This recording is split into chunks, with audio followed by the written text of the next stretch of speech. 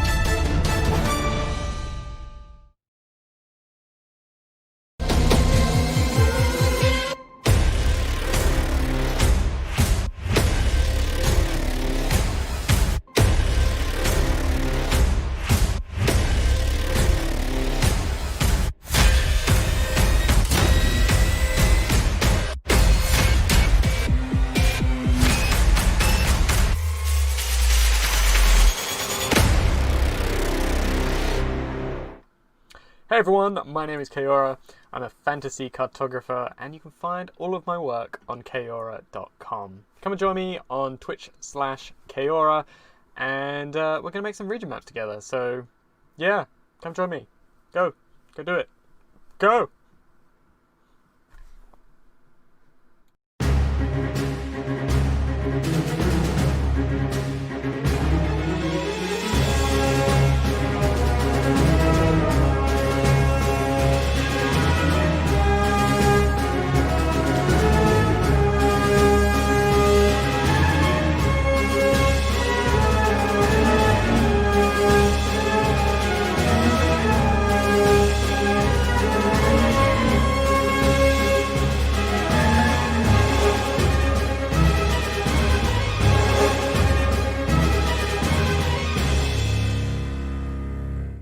Hello everybody, I knew it was going to happen one day. It was going to happen. The moment I come up onto the stream, there is something that breaks.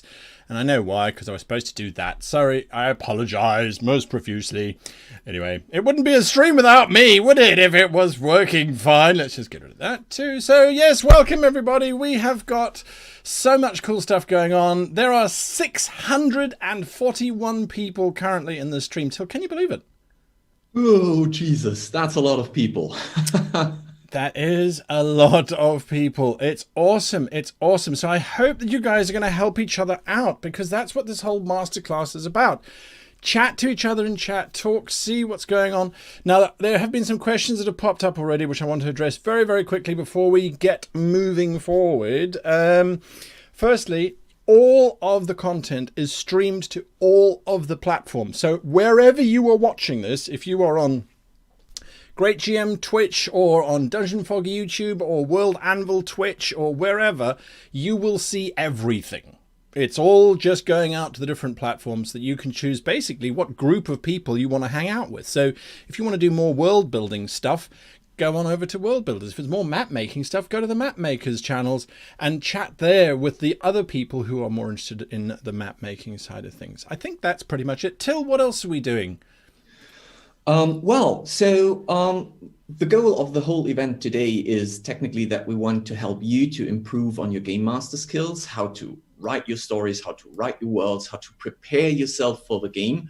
So I think we have a pretty strong lineup for that. And just to add what you just said, Guy, I think what helps a lot, at least for our moderators, is if the classes are up, it would be very helpful if you join the classes on the according YouTube channel or Twitch channel. That would be really awesome. But if you like to hang out in one place, that's absolutely fine. Just sit back, relax, and watch, and have a great day together with us. There you go. All right, well, our resident artist map maker is in the house, Kaora. He's live streaming on a parallel stream, as you know, twitch.tv/Kaora, if you want to go and check out what he's doing. But we're going to go and check in with him right now, as a matter of fact. So I think Janet's got him in standby. So let's get over to Janet.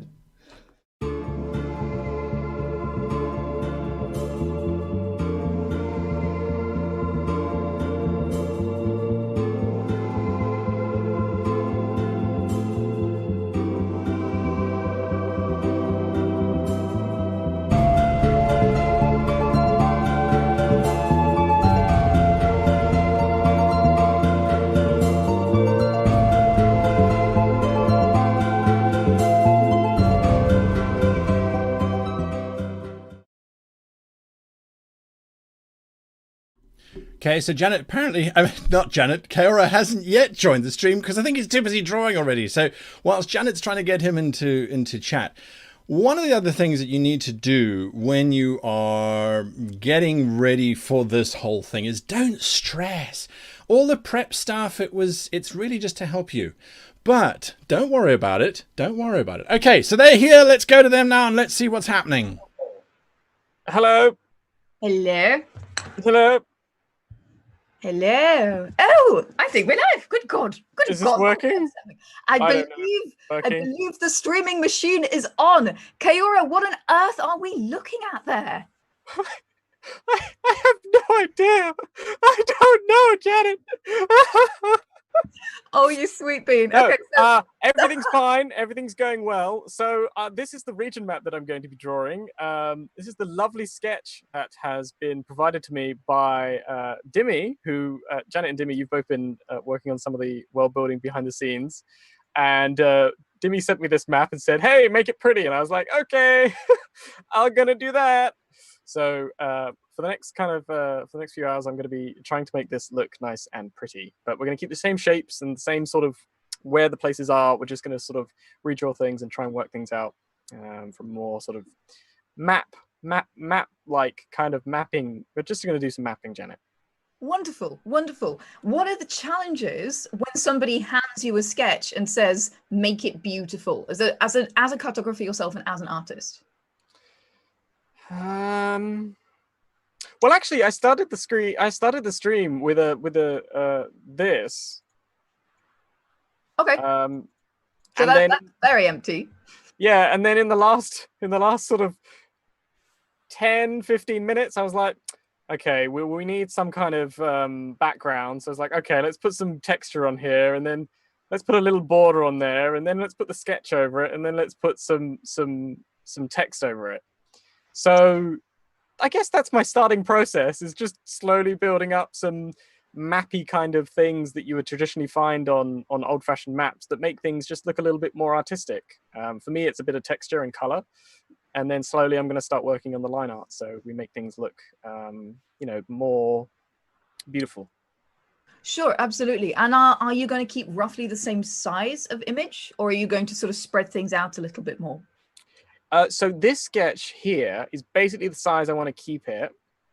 So we've got this blank spaces on the edges, and I was just saying to on my stream that at the end, the last couple of hours, we're going to be doing suggestions with polls and taking ideas from chat and things like that. So that's where people can input their own ideas about what's over here, maybe a new city, maybe a new place of interest, and things like that, where they want to take the adventure, where they want to have their sort of influences on the map. So this bit here is going to remain what the sketch is, and it's going to remain pretty much this size, and then we're going to keep some blank areas here. People to use. Wonderful, wonderful. So what are the challenges when you're approaching a map like this? I guess keeping everything as a good scale, as a good scope, making it look authentic, but also kind of fantastical. Yes, I mean, for me, the major challenge right now, from a map making perspective, is actually time, because I only have a limited amount of time to draw it. So I'm going to try and keep to the style I did for the Middle Earth map, and the style I've been doing now for about a year or two, where I'm trying to make mountains look perspective based, trees look perspective based, with a beautiful sort of thick foliage and coastlines and waves and all the rest of it, the way that I've been doing recently. But I'm going to have to do it really quickly. So I've set myself some goals as to how I can keep up to date with the drawing and stuff. So in the next 2 hours, I need to finish the line art, which is a hard task to complete. And then the next 2 hours, I'm going to try and color it. So, yep. So obviously these are really exceptional circumstances. As you folks know, Kaora is a professional cartographer. He's done maps for Critical Role. Everybody else who has a name, Kaora has worked for them. But how long would you usually spend, if you can ballpark it, on doing a map like this? Not under pressure, on a stream, crush, but like how many hours would normally go into a piece of work like this? So the Middle Earth map that I did was an A1 map. Actually, it was an A2 map. And it took me 4.5 weeks to draw, with a lot of time spent on it, a lot of days where I was working on it for 10 hours a day. Wow. So overall, that map was a massive time commitment. This map is an A3 map. So it's really tiny, it's really constrained. And so basically what we can do is we can hopefully say that this might normally take me, under normal circumstances, a day or two. Under normal circumstances. But this is not normal circumstances, so we are going to just... You're gonna wing it, you're gonna make something happen. Look, we all know, spoiler alert, we all know that this is going to be a beautiful piece of work, whatever Kaora says at the end of it, because Kaora is an incredibly talented artist. Where does the time go? What's the most time-consuming part of creating a map like this? Is it the line art? Is it the color? Is it I think for this one, it's going to be the line art, yes. I think I'm going to really struggle to get the line art done in 2 hours. The color, at the end of the day, at the end of the stream, the color will be at a certain point where I'll be like, yeah, it's fine, it's colored, because I'll be able to get the blues and the greens and everything else that I need on the map. But the line art is real. That's where I'm going to struggle, I think. Yeah, so we have hundreds of GMs watching, game masters who are already doing great things, game masters who are maybe just at the beginning of their GM journey. Mm-hmm. What do you recommend as like the MVP, the minimum viable product, I guess, for a region map when you're starting off with a campaign? If you want to give your players something to say, this is kind of how the area looks, what should that have in it? Exactly what you can see on the screen. If you're just starting out, what I do is I make things pretty. And obviously that's lovely. And if you really like the idea of making your maps pretty, which many people do, because it's incredibly enjoyable. It's one of the reasons I got into map making is because it's an incredibly rewarding and enjoyable pursuit. And I don't think it really requires that much practice. It requires a lot of practice. It doesn't require a lot of artistic talent. It just requires a lot of practice. And so, but regardless of that, when you're just starting out, this is the kind of thing you need. You just need some basic features, some triangles for mountains, a lovely coastline so you can work out where the ocean is and where the land is, some rivers, and names. And that's how you can really just hand that to your players and say, look, this is a hand-drawn map by the local bandit leader who you killed and stole his sketch of the area. So it's not going to be pretty, and hand that to your players and they'll be like, oh, okay, this is great, and maybe like spill a bit of red paint on it or dip it in some tea so it looks really old or coffee and things like that. So that's what I would recommend if you're just starting out, is to just go really small with some little hand-drawn details and go to town with that kind of thing. So it's more about like the flavor, the names, all of that evocative stuff that's going to get your players very excited. You can't see him, but Kaora is nodding furiously right now. Yeah. I have to talk because it switches when we're talking. Right, exactly. What would you say, because I know you have very strong opinions on this, about sort of precise accuracy, scale, that kind of thing? I know this is something that a lot of game masters really panic about, especially when they're starting out. What would you say to somebody who's thinking, oh gosh, how do I possibly make this all the correct scale and everything? Honestly, I think what you need to make sure is you keep things scaled proportionally to each other. So if you have a very large mountain, you can't then have really, really large trees. You have to kind of work out what you're happy with in terms of scale and keep everything consistent. So you can't have really tiny mountains in one place and really huge mountains in another place without really figuring out why. So try to keep things consistent. I think it's very important for trees to be consistent, because trees from a map side are not going to be massive unless you have a world tree, in which case. But these are all things that I'm suggesting, but there are always exceptions to these rules anyway. So, play with them if you want to. But yes, my biggest advice for that would be to keep things consistently scaled. Don't worry if what kind of canvas you're working on or what piece of paper you're working on, just so that everything sort of works together and is sized appropriately. Yeah, it's worth mentioning that, and thank you, AK Writer, in the chat for mentioning this, that when we talk about a 4, that's a sort of standard average college block in America. A 3 is double that size, a 2 is double that size, and a 1 is double again. So when we're talking about an A1 map, these are phenomenally massive. You said you're doing an A3 map today, correct? Yes, this is tiny. So this is half of an A4 piece of paper. Okay. I'm doing it this size. Wait, sorry, are you doing A3 or A5? What did I say? You said A3 before. I'm doing an A5 size map. So it's very small. It is a small map. Very small. It's about the size of my face. A3 size map. I'm very sorry for the confusion on that, but I don't know what I'm doing. As you can see from my title, which says, "Oh God, what am I doing?" But yes.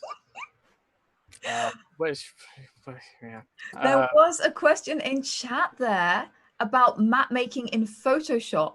Tell us a little bit about that. So, interestingly enough, I've always... Oh, I beg your pardon. Sorry. I completely misrepresented the question. So sorry for interrupting you. The question was, how do you get into map making without having Photoshop? At least until Project Deos comes out, because of course that is going to be a game changer for all map makers, all world builders. So, Photoshop is expensive. I do not recommend it. There are some great free programs out there like GIMP, which is a great free to use drawing program that you can just pick up right away, go download it right now, and you can start using it. If you wanted to use a tiny little drawing tablet, because I would recommend a tiny little drawing tablet, I'm using a Wacom Intuos, which is about, I don't know, $50 or $45 or something like that. So it's not super expensive. There are other options as well. So there's a program called Paint Studio Pro, which is great. And it's just a one-time buy of, I don't know how much it is, like $25 or something. And it goes on sale as well. So you can get it super, super cheap. But Photoshop is great for me because I've always used it. I used to have a student version from when I was in university, and it's just something I've evolved and kept using. There's also some other map programs out there that you can pick up really, really quickly. I mean, some of them are really, really good. But yeah, I mean, if you don't want to sort of draw everything by hand like I do, Deus is coming out soon. The alpha is coming out soon. So, you know, you'll be happy with that one, I think. Yeah, exactly. And Project Deus is going to look like Chaora maps, but you can make them yourself, which, as far as I'm concerned, because I have Photoshop, I use it for work, I could technically make a map in it, but I have the artistic capability of half a woodlouse. So I'm going to wait until Deus comes out and use Chaora's big old shinies. So we've talked a little bit about how GMs should start when they're making a map. We talked a little bit about tools. Can you give us any resources, apart obviously from watching your wonderful stream, on how people can learn a little bit more on the basics of drawing maps for the first time? Well, the best advice I can give is looking at other people's maps. Inspiration and research is the building blocks of why you draw. You know, it's how you get into the flow of things and how you figure out how you want to do things. I mean, there's so many different styles and so many different sort of shapes that you can draw for your mountains and things like this. There's loads of things that you need to work out. And I think that is the best starting point. You can obviously open up Photoshop or open up GIMP or whatever and have your drawing tablet in front of you. But then what do? You're sort of frozen in you don't know where to start. Well, the best thing that you can do is then go onto Google or go onto a site like DeviantArt or somewhere where they post maps, like the Cartographers Guild or the map making channels in loads of different Discords and things like that, and look at other people's work. Yeah. Try and emulate things, try and copy things, draw your mountains the way that you want to draw them, find somebody that you like the style of, and then just start to copy them. And eventually you will come to the sort of a slowly building up after many, many mountains, and you draw them over and over again. You'll be like, oh, actually, I like the way that happened. The way that, you know, you'd have a little flick on the end there and it has a little thing. I like that. I'm going to keep doing that. And I'm going to build up my skills and build up the way that I draw. So don't start out thinking you can just draw a perfect, brilliant map. Start out aiming to draw as many little mountains and trees and coastlines as you can. And eventually you'll come to your own style and you'll start being much more comfortable with map making. Yeah. Funnily enough, I asked Isaac Stewart the same question. Isaac Stewart is the cartographer for Brandon Sanderson. He came on the podcast, and he said that he spent a lot of time looking at other artist maps, but where he really found a lot of inspiration was also looking at historic maps, because these were not maps necessarily drawn as artistic objects. They were drawn as representations, but in a different time when we had a different understanding of how the world worked and what the world looked like. So what would you say to something like that? Would historic maps also be a place that you would find inspiration? Yeah, absolutely. Yeah, they're fantastic sources of inspiration. In fact, they have very unique styles, many of them. And they often contain beautiful, beautiful calligraphy and fantastic sort of markers and locations and mythical beasts that are drawn onto the maps directly. And they're wonderful, wonderfully artistic and very, very nice for doing that kind of thing. There's a comment here that a fingerless glove is necessary for cartography. What do you say to that, Chaora? Yes, very, very helpful. You show us your hands. Yeah, so I have this is an arthritis glove. I don't have arthritis, but it helps constrain the blood flow a little bit because I get cold hands. I have low blood circulation, and also it helps with dragging your hand across a tablet. If you have a tablet like I do, where you even a screen tablet, will be very helpful because your skin gets a little sweaty or it sticks to the glass. So it does help. I would very much recommend it. Yeah. Fantastic. Just before we jump out, because folks, we will be back in an hour with Chaora. Any last tips for our game masters if they're thinking about picking up a pencil, picking up an electronic pencil and drawing a map for the first time? If you're picking up something for the very first time, okay, draw a tiny little island, put some mountains on there, put some trees on there, and then give it a name. And then give that forest and give those mountains and give something like a village or a town a name. And bam, you've got a map that you can use for your adventure. So that is what you should do. So a limited area, lots of names, and I guess a little bit of self-kindness and acceptance as well, right? Yes, exactly. Don't feel bad about like little sketches, like the one that Dimmy got me. You know, they're beautifully, functional, and I think they're also, the best way that you can get started. Absolutely. And I think the reason that we use maps as game masters is to get our players excited. And whatever you hand them, they're going to be excited and they're going to have questions, which is exactly what you want. You want them to be asking questions about your world, right? Absolutely. Yes. Yes. Awesome. Awesome. So what is the next step? Line art, I guess, is what we're going to be seeing now, Kaora.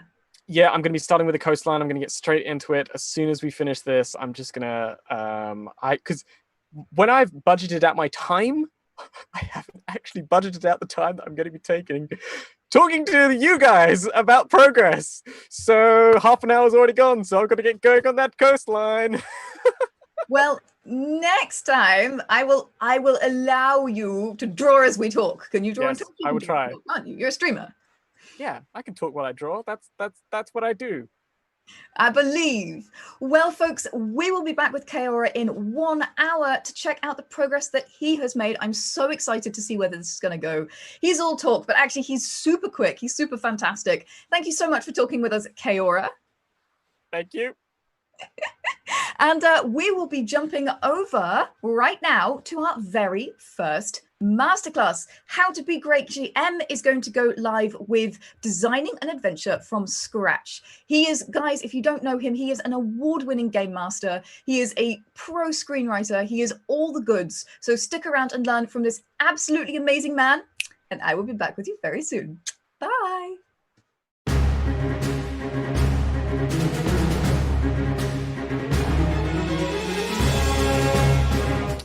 Hello everybody, I cut that short because I have nervous fingers. What an amazing introduction. Why is this happening? What has happened here? Where does that thing come from? I hate it when that happens. Anyway, all right, so we've got some amazing stuff going on. Sorry, I'm running 20,000 things at once here, so just give me just a second. There we go. It's going so well. I do hats off to Kaora for that. So, all right, to give you an idea of what's going on, I'm running this whole show from behind the scenes, and we have 800 people now watching, and the chat's just flying past. It's like, how on earth, how do we get here, how do we get here, how do we do this? Anyway, so there we go. Right, folks, we're talking about designing an adventure from scratch. That is what we are talking about. So if you are a dungeon master, if you're a games master, if you've been around for a long time, if you watch my channel a lot, you will know some of the stuff that I'm talking about, but not all of the stuff that I'm talking about. We literally are bringing it all together in today's show, hopefully. And I've put together a PowerPoint presentation for you, because apparently that's what you're supposed to do when you're running a masterclass. I've got it here behind me, so we're going to jump straight into it. So there we go.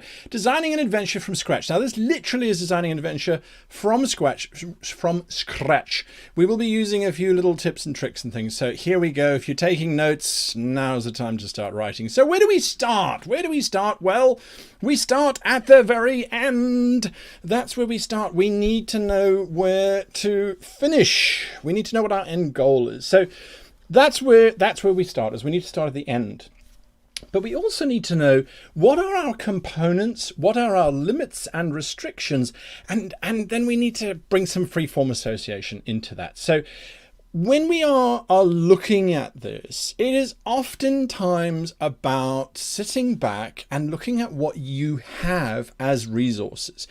Now, this includes, by the way, if you want to include miniatures or if you want to include maps, all of those kinds of things. I mean, that's what you add into this pool of stuff. So under components, I like to start with components first because it is free of limits and restrictions. So let's just jump straight into that. So what do we talk about when we talk about components? Components, we're talking about those 5 things that you guys have been stressing about for the whole week.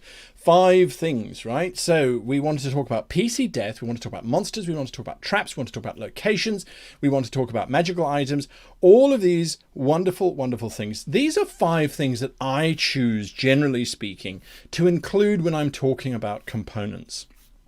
And then I list 5 things within that. Why 5? Why 5? Always 5, because, well, 3 is okay, and you're going to see for Cows Gone Wild that we're going to be working with 3, but 5 gives you more option. And generally speaking, 5 is the magic number in terms of adventure planning as well, so it's kind of useful. So the best way to do this is to just jot down straight off the top of your head things that come into being. So PC death, when we say PC death, It's not how do you kill the party.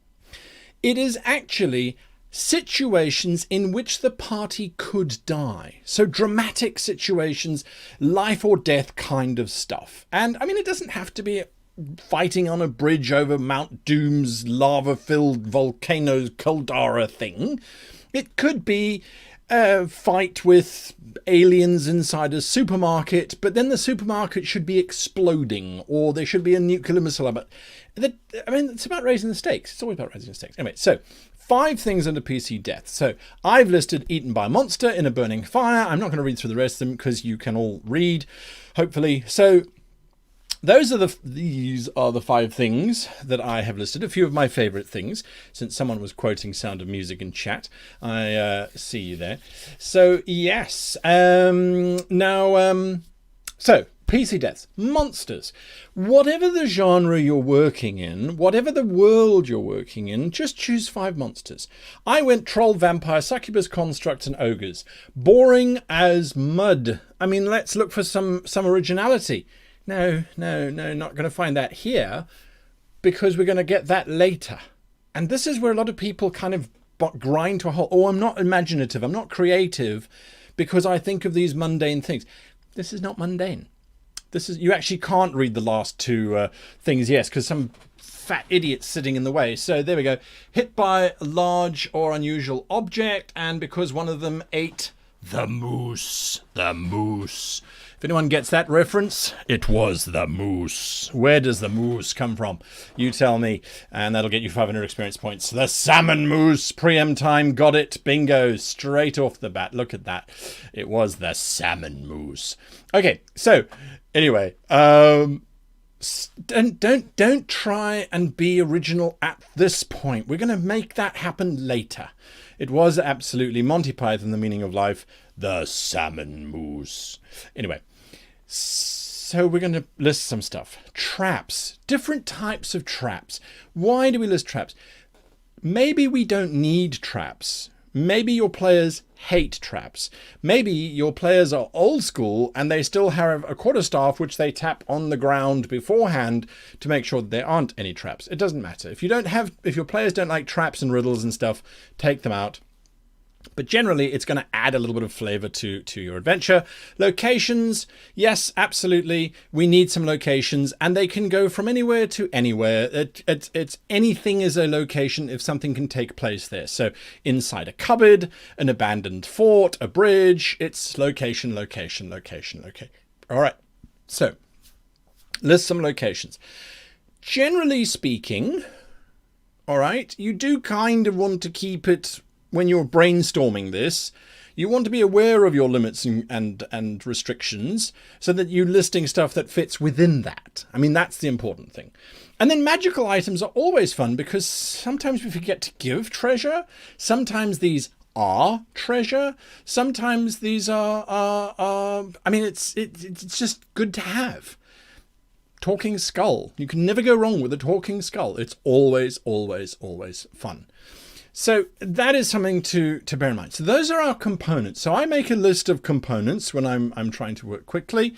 I make a list of components and then we talk about our limits. So what are our limits? What do we mean by limits? Well, limits are our theme, our genre, our expectation. So if you're playing in a Star Wars game, would you expect to be... as a monster, you wouldn't necessarily expect to see a dragon. You might expect to see a Cryot dragon, but that's not the same as a Dungeons and Dragons dragon, right? So there's theme, genre, expectation. Those are big limits that you have to work within. If you try and be, oh, well, I'm going to run a modern day game, but I'm going to include Jedi because I'm just mixing it up. That's fine, provided that your players expect that as well. Because if it isn't, and you just suddenly throw in the Jedi in the middle of the Matrix, it kind of gets weird, right? Anyway, bottom line is, work within the theme, the genre, and the expectation. So that's what we've done in creating the adventure that we're going to be taking you through throughout this entire masterclass.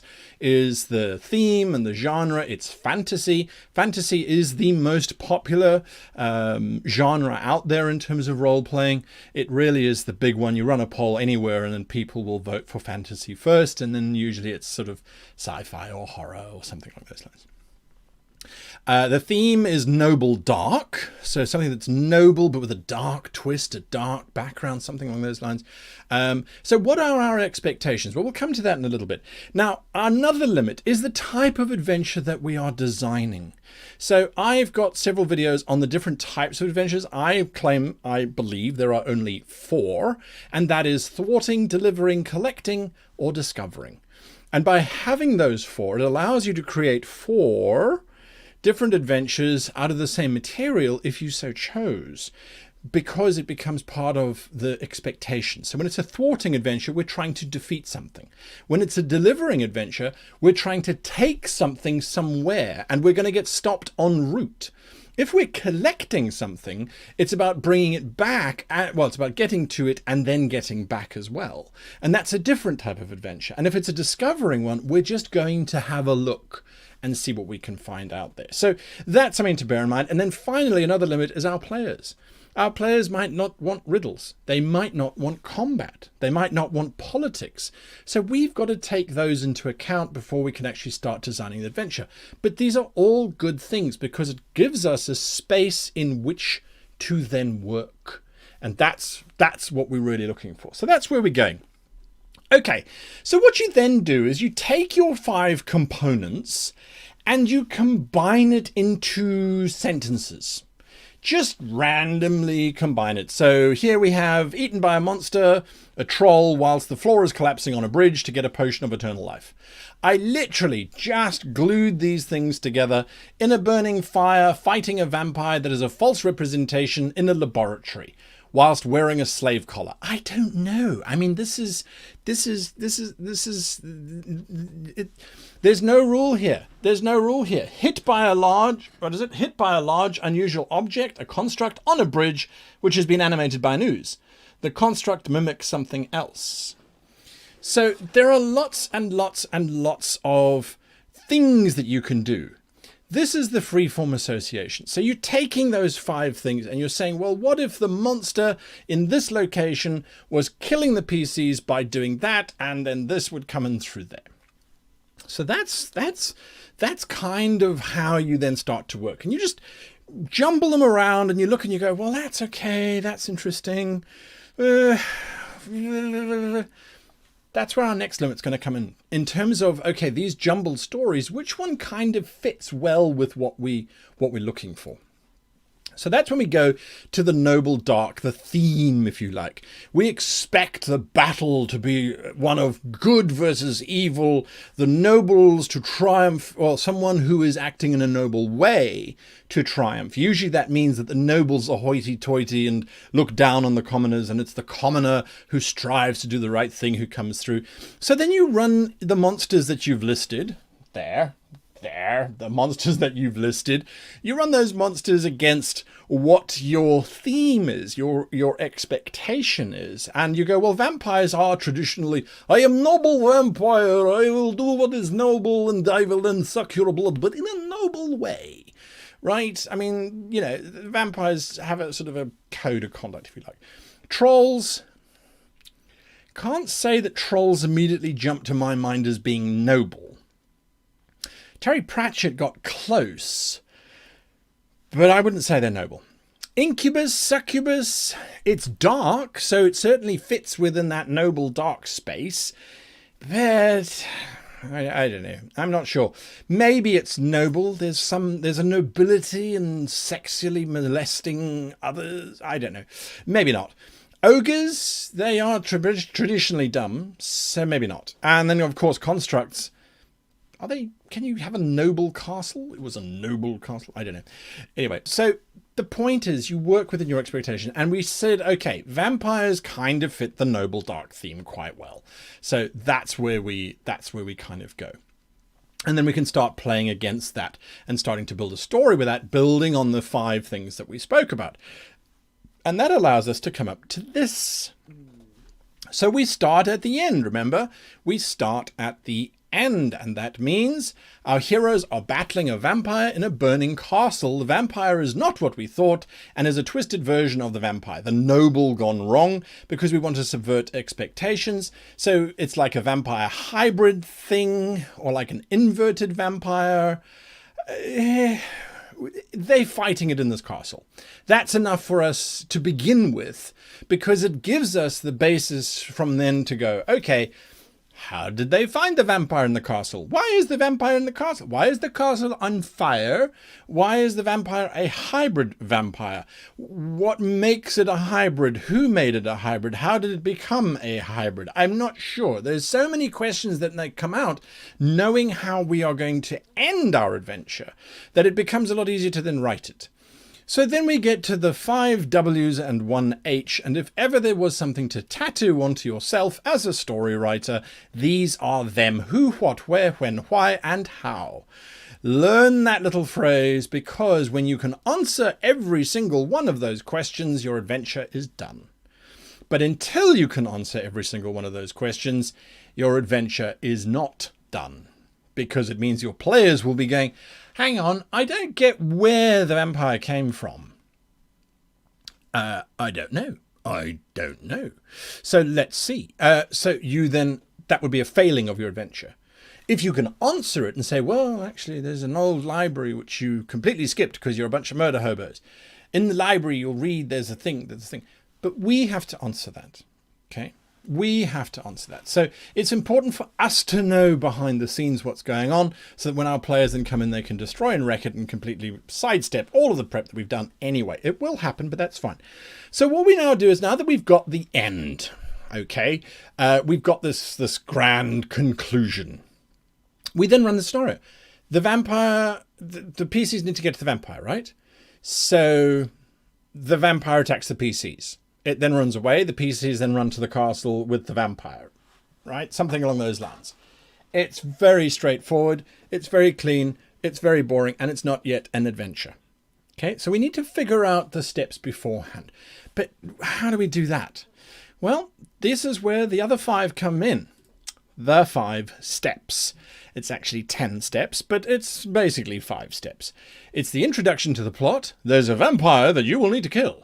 It's the journey to the plot. Here is the vampire. You must now get across the mountain. Then not the plot, it's a new plot. Oh, you killed the vampire, but that's not the true vampire. There's another vampire out there that you didn't know about. Okay, so now we then journey to that vampire, crossing another mountain, and then we kill the vampire in the burning castle whilst everything is going down. This is very straightforward stuff. If I'm going too quickly, I only have another 15 minutes or so that's why I'm going quickly. I've done videos on this in full, so go and have a look at that. But yes, now I'm gonna pause here because there's lots of questions coming through. Let me just jump through to some of them very, very quickly. So Morden Tricky says, do you give them the explanation of where, what in exposition, or let them know they've missed something? No. So if the players are, let's say, for example, because it's a good question. So let's say we have this mural in the castle, and the mural depicts how Vlad the Impaler, let's use the story of Dracula. Vlad the Impaler kills all of his enemies, puts their bodies on spikes, and drinks their blood, enjoying and reveling in their mass death and destruction. And the vampire then arrives and gives him the gift of eternal life, provided that he continues to feast on blood. Let's say there's a giant mural up on the castle wall, and that story is in that mural. But the players have completely sidetracked that room. They didn't even stop in that room, or they walked into the room and you say, there's this brilliant mural on the wall. And one of the players goes, yeah, we run through the door into the next room. But the beautiful mural. Yeah, no, through the door. We go through the door. The mural waves goodbye. So it's not your responsibility to give them exposition. Definitely not. It is not your responsibility to just dump information onto them. And at the end of the adventure, if they say, but hang on a moment, I don't understand how the vampire became a vampire, it's very, very simple. You say, well, you didn't explore the entire territory. The problem is that could lead to metagaming where they want to then go back to that castle. So just remind them that, yes, there is actually an answer there. So just remember, there is an answer. I have it. You didn't get it. You didn't find it. It's much better than if the players go, well, why was he a vampire? And you go, oh, I don't know. He was just a vampire because it was just a plot. I needed a vampire. So don't do that. All right. So that's definitely something to look like. Another question that I've seen pop up, I don't know who asked it specifically, so apologies there, was this feels like railroading. It isn't railroading because at any point the players can choose to stop following this adventure. They could choose to side with somebody else. They could just go in a different direction, or they could kill whatever it is and then stop. So in, let's say, for example, the intro to plot, they get the intro to the plot and they go, nah, not interested, not for us. I'm going to go north into the forest. Perfectly fine. This story gets put aside. And what happens? We carry on with something else. We then move on to an improvised adventure, or we have another adventure prepared or something along those lines. Or we could even move this adventure deeper into the forest.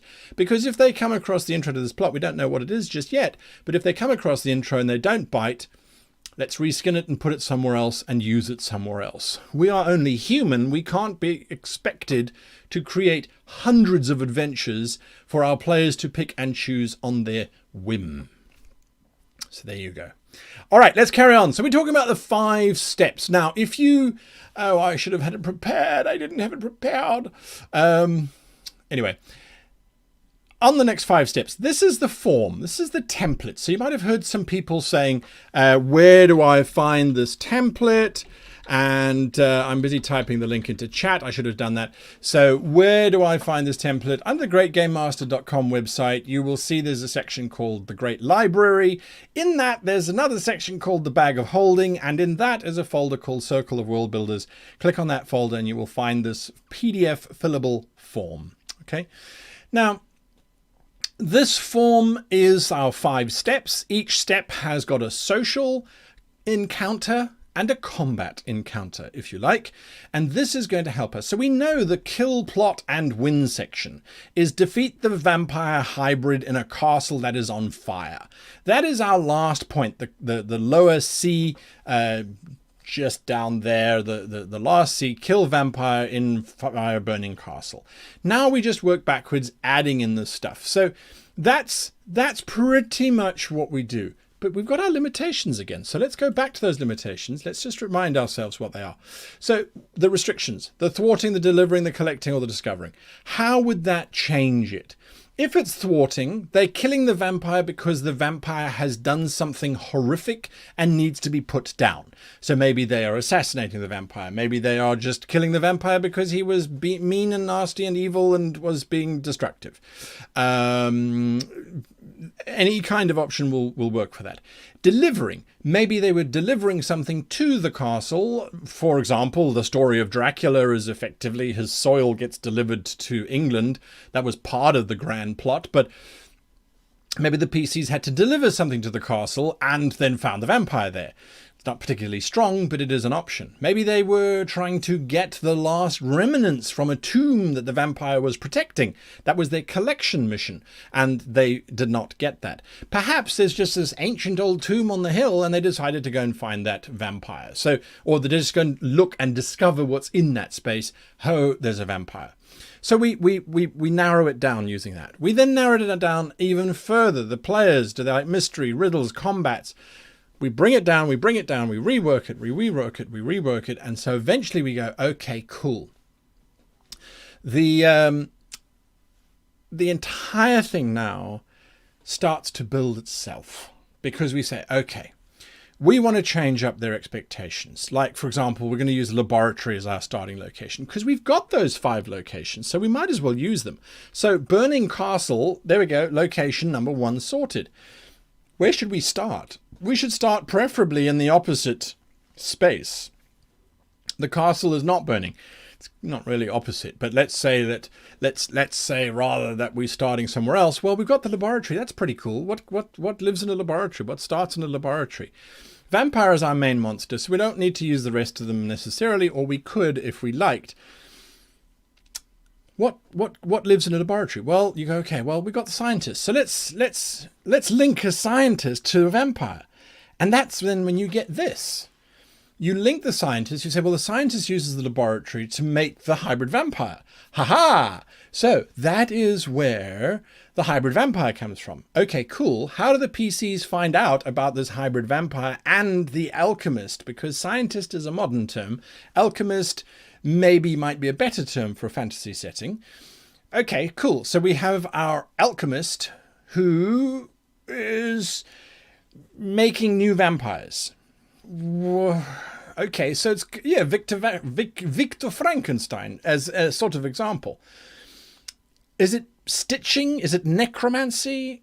Perhaps it's draining the fluid from vampires and injecting it into oneself to become a better being. I mean, that's not a new concept. I mean, as I wrote it here, it's not new at all, but it is pretty different. It's like this alchemist is sucking the life force out of the vampire. That's a complete reversal of what we expect. It's a complete reversal of the noble dark, because now suddenly the vampire is the victim rather than the other way around. So I think that kind of works. So again, it's just about playing with your components and saying, well, what does this do? What does that do? And it's about being open to exploring these ideas, right? So the twist is there. Okay, what makes it dark? What makes it darker? Because sucking the life force out of a vampire is one thing. If the entire village is on it, they all getting little bits of vampire juju, and that makes them stronger and better and faster and sharper, well, then that's pretty dark. The entire village is in on it. So what's going to happen, when the PCs arrive? So that's something to bank. Okay, good. So we've got that in. The next thing is we need to then add in some stakes. What are our stakes? So, and as you can see there, I'm talking, and I realize now with vampire, it's like, no, stakes is really the completely wrong word to use in this case.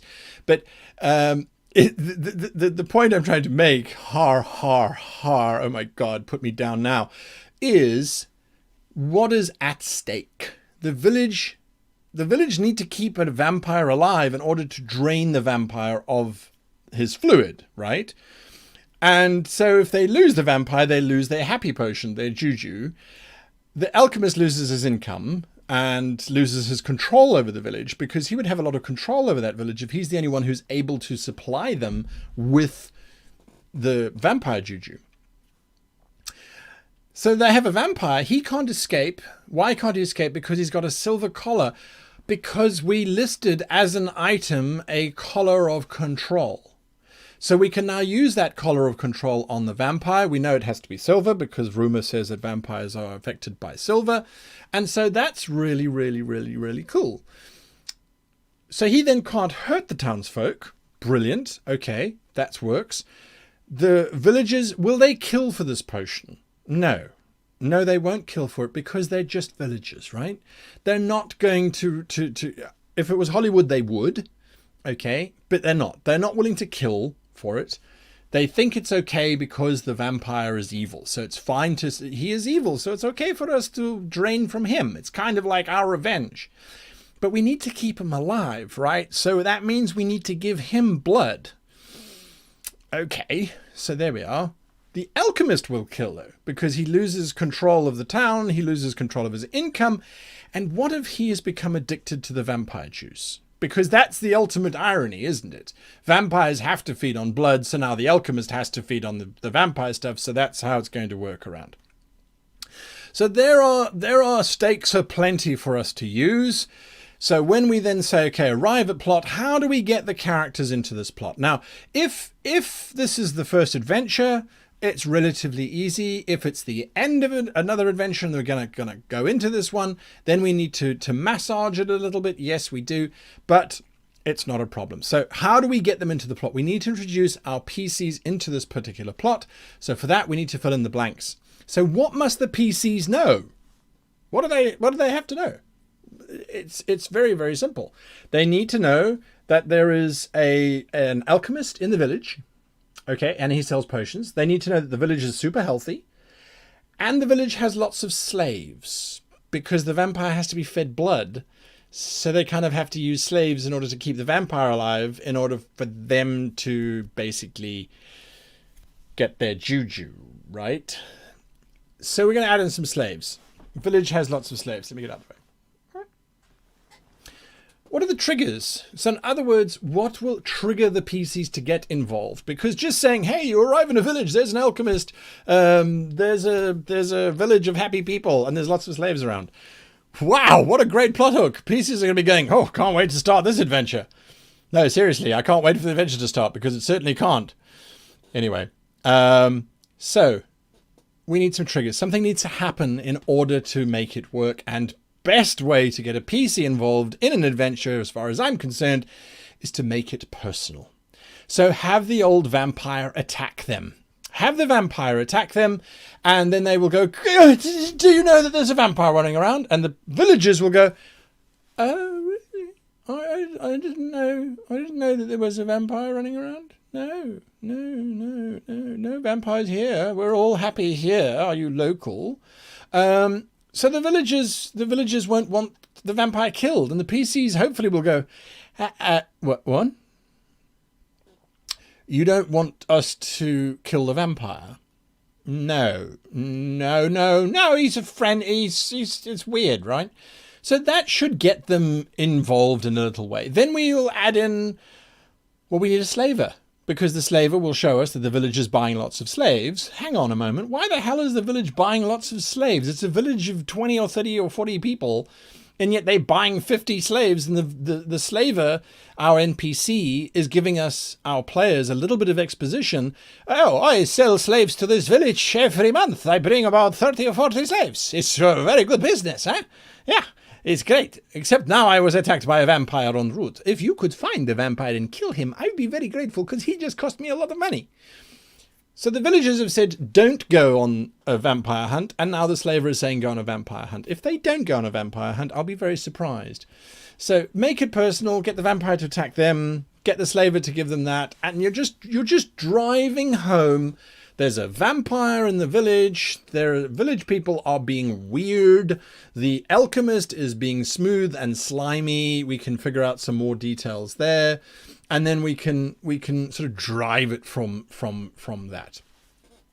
Do we want the village to gather together and give the PCs to the vampire to be fed on? Nah, I don't think so.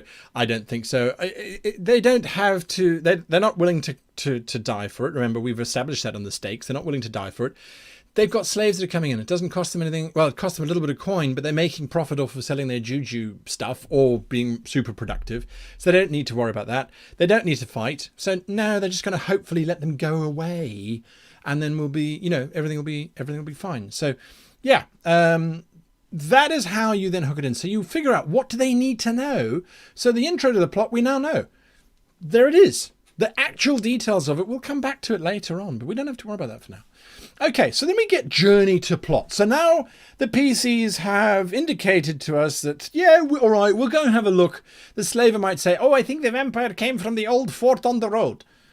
They have a destination. They now are going to journey to that destination. Hopefully. So let's then add in, well, we've got an S and we've got a C. So the social encounter will figure out. The combat encounter, journey to an old fort where a vampire lives.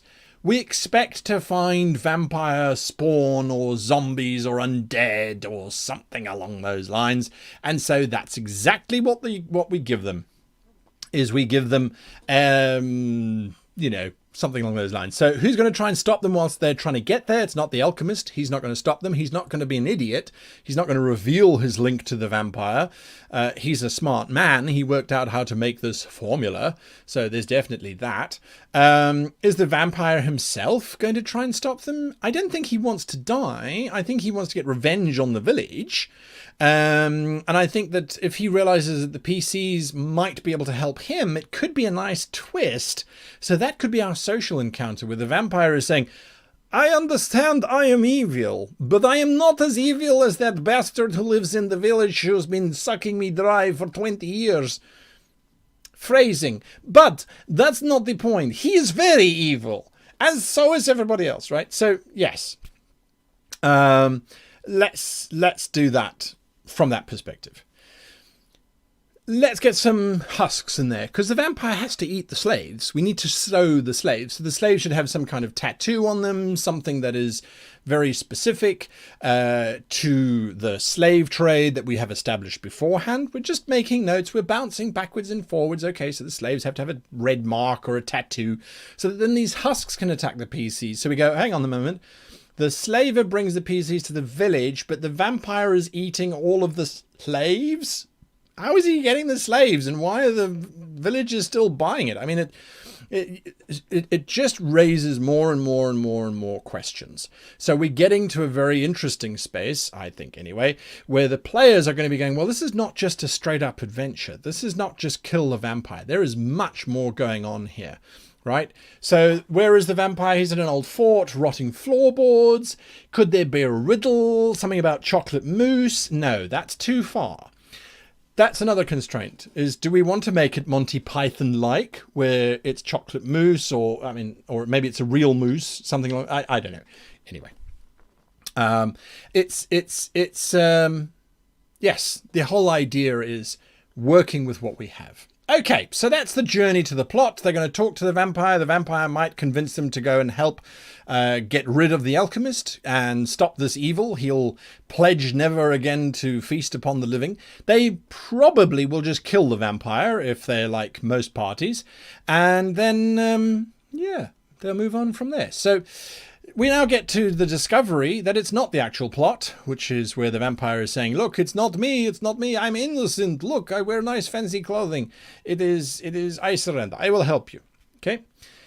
What are his stakes? He currently is in the worst place he could possibly be. Absolutely worst place he could possibly be. So his stakes are to stop the alchemist and get free. And if that means working with the PCs, well, he'll quite happily do that. So then the PCs say, okay, the alchemist is the evil one. Or they kill the vampire and then want to go back and kill the alchemist, or at least face down with the alchemist. And so that then gets us to journey to the new plot, which is, okay, now we go back to the laboratory. But that's boring because we've already used that location. So let's go to another location. Okay, so here's another location which has been there, done that. Well, now we go to our final scene, don't we? Which we've already worked out, which is a giant building on fire, which would be the alchemist's villa rather than just the laboratory. So he's got a villa somewhere to show off all of his money. Let's change it up a bit, because we've got to have a combat. We've got to have a social. So the social is they get to town, they ask the villagers, where's the alchemist? The villagers say, oh, he is at his villa. So then they all go, okay, we're going to the villa, and the villa is across a river on the other side of a bridge. We have to have a combat. Well, we don't have to have a combat, but it would keep it paced-wise. Let me try different words. It would keep the pacing better if we did have a combat. So let's go back to our list of monsters. We've got a construct. Okay, and a magical item? Well, there's that ooze of animation. So what if the ooze of animation has been applied to the bridge and the bridge becomes a monster as they're walking up? Forget the troll under the bridge. This is now the bridge itself. It is a giant mimic construct bridge thing. That will certainly get the players to sit up and say, wait, what? Holy smoke. Okay, fine. The bridge is trying to eat us. Yes, I am aware that the bridge is trying to eat us. Okay, and so then we get to our kill, plot, and win. And of course, the plot is the alchemist, who is now a dark vampire. He reveals himself. I have become more powerful than you could possibly imagine. Insert one giant speech by the alchemist where he talks about how to completely dominate the world by infusing those that are loyal to him with the power of the vampires whilst not being affected by sunlight. I was walking around in sunlight and yet I have the power of vampires. All I have to do is eat other vampires, which means I have to make other vampires. Anyway, it's a whole long story. We have our big showdown. The building catches on fire, of course. Maybe the villagers get wise to the idea that the PCs are now aware of this whole thing, and boom, they set it on fire. We can figure out a reason, but we need to make sure that that final combat's got time pressure, which which is the building will collapse and kill everyone in, say, 10 rounds. It could be a situation where the floorboards are collapsing, so PCs have to make jumping checks and all those kinds of wonderful things, because at the very bottom of the castle there has to almost by requirement be giant vats of vampire bile, which if the players fall into, will transform them into vampires, and then they'll have to kill themselves. I mean, it's all sorts of things. I mean, we can go mad, right? Absolutely, absolutely mad. And then, of course, combat pressure. Well, the alchemist slash mad vampire thing can fly and spit vampire bile. I don't know. I mean, you can really go mad. But the point is, we've got a whole adventure fairly simply made out. And yet, it's actually quite complex when you start putting it together. And I think that's what we're looking for. Is we're looking for quick and, I don't want to say easy, because it isn't easy when you begin, but it gets easier. The more you practice, the easier it gets. So then we have to look at rewards, because we kind of forget about that. So what did we put in our list of magical items? Well, the townsfolk can give a reward. Maybe there could be something in the villa. If they didn't kill the original vampire and he doesn't commit suicide, or he just leaves if they forget all about him, which is entirely possible, maybe he leaves them some of the magical items that we left. And then how do we get them? We do all of that. We do all of the rewards. We then review. What did the players like? What did they react well to? What didn't they react well to? Because that's also something that's important. What do they talk about the most at the end of the adventure? Is it, oh, I wish we could have got that vampire. There is your next adventure, or an adventure in 6 months' time. The vampire that they let escape comes back. I have returned. I know I reneged on my promise, but I need your help. There's another vampire risking their entire world. Come and help me, and then we will talk about whatever. You've got an NPC that you have now wonderfully planted. The PCs will be unhappy that they escaped, but give them treasure. So then we go all the way back to the beginning, and we say, right, where are our PCs currently? If it's a new campaign, don't start them in the tavern. Start them outside. They've got to be on a journey somewhere. They're going to be doing something. If they're in the middle of an adventure, let's say in my kind of usual games, they're on an airship. Crash the airship. Why? Because it was one of the ways we said PCs could die. That's how you're starting your adventure. Oh, wow. Okay. That's an interesting disaster that's just happened. I'm going to carry on talking. This is an interesting one. Okay. Anyway, don't you worry. Everything's fine. So if they're on an airship, crash the airship, because PCs falling to their death was one of the options.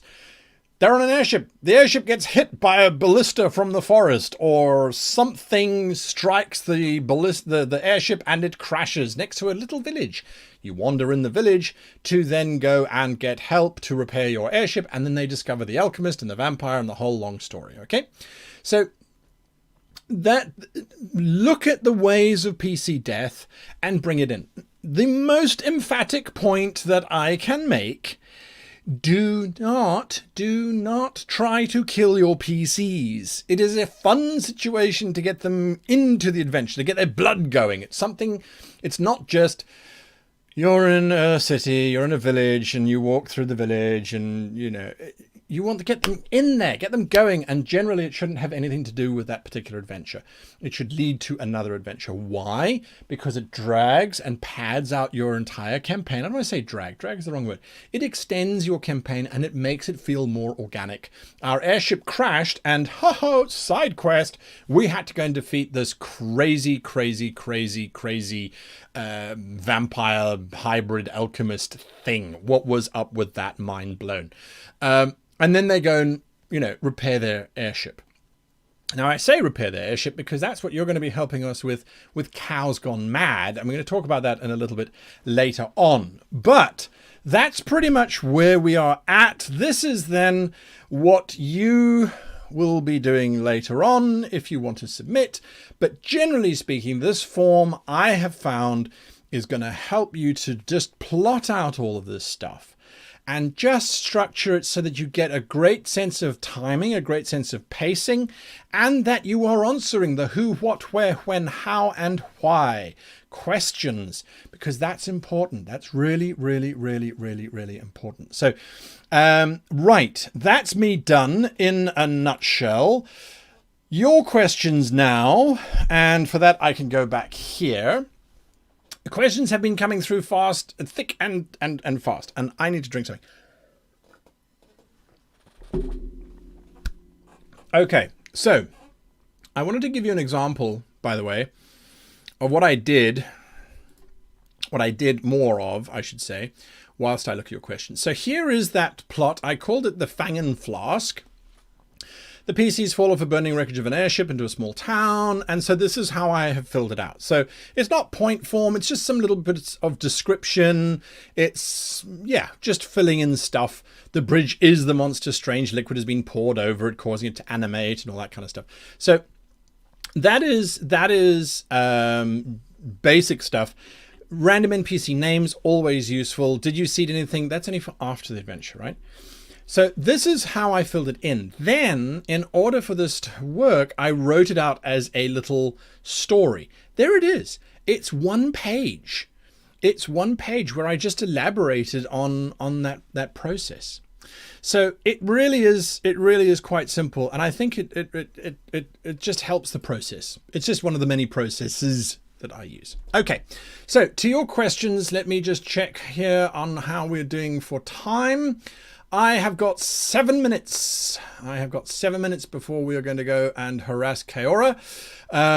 Whilst your questions are coming through, I'm going to try and solve another little thing that happened that we had not yet tested for this live stream, which we will have to solve in a little bit. It's fine. Don't you guys worry. So let's see. First question that I see on my screen. Krishka says, would you consider traps and riddles as social or combat encounters, or as something else that would go over the format of the PDF? It's a great question. So riddles are a social encounter. Without a doubt, they're a social encounter. Traps, generally speaking, I would include with a combat encounter. So if you have a dungeon... Okay, yes. If you have a dungeon and you trap the door, okay, and the PCs discover the trap, they're going to spend a good 10, 15 minutes maybe, or few seconds, disarming that trap. If it hasn't done anything other than just slow the party down, what's the point? If, on the other hand, when they disable that trap, they then realize, aha, that has triggered an alarm bell, or that has triggered something to happen, and now I'm being attacked by hordes, or the gatekeeper has come out, then I would say that it fits into the combat. All right, so guys, literally I'm answering the questions as they come up. So if you have asked a question, I've missed it, ask it again. Don't worry about spamming. Ask it again, because I will miss it. Derek Robinson says, is there a... and it's gone. Is there a problem with the game if combat is slow? So Nerdarchy is going to be joining us in a little bit to talk about building encounters. So I don't want to step too much into their space. I certainly won't do that. But combat is a whole different sort of ball game. If it's slow, either the monsters they just got too many hit points, at which point I literally just cut it. I just say, right, I cheat and I just completely change the, sorry, I'm doing two things at once, completely change the hit points. I just drop them. I just say, right, fuck it, that's it, it's out, done. And there we go. I knew it was going to happen. So yes. But if it's slow, usually it's because the monster's got too many hit points. That was one of the things that 4th edition did, introducing the 1 hit point monster. It was brilliant. Absolutely brilliant. Okay. Right. Next question that I see on my screen. Our Simpleton says, when starting a campaign, do you have any suggestions? I beg your pardon. Do you have any suggestions for getting potentially incompatible players to form a party? I assume you mean incompatible PCs rather than players. Incompatible players, I think you're just asking for a social disaster. I had players, great players on their own, great players with other people, but if those players sat around the same table, it was suicide. It was death. They were going to kill each other. I don't know. They just didn't gel. If, on the other hand, you're talking about incompatible characters, one of the things that I like to do is before the game starts is to say, right, randomly you and you, how do your characters know each other? What's the link? Are they related? Did they work the same job once before? Did they do this? Did they do that? Figure out the connection, figure out the link, and see where it takes you. That's the important thing. That's the important thing. But get that in session 0. Drizzt102 says, for storytelling and ambience, how do you find is best to handle players who kind of working for another group motivation on the side, like secretly employed by an unknown group? If it's player characters, that's fine. Let them do their thing. The biggest challenge that you're going to have, and I have seen this many, many, many times, is that when player characters do something on the sly, the other players want to know what's in on it. And frequently it's like, oh, I steal the magic item and I slip it into my pocket. And the GM will say, okay, give me a sleight of hand check or give me a deception check or whatever. The rest of the players will go, I want to see a perception check to see that I saw him sliding it into his pocket because I want to know what that is, right? So then it's up to the player to figure out an excuse as to why this happened or why that happened, etc., etc. That's the important thing. That's the bottom line. Ask the player, why does it need to be a secret society, and what will they do when the others find out? Because invariably they will. That's the important thing. And if you look at drama, if you look at books and narrative, when the other people find out that the person is actually working for the secret evil organization, they usually expel them from the group for a long time until they exonerate themselves and then they get brought back in again. It's a very complicated character movement. So, in session 0, if you have several players wanting to belong to secret organizations, it's well worth saying, listen, everybody's got secret backgrounds. Play that accordingly.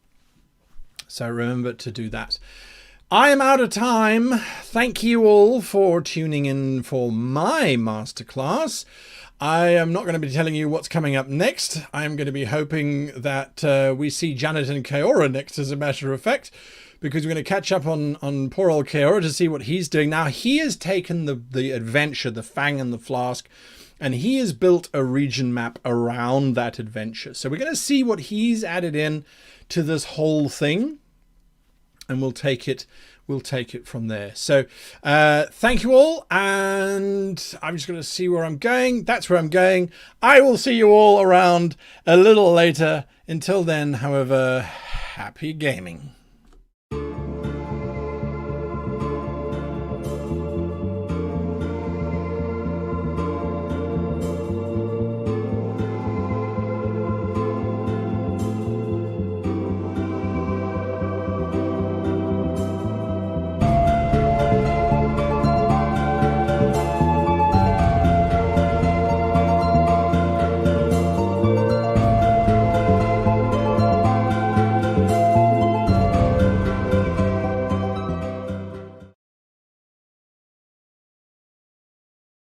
Okay.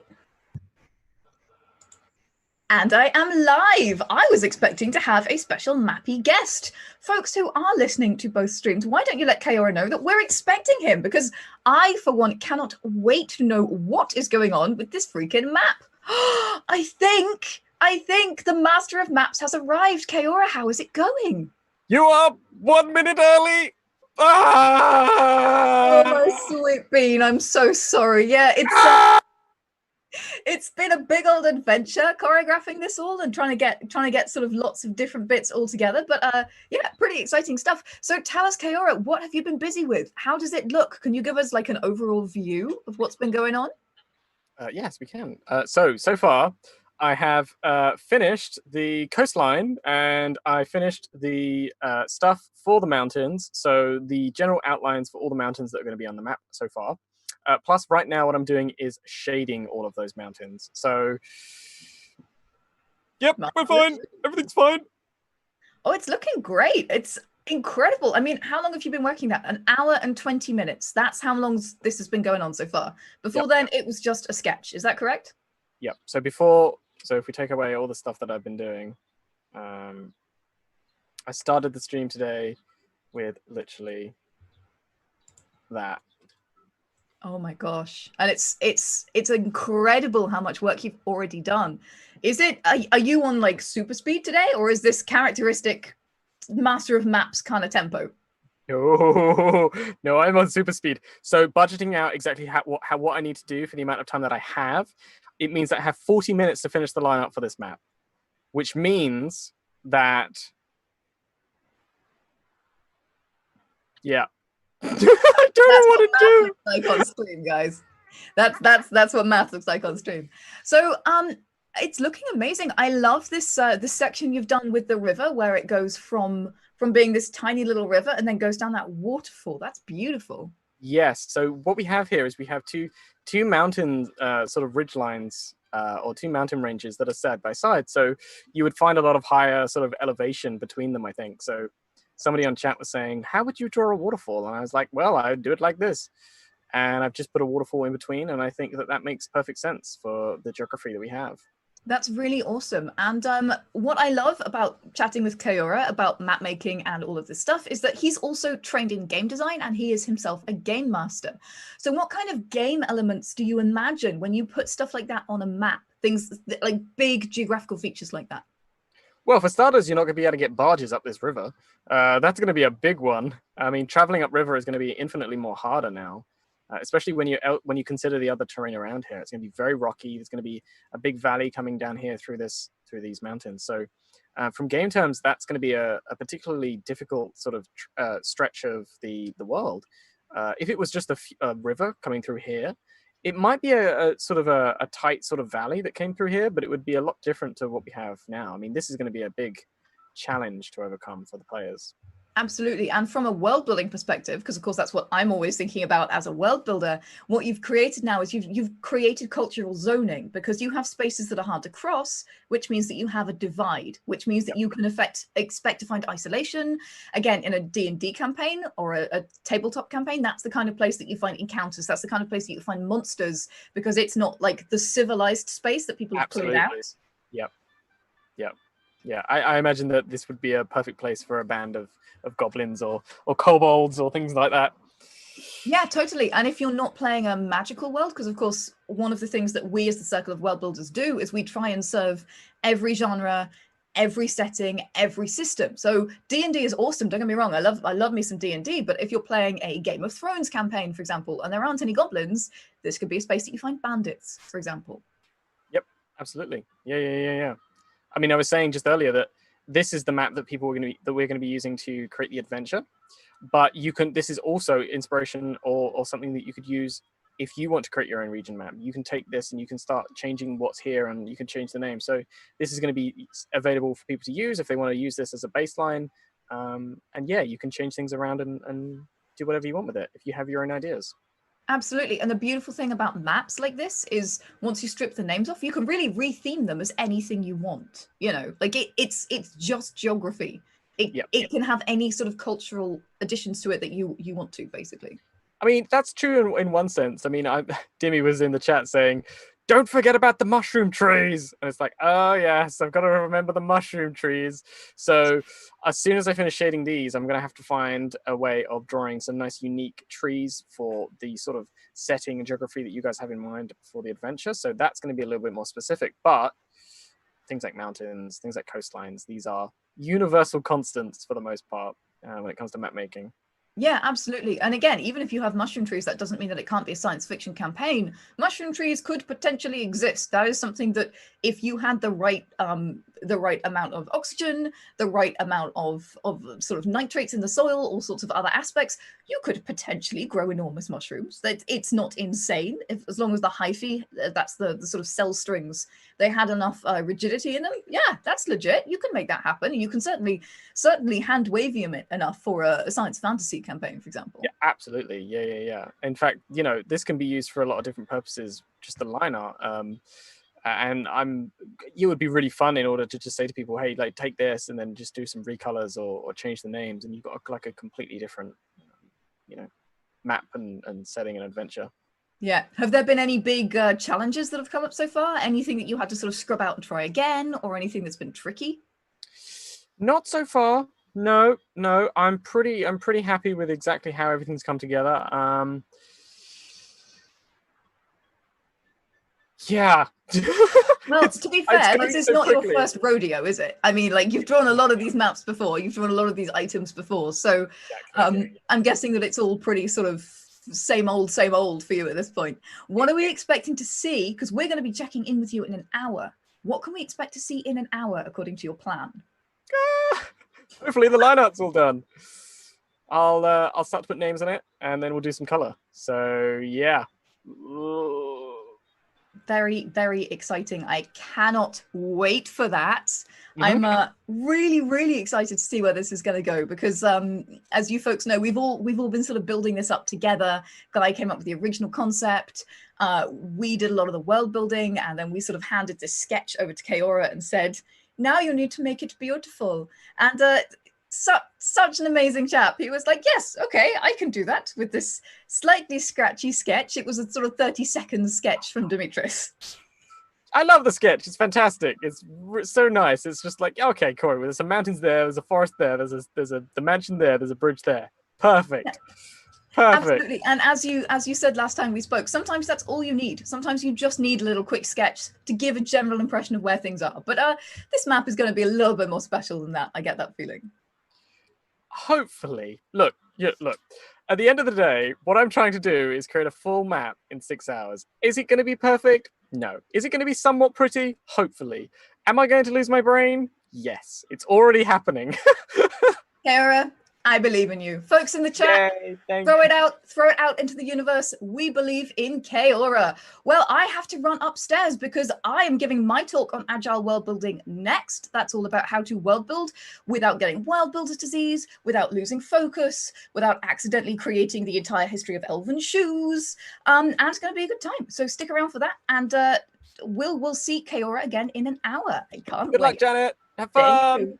Bye. Okay, yes, absolute chaos happening there with Kaora. What a beautiful map he's doing. I mean, of course, it's a beautiful map. It's Kaora. All right, so now, whilst Janet is rushing upstairs to join her awesome co-Dark Lord of the Anvil, something that I wanted to talk very briefly to you about is the homework, the classwork, if you like, is all about submitting for tomorrow.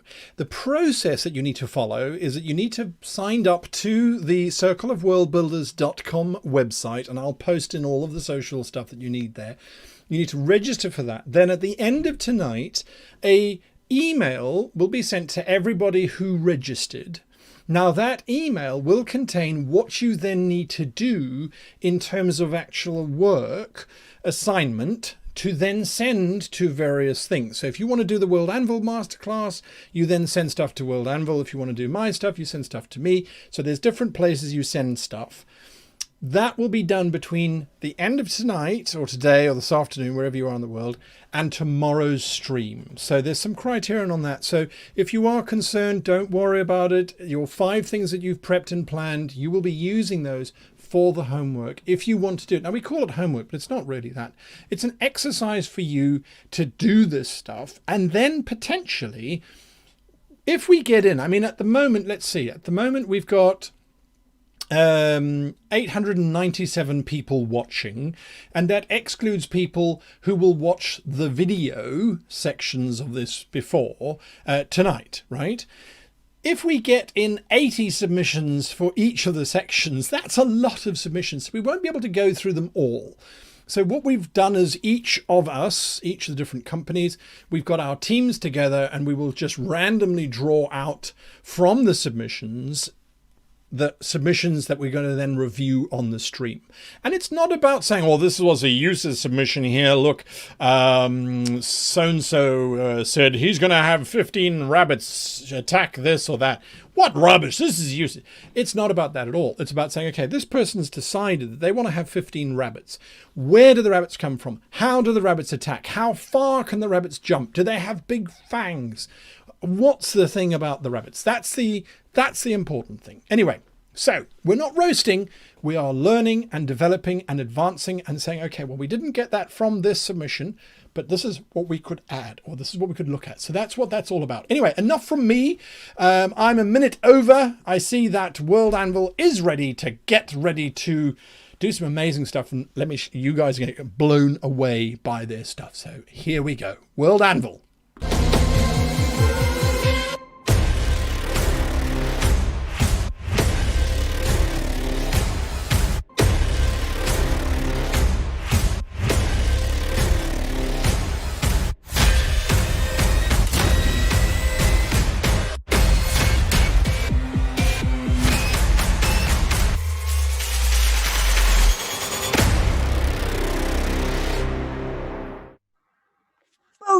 Hello. Welcome everybody. Today we are talking about Agile world building, which is a method of world building designed specifically for game masters by us over the last 3 years. We've read extensively on world building, as you can probably imagine. So we've taken a lot of principles from there and tried to make a methodology for world building that works for game masters. We'll be talking a little bit more about that, but probably we should introduce ourselves first.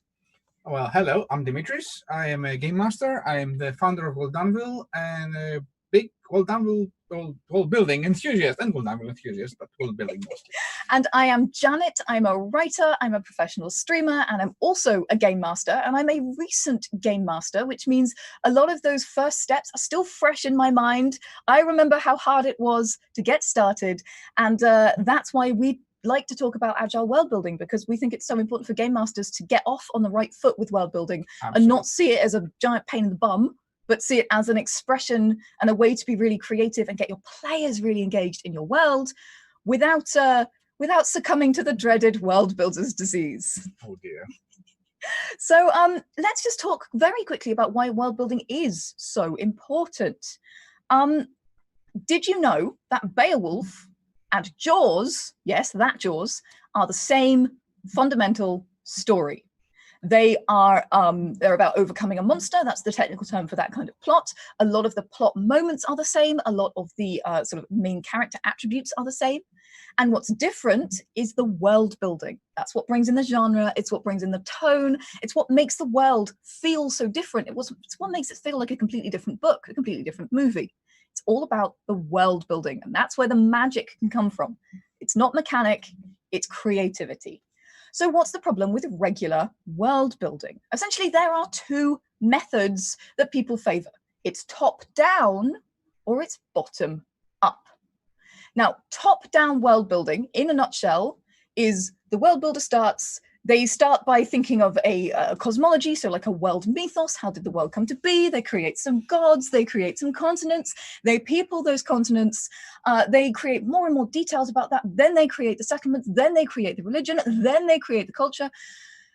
It's a lot. And by that time, in fact, you have spent pretty much several months without having the ability to start playing or writing anything. Exactly. Spoiler alert, your players are now in a retirement home. You took too long. And I killed my husband. The other method is bottom up. That's where you start with your players in a tavern, in a village, which is pretty much in isolation, and you don't give any other details. You don't necessarily know any other details. And that is the bottom up approach. You might know a little bit about the area around the village, but you don't know much more. So that's all fine. What's the problem with that? Well, top-down world building, obviously it takes you a lot of time, and it doesn't necessarily get you where you need to be, which is at the table playing. That's the important thing. You're a game master. The game is the thing, to quote Shakespeare. And top-down can really lead to railroading, which is kind of shoving your players in one direction because you made it. God damn it, they're going to go there. And there's nothing else to do as well. Right, that's the problem. exactly. So top down does have problems and bottom up has problems, because bottom up worlds can feel very generic. They lack the scope that makes your world interesting, and they often lack focus as you move from one space to the next. They also suffer very often from what I call mosaic world building. Anyone who's played World of Warcraft, yes, I have played World of Warcraft, will know what I'm talking about. It's like you go into the Hell area, and then you go into the Fairy area, and then you go into the Desert area. They all feel completely different. They all have boxes around them, and nothing feels contiguous. Nothing feels like it's part of the same world. So it feels really inauthentic, right? It feels kind of fake. And you don't want that. You want suspension of disbelief. So we've talked about why those don't work. What about agile world building? What is that? Why is that great? Well, this is our idea of how to approach how to approach world building as a game master, and it's taken from agile methodology that is used in coding and in all sorts of other practices. Essentially, it's a cycle of iterations that makes sure that you build only what you need, only when you need it, and most crucially, only to the depth that you need it. Right, exactly, because you don't want to write the Silmarillion if all your players want to know is Lorien. Yeah, exactly. Kind of all they want to know is one paragraph, but actually you wrote a book, and then you spent all that time reading a book, writing a book. They don't want to read the book. They want the one paragraph information that's going to get them on with the plot, right? And it's really important to build what you need, to build when you need it, and to build that depth only what you need. And well, you it is always certainly very expand important later. because you need to make sure that you do not build more than you need to start playing, because as you just said very wisely, you want to be on the table, you want to be having fun, because honestly, as you will find out very quickly, most of the creativity will come on the table. You can create 1,000 things. Trust me, when it comes to actually building amazing stuff, they will be during the time that you're playing. There are a lot of comments about elven shoes in the chat. If you're wondering what that is always my go-to example of building accidentally more than you need. So you build your elves, you write a paragraph about their clothing, and then you accidentally write a book about the history of elven shoes. You don't need that. Your players are not going to want to know. So at its core, agile world building really is based on 4 principles. You can never know everything about your world. A world is too big.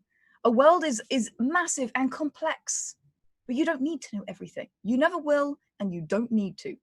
You will learn from what you've done, and you will build on that. Now, this slide says you'll learn from what you've done wrong. That is definitely true, but you'll also learn from what you've done right. And that is just as important. Learning what your players are engaged with and adding a little bit more, that's how you build an agile world that is working for your players. I forgot to change the slide. That's okay. And speaking of that, you will learn from your players. Your players are going to tell you in their expressions, in their copious swearing, in their throwing drinks across the table, their spit takes, their yawns. They're going to tell you what they're interested in and what they're not. And tomorrow we're going to talk about player feedback, session zeros, all that good stuff to get more information from your players to make sure you're building a world that both of you enjoy, which gets us to point number 3, 4. I can count. You're doing this for you and your players. Everybody else be damned. You're here for you and your players, and that is what's important. So, I guess the question on everyone's lips. This all sounds great, right?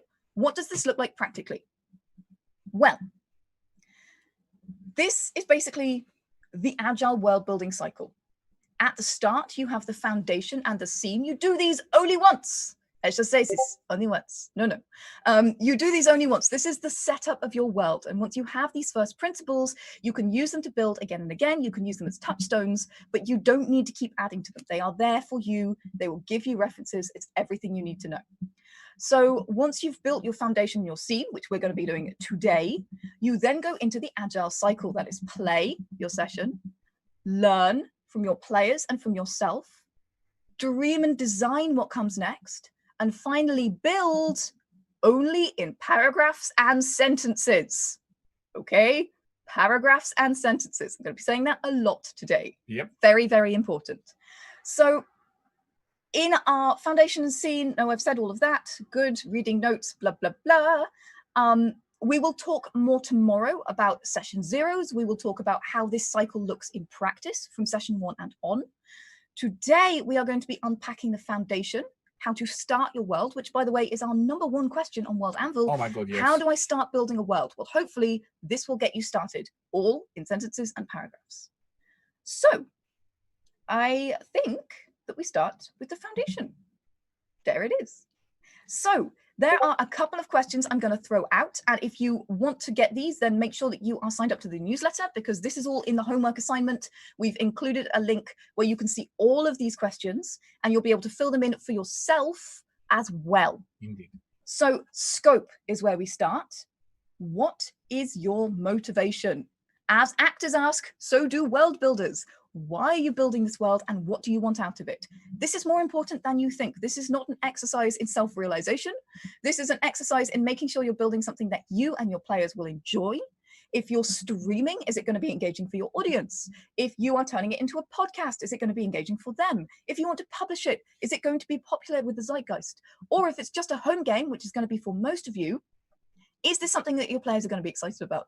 Is this something you still want to be doing in 6 months' time?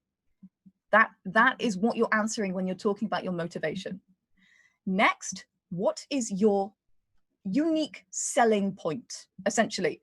So I think the words unique selling point, hook, they can scare people and they don't have to. You do not have to invent the wheel. You do not have to come up with a complicated magic system. The unique part does not mean that everything has to be completely different. All it means is, what do you tell your players to get them excited? Yeah, and also it has to do with what your players want. That is the unique. That's why we said in the beginning that it is about you and about your players, because your players are a bunch of murder hobos. What they really want is murder hobo killing material kind of thing, and that is the unique thing about your world. Like, you know, special murder hobo dying creatures kind of thing. Right, exactly. So if that's who your players are and that's their motivation, then that should be the USP of your world. If your players are all obsessed with the 18th century, do a campaign set in an 18th century style world, and that is your unique selling point and hook, right? I'll call Janet. Janet will tell you all about it. A little bit obsessed with the 18th century here, but we digress. So this is a really, really important thing to establish. And again, you only need a sentence. You can see our example of the foundation document right there. We just have a sentence and that's it. Next, we talk about theme. So this is, it sounds terribly complicated, but actually it's very, very easy. And using comparisons are very useful for this. So what you see is just one example. We're not saying that all your worlds have to feel epic. We're not saying all your worlds should be dark. We're just showing you the example that we came up with for the campaign that we're all working on today. That is the adventure that you saw Guy building before, and the map that KO is currently building as well. Absolutely. So how does your world feel according to the player experience? Oh, we've got the questions in a different order here. Yeah, it's okay. It doesn't find it. There's yeah, not. Absolutely. This is sort of what it feels like to walk around your world. Skyrim doesn't feel like Witcher, which doesn't feel like Dark Souls, right? They have different tone, they have different player agency, they feel different, and you do different things. What is the genre of your world? Now, genre is a very wibbly wobbly, timey wimey thing, but establishing a little bit, is it fantasy or sci-fi, for example? Am I going to have steampunk elements, or am I going to go straight medieval fantasy? This is very useful so that people don't get like genre whiplash. If you're in Middle Earth and the aliens invade, your players are going to have a bad time. They're not going to know what's going on, and you're going to give them this genre whiplash. Basically, you break the suspension of disbelief, which is what we want to avoid. So one sentence, what is the genre? One sentence, what is the player feel? What is the tone of your world? So in tone, we talk about bright and dark, right? Is the world a lovely place to live? Is it bright and beautiful? Is it a utopia? Or is it a really awful place? So the two examples I like to use for this are The Princess Bride on bright and Warhammer 40k or Dark Souls, both very dark worlds. They are horrible places to live. That's what we're talking about. So is it, like, where does it land on that scale? Because if you have a very dark world and you start introducing rainbow unicorns, and that, it's going to feel very weird and your players are going to get very put off by it. A lot of people asking what kind of templates they should use for this. The answer is generic template for now. But everything we're telling you right now is part of an update that will be coming in World Anvil, which is going to be called the World Anvil Meta. Yeah. And will be based on this talk and what we're showing you right now. Yeah. So everything you see now, they will have its own place in World Anvil that will be able to put it. But for now, put it in the generic article. Yeah, absolutely. And again, we've been working with our professor of world building and all sorts of other people to make sure that this is really what it should be. So now that we have this refined, that's going to be going up soon, and you'll be able to put this all in a meta section. And finally, recurring themes. Can you scroll down a little bit? Of course, here you are. I have a note there about character agency, which I didn't mention. Now, character agency is relatively important for game masters. It's incredibly important for novelists, but it's relatively important for game masters. It's understanding how much impact your player is going to have on the world. Now, in general, as game masters, we want to give our players a lot of agency. We want them to feel like they are changing the world because that's what keeps them engaged, right? So in general, you should aim for a relatively high player agency. But if you're playing a cyberpunk game, part of the genre is one man finds it very hard to change the world, right? It's like one man against the corporation. That's part of the cyberpunk genre. In a way, it's kind of like ripping away the agency, right? Exactly. Yeah. So be careful taking your character agency away too much. But you can see from the example there, and we've given you Anvil advice in the section, figuring out how much effort it takes to change the world and how long that change lasts is also an important part of the tone of your world. So again, one sentence is plenty on this, just establishing where you're at when you build your world. And next is recurring themes. Can you go down for me? Yeah. There we go. So recurring themes essentially just give you some points where you can really support that genre, tone, mood, everything else. You can see here we've picked a few sort of graphic ones. You can pick music as themes as well, imagery, anything like this, just to make sure that even if the adventure, like one week you're having a more funny adventure, you still have these themes because they bring you back to that genre and that tone. Even if one week you're having a funny one week you're having a serious one. Yeah, but always you should keep essentially a semblance of connectivity and essentially, how I call that, being in one place. Right, it's that continuity. Continuity, exactly. That's the whole Absolutely. point. Yeah, and that would be a very good idea because I think you've said it already, but don't forget, guys, you will have to come back to that again and again when you're writing your world and your articles, because that will be your way to sense check your world and make sure that you're still staying where you're supposed to be. Absolutely. So let's hop on to the next slide for our meta, because this is some important juju. There is, as we've said, not a possibility that you will know everything going on in your world. A world is too big. You do not need to. Now, to paraphrase Brandon Sanderson, if you drill down in a couple of areas, a couple of aspects of your world in detail, it's going to make the whole thing feel detailed, but you're not unpacking everything. So if you pick 3 of these, now these are taken from Dr. Trent Hergenrader's book, Collaborative World Building, and unpack those as you build the world in a little bit more detail. Again, 1 sentence and 1 paragraph is plenty.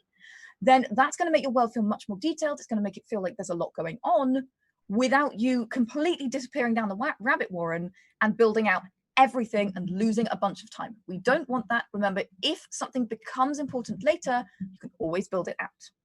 So that is the meta section. Now, the final section of the foundation.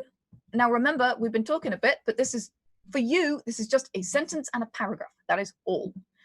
Finally, we go to the drama of your world. Now, this is where we start to get more into specifics. We have established why you're building the world and what's that hook. We've established a little bit the theme and the genre and the tone, so we know what the world feels like. We've established some aspects of the world that are going to be important for your story and your campaign. And now we're talking about conflicts, drama. This is the stuff that sets the world in motion and makes it feel alive. Indeed. So these don't have to be bad, they can be good as well. And ideally you'll have a mix depending on the tone of your world. If your world's super dark, they'll generally be quite crappy, most of them. If your world is brighter, you can expect to see brighter and darker drama focuses mixed in together. And this is like the big picture stuff that's going on. Yeah, it's not about necessarily what is wrong with the world. It's what is going on with the world. That is the question. Which are the forces that motivate currently storytelling in your world? That is the question there. Absolutely. So some examples might be that there's a plague going on. There's an invading entity, like they're demons or invaders from another country or whatever. Aliens. aliens, exactly, or there's a Cold War going on, so there's growing hostilities, wealth disparity might be a problem, a rise in drug abuse or a new drug on the streets that has caused impact. Limitless much? Limitless much, exactly. You might be in an age of technology where there are all these new inventions coming out every week, every year. Something new comes out and everybody's talking about it all the time. You might have had lands that have just been discovered, a new continent, a new island, a new miracle drug. That was very nice. Thank you for that. See. That was beautiful. I was going on Aladdin there, but yeah. So in general, 5 points of drama are a good number. Little trick, 3 is manageable for your players to track. 5 feels like lots. Yeah. So it's a cheap trick, but it works. So it's not a cheap trick, if you see what I mean. Adding 5 of these points, and I would say only use 2 or 3 of them in your main plot, so that the others really are just background stuff that is happening. And again, we're going to talk tomorrow about linking these into minor plots, subplots, conversations, all that stuff. Character backgrounds, there's all sorts of stuff you can do with this. And it makes your world feel really integrated and really busy with 5 sentences. 5 sentences, people, and you've just created the background movement of your world. It is really not that complicated. That's what we're aiming for. So we have the foundation. That's literally it. You pick your motivation, you write a little bit about the theme, you choose some areas to drill down in. You don't have to drill down in them yet. You literally, a sentence is enough. And you create some drama, 5 sentences on your drama. And your foundation is done. Congratulations, you almost have a world. Let's set the scene. So setting the scene, again, we are building in sentences and paragraphs. Do not write the Silmarillion at this point. It's only going to confuse you. It's only going to confuse your players. It's going to waste your time. We don't want that. We want you to be playing. You are game masters. So start with the rules of the world. This is the big stuff that makes your world different from Earth. Is there magic? Are there psionics? Is the gravity different? Are there aliens? Are there different races? This is important to know. And the big geography, all that stuff is very, very important. Sorry, not races. Ignore the thing I said about races. That's nonsense. We'll talk about that later. Yes. Big geography is what we're talking about. This stuff has fundamental repercussions on your world. If there are monsters in the dreams of people and those monsters are real, you need to know now. If there are parallel dimensions that are bleeding into your world, you need to know now if they're going to be an important part of your world. Next, we talk about cosmology. Again, no Silmarillion. You can see we have 1 sentence here about cosmology. 1 sentence. How did the world come to be? If you don't know how the world came to be as a game master, or you don't want to lock yourself into something right now, choose an idea about how the world came to be from a culture or a dominant religion in your world. I think something important to state here as well, just to remind everybody, these information are not for your players. Absolutely not. These are for you. So if your players do not know the reality about the cosmology and you do, you should write the reality here, because that will change the way that people perceive how the reality really is. Like, we might know, for example, under this world there are 2 gods, but because this god appear, for example, as like 15 different shapes, the humans of this world and the creatures of this world perceive them as 15 gods, for example. Exactly. So don't worry too much about player perception right now. What you're nailing down is reality. Is your reality as a game master. So it can be rough. You can have spelling mistakes. That doesn't matter. You just need to get it down. Next, we think about some of the specifics of your geography. And again, we're talking in big terms. So for example, if you're making a world that is just seas, write that here. If you're making a world that is flying islands, write that here. If you're making a world that is primordial, it's got like, I don't know, lava flows and giant animals and like jagged mountains, write that here as well. This is the general picture of the geography of your world. Don't get specific, 1 sentence, people.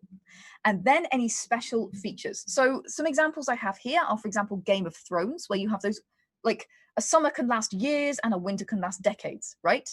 It's a fundamental quirk of your geography. If you have a binary star, write that down. That's going to change. It's not necessarily going to change much, but it's going to change what people see when they look up, for example, right? Anyone familiar with the Dragon Riders of Pern series by Anne McCaffrey? The moon that throws spores onto the earth and those spores destroy stuff.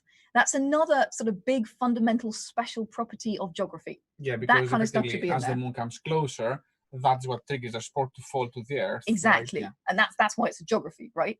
But that's stuff that changes the nature of life in your world. So deciding that now is really going to help you for the next section. And finally, and this is again a game master specific, initial building size. So you are not necessarily going to build out your whole world. You don't necessarily need to do that. Pick the initial size of your building. If your campaign takes place on an island or on a continent or on a region, if you're playing a space campaign, choose sort of, is it going to be a solar system? Is it going to be a galaxy?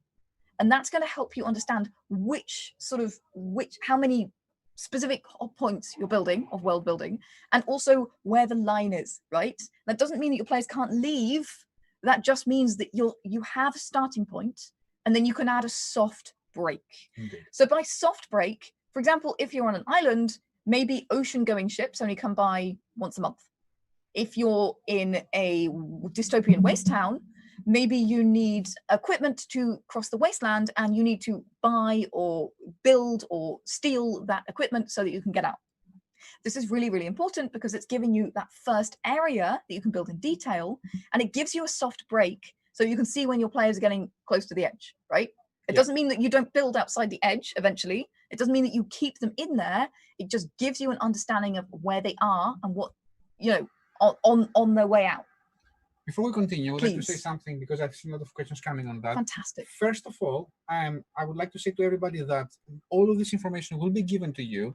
These articles will be sent to you with the work, the homework. Yeah. Yes, and we know that this talk is very, very condensed. Trust me, we sat down with Janet for 2 days, and we have to remove so much things from our original content. We know very well right now that at this point, this should become a book. And it will become a book. We've been asked to write it into a book. We're Exactly. not quite there yet, and we will. It's just time. But as Janet said in the beginning, we are doing this by continuously upgrading it and making it better and putting these talks out in the air to conventions, things like that. Yeah. And we learn from this as you could do as well with the cycle of world building. And we are becoming better at this. And at some point, we will actually be getting this out. So do not worry. And you will get these notes, all of them, at the end of the whole thing. Yeah, lots of hype, by the way, in the chat for a book on this. Yes, it will come. I promise you, folks. So we have built the geography in broad strokes. That's all you need right now. And now it's time to talk a little bit about people. Now, people is a place that world builders get lost because people are inherently fascinating and cultures are inherently fascinating. But again, we are building in sentences and paragraphs. What you're seeing here on the screen right now, that whole slide, that's everything we know about people by the end of setting the scene. And that is plenty. There is so much stuff in there. Oh my God, yes. So who used to live here and what's their history? We decided with this example that we do one edge of the old world and one edge of the new world because we're doing an exploration campaign. Mm-hmm. So we were like, let's build a little bit of the old continent and a little bit of the new continent that they're going to be exploring. It's like building the Britain and Portugal and a bit of France, and then the West the side of the Americas. Yeah. Right, exactly. So that's what we decided we need to build. So you can see, again, even though we're building sections on 2 continents, literally we have 2 sentences about the new world. There was an advanced empire, and then some stuff happened, and this is what they left behind. And then in the old world, we wrote, again, 2 sentences. The world used to be underwater, and this is what's left behind because it used to be underwater.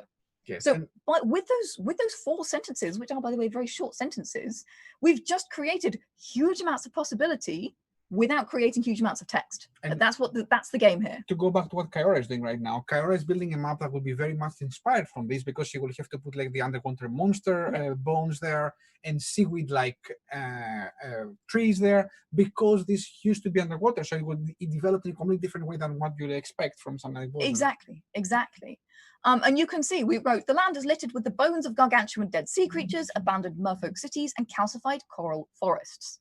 That's 3 random items that we've imagined as writing the sentence that creates a world of possibilities. And that's what this section is all about. You're building the possibilities. You're not building the details. Then you write about what species live here now. This is the present moment. And what's their history. Again, a little bit more about this.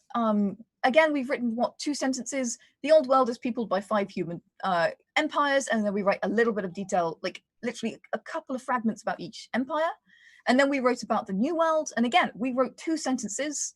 Sentient rat folk who believe that the binary sun is a 2-headed snake that requires sacrifices.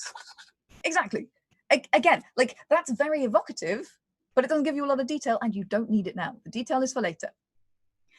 Adding what these people who live now need from each other is very important, because all of a sudden you're setting those people in motion.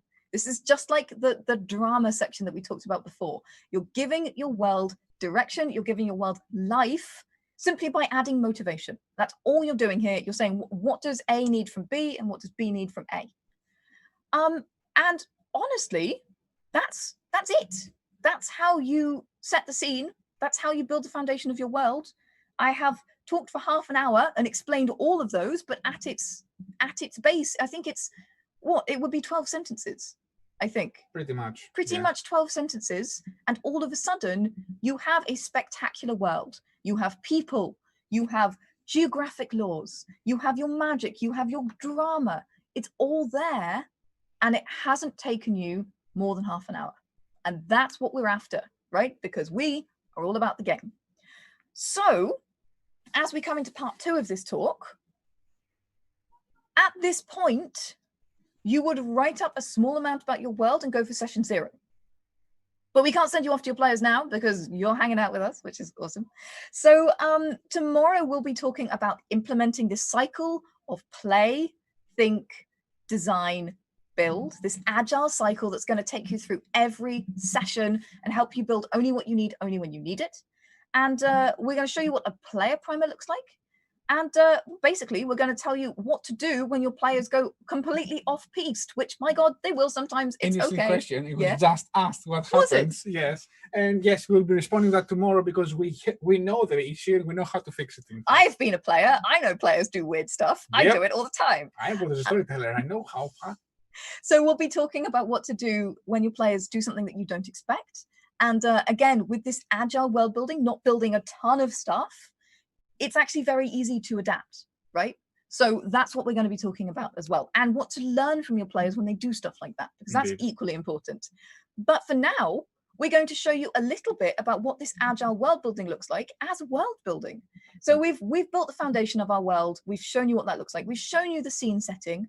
And again, we've shown you literally, it's a 1-page document. It is no more. And from there, we built this world around Guy's adventure, right?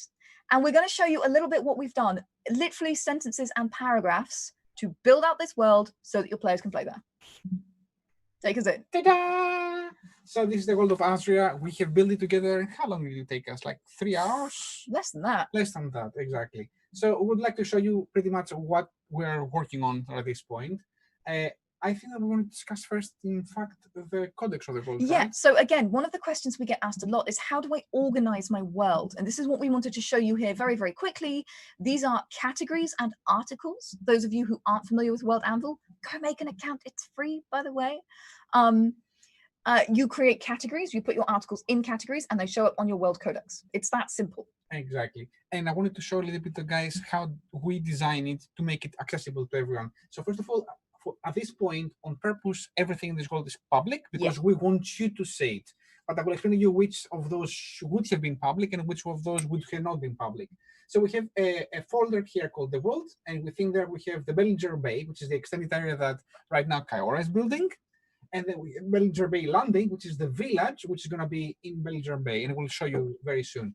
In the village, we have 1, 2, 3, 4, 5, 6, 7 areas, actually 6 areas of interest and 1 character, because that was important. And then we have 1, 2, 3, 4, 5, 6 areas that are in fact important in the generic area. Exactly. And that is what your players will know about the world. This is pretty much what they will be able to see. All of those articles are sentences and paragraphs. We'll show you very soon. We'll show you more. Yeah, we'll show you very soon. Then we have the powers of the world. We have the Wind Riders of Azria, which is kind of like the faction that the players are part of, which is effectively kind of like a navy for hire, if you wish, kind of thing. And then we have the WV Donager, which is the airship that Guy told you that crashes, exactly. And then we have the meta, which is So these two are the things that you've articles. already seen, right? Exactly. The foundation and setting the scene. And to answer that question, we'll be giving you the links of those afterwards, so you can look at them yourselves. We didn't want to give them to you now because otherwise you'll read those and you'll miss the talk. The talk is important. We tell you how to do the thing. Exactly. So these are the foundation and setting the scene articles you've seen before. Yeah. And of course, you understand this category would have been hidden from the players. Exactly. So they don't see the meta stuff. That's just for you. The other thing that will be hidden from the players is session 0 notes or any other session notes you might have. There are so many ways of actually taking notes in World Anvil. You can use the notebook. You can use articles to take notes during your sessions, or as Janet is actually, you're using the notes, right? The note system. I use either notes. I use notes a lot as my player thing.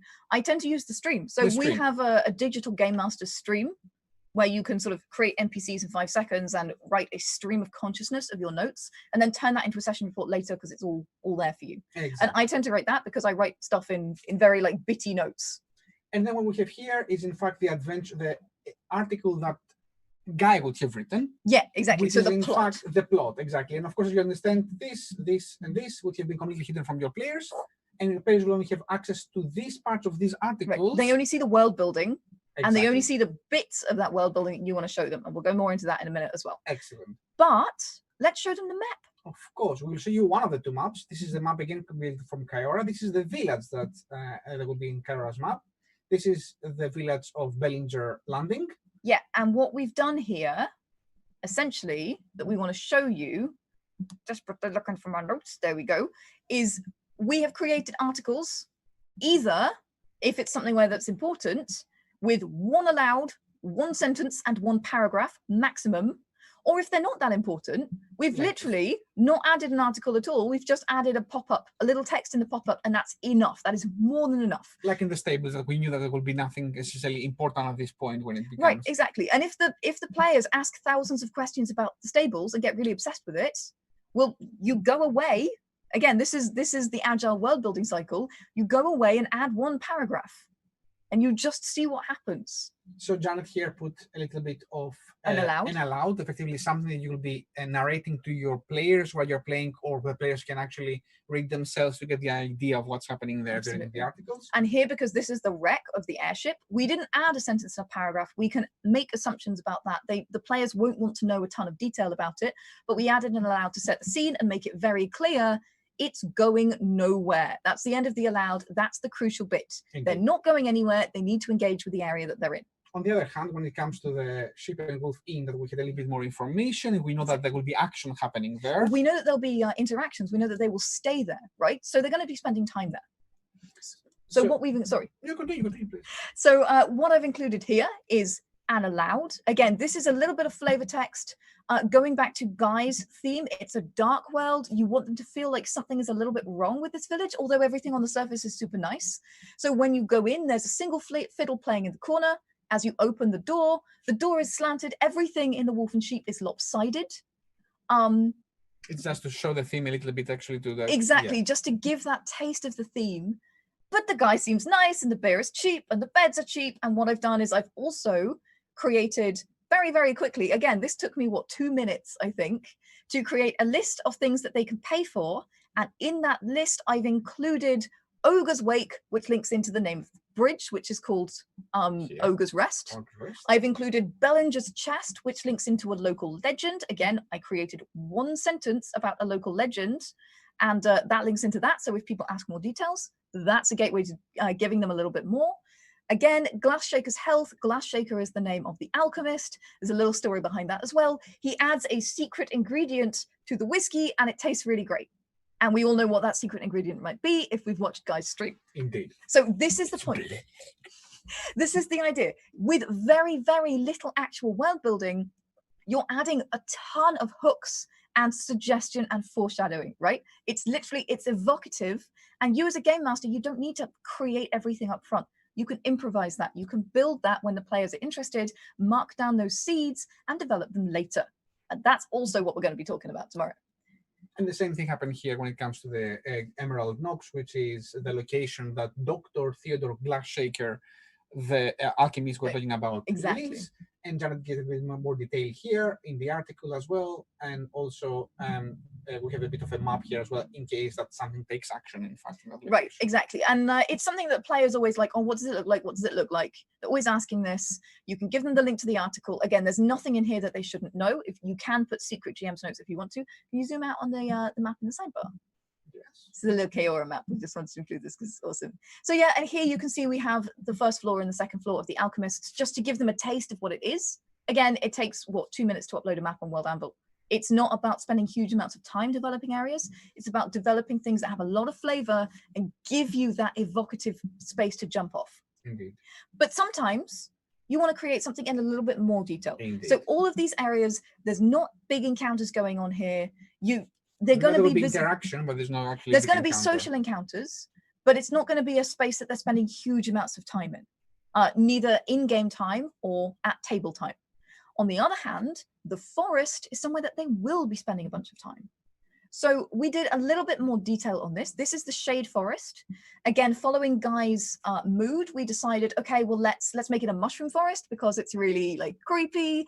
We've included an allowed, which is full of things like, oh, the forest is spreading, the grass around it is dead, the air is thick with spores as you breathe it in, and it's dark and creepy, basically. Again, we've included on the right-hand side, you can see I just added a soundtrack, so a little bit of ambience. There's 2 sentences and then nothing as far as the players are concerned, because after that top section, the players can't see anything. That is because this is a secret, yeah, which will only be known by players that are elves or spellcasters. Exactly. So we wanted to include something that, okay, if you're an elf or if you're a spellcaster, you might know a bit more about these mushrooms. So we've included that. Yeah. And if you have given yourself the elf subscriber group or the spellcaster subscriber group, which you can do very easily with a clip box, then you'll be able to see that secret, but nobody else will. So that includes nice party interaction. The whole point was exactly that by doing that, the players will in fact have something nobody else knows about, which is adding so much to that, because it's so awkward when you have to say, oh, by the way, Dimitris, you know about this thing, but and then nobody else knows. Yeah. And then he turns to others and said, oh, by the way, this is the thing. And it's like, it sounds so repetitive. As a player, it feels weird or awkward, and then you're left with the question, oh, do I role play that, or do I just say I tell them that? Yeah. And you're like, wah, wah. But by doing that, they know it, nobody else does, and when they see it, they say, oh, by the way, guys, did you know that? You know what I mean? It's very interesting. Absolutely. And we have some information here just for the storyteller as well. Yeah, we gave just again, that's 1 sentence of history where the forest came from, because these things don't spring out from nowhere. It's a mushroom forest. It's a bit weird. So we gave information about that. And then the rest of this is just GM's notes. So we added in the environment, we've added a little bit of difficulty. We added dice rolls. Again, whatever system you're using, that's easy. You give your players, the longer they stay there, a little bit of fatigue. We added the encounter. So we included basically some information about the husks, a DC 20 survival check. Again, you can make whatever system you like. To help people know if they're there or not. And then we added the stat block from the husks. So as a GM, you can just like roll them up and do your thing. And again, finally, a little bit of detail about the flora and fauna. Which is in fact visible to the rest of the players. That bit's visible again. So players will see that bit on the top and that bit on the bottom. And as a GM, you see everything else. And that's basically, and again, like putting this together, I think this whole article took me 15 minutes to put together. Indeed. Literally no longer. And this is like one of the stars of the campaign. This is one of the things that I really dug into. You saw everything else. Exactly. Sorry. And again, it's one of the things that really goes back to that foundation and that setting the scene stuff. We wanted to really dig into that because that's setting out the whole campaign. So that's pretty much it. I think we better tell you what we want you to do, haven't we? Oh, is it time for? It is. So, folks, when you are signed up to the newsletter at circleofworldbuilders.com, you will receive your homework and you'll be able to submit that via the form that we will be sending you. The homework is this: build your foundation for your world in sentences and paragraphs. We'll be sending you the link for that article that we made, so you can use that as a version. Create it in a generic article template on World Anvil. Again, you can just copy those headers and put them in and write in your own sentences. Do the same with the set the scene article. Again, sentences and paragraphs, mainly sentences, in fact. And yeah, keep it brief. This is all about creating evocative ideas, spaces, feelings not about creating lots of elven shoes, lots of tiny details. All right, we're not doing elven shoes now. And finally, after you've done that, which should take you about 15 minutes, create one location based on your foundation and scene. We want this to be something that really epitomizes your foundation and your scene, something that really captures the tone, the feeling of your world. And this is something that's a great thing to use in your session 1. And that's what we're going to be looking at tomorrow. We're going to be looking at your foundation, your scene, what you've put in your world, and then how you've built that into really the epitome of your world to use in session 1 to introduce your players into your world in a very epic way, because that's what we're talking about. Just to clarify, we're asking you to create a new world, if that's possible, and then write the foundation and the scene for that world, and then write a location in that world. I would arguably say it doesn't have to be. No, it does not have to be. But if they do not know how to start and they feel weird actually starting from the beginning, you can actually do that. If not, absolutely. Of course, work on your world.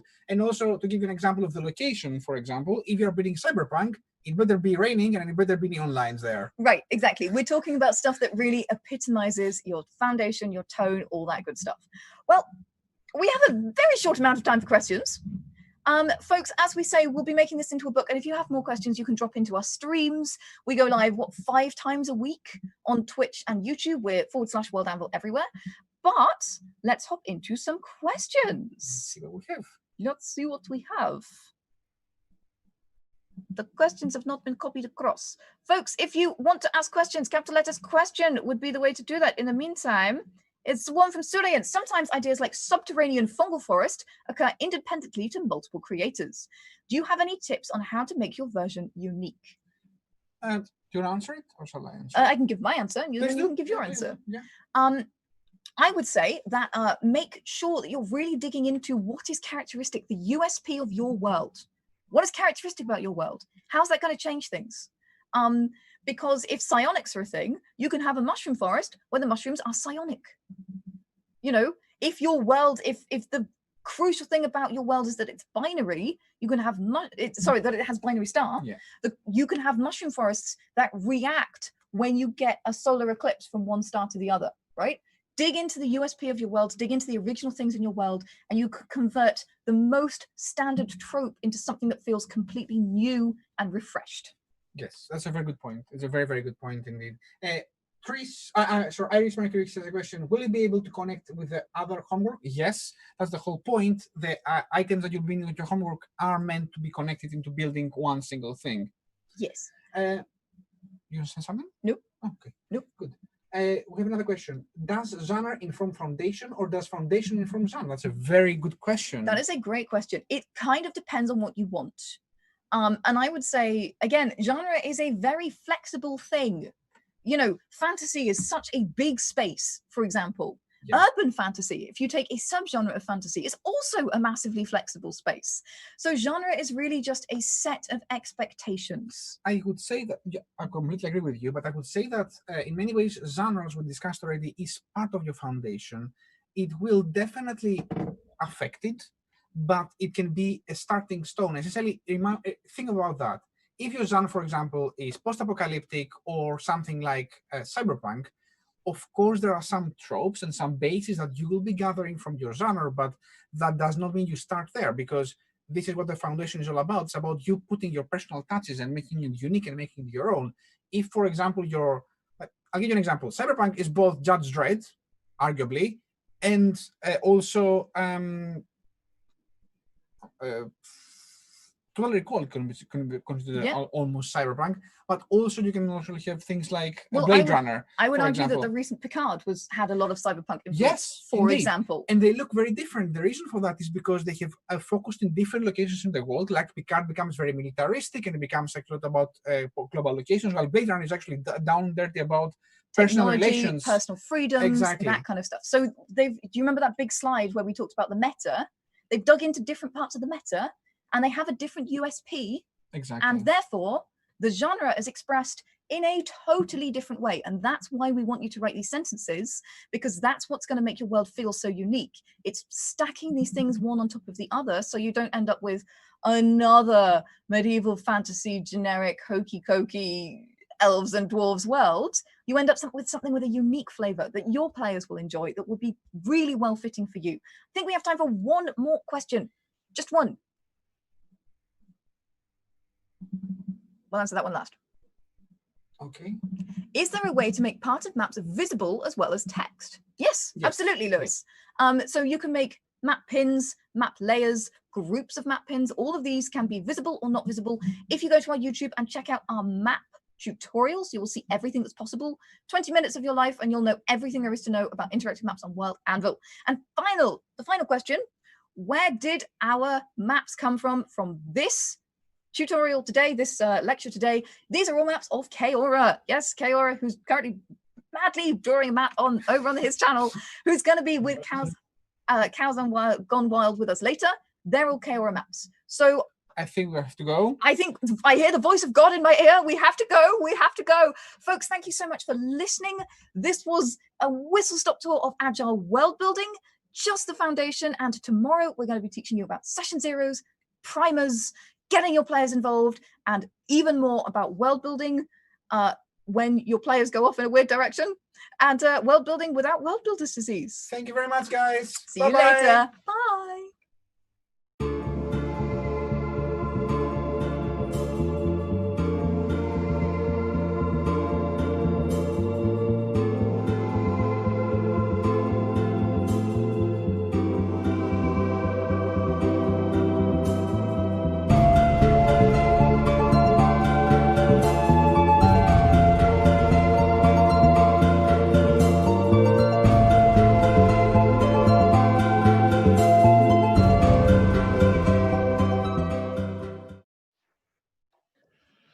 Now, here we are. All right. I think we have Keora somewhere, and we want to check in with Keora and see what he is doing and where he is with the line art. Are you finished?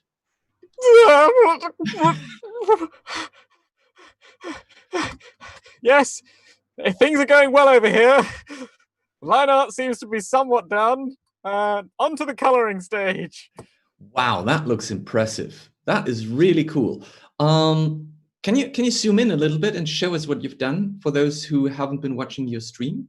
Sure. So I have been working for the last 2 hours now, 2 hours and 20 minutes, on the line art for this sketch of the region map. So I started off the day with this, and then I've added some texture, given it a border, done all the line art, given it a grid, done some effects, given it some names, and bish bash bosh, we have a line art for a little region that we need to use. So we've got the mountains here, we've got a river coming down, the Trickle Crusher River,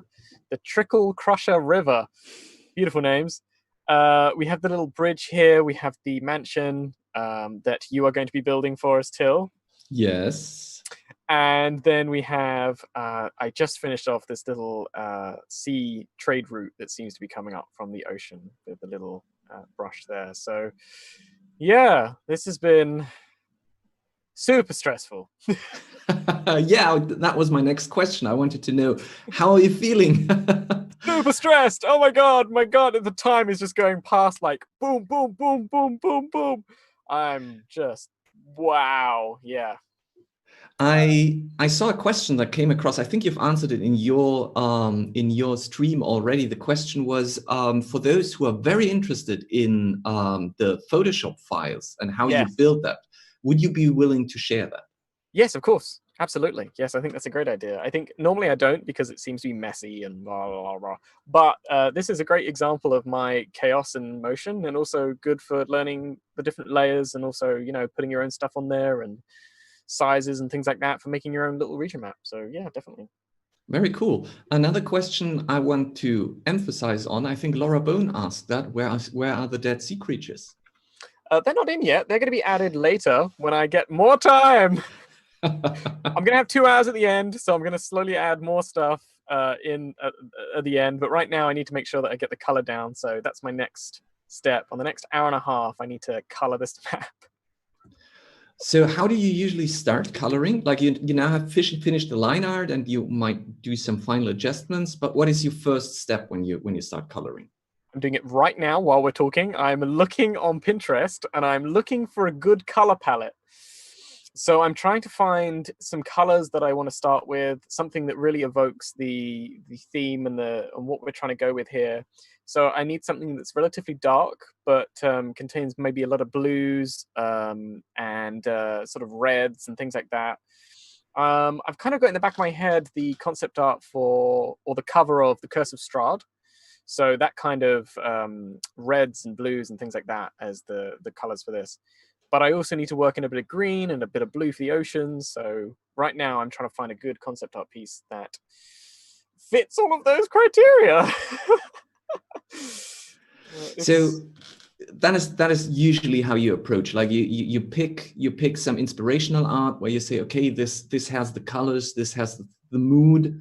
I assume that was the same thing that you did for the asset pack that you just made for the Circle of Worldbuilders workshop, and that we are going to use in our Dungeon Fog class later. So you looked at colors and arts there to create a color palette for you. Yes, absolutely, exact same process. I mean, that one was even more. I was looking at things before I even started making them. I was looking at a lot of inspiration pieces. Now I'm doing it off the cuff because I'm just. I didn't do any prep for this on purpose because I wanted to I wanted to do the process, and I wanted to just like, I've got to make a map in 6 hours. Let's do it. And so honestly, for just between you and me, because no one else is listening, did you expect to make it in the 2 hours, or were you like, this is a fight against windmills? I don't know. I kind of thought in the back of my head that it might be possible if everything goes right, but so far I've had a few things where it's gone really wrong. So I started drawing little. Dimmy and Janet, for their brief, gave me the idea to draw the forests as seaweed kind of forests. So I drew a little tree, and I started drawing started copying them around to draw the tree as like little wavy things with points. And as I was drawing it, I realized, oh my God, it doesn't look great. So I had to delete it and quickly draw another tree. So no space for errors here. Yeah, that put me behind. And now I'm trying to catch up. Really cool. I think in terms of, I'm not sure if we're still, do we still have time? Yeah, I think we're getting there.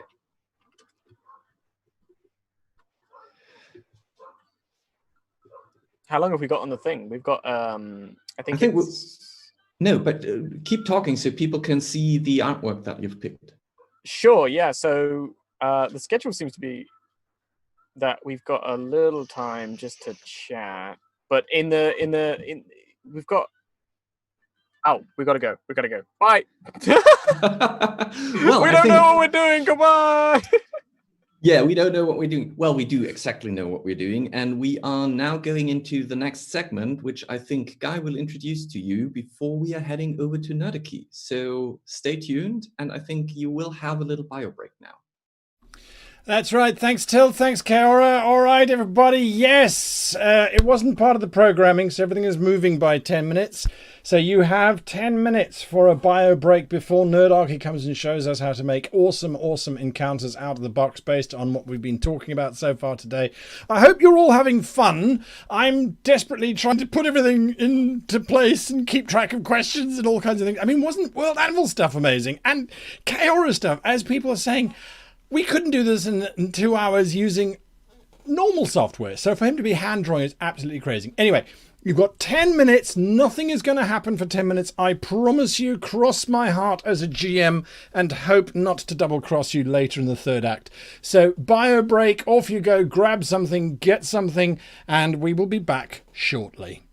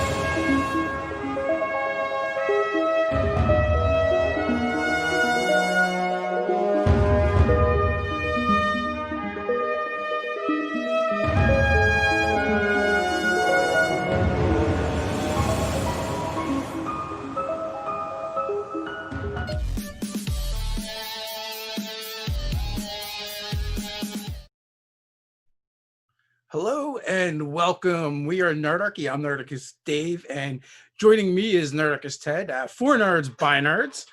And we are going to be talking about encounter building.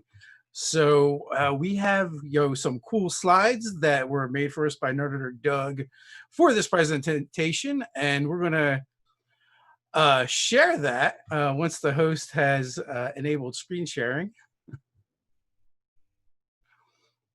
But so we were given this really cool synopsis plot line for an adventure called the the Fang and Flask. So we went through that and started picking out what we felt like the encounters were. And instead of just like building one encounter, we're like, well, you know what? If we were to, pick these out and kind of run through it, that might be a really good way for us to kind of see, like, show you our process and how we might go about making encounters. We're going to start off with kind of like encounter building philosophy. So let's jump right in there. Can you also see the screen, Ted?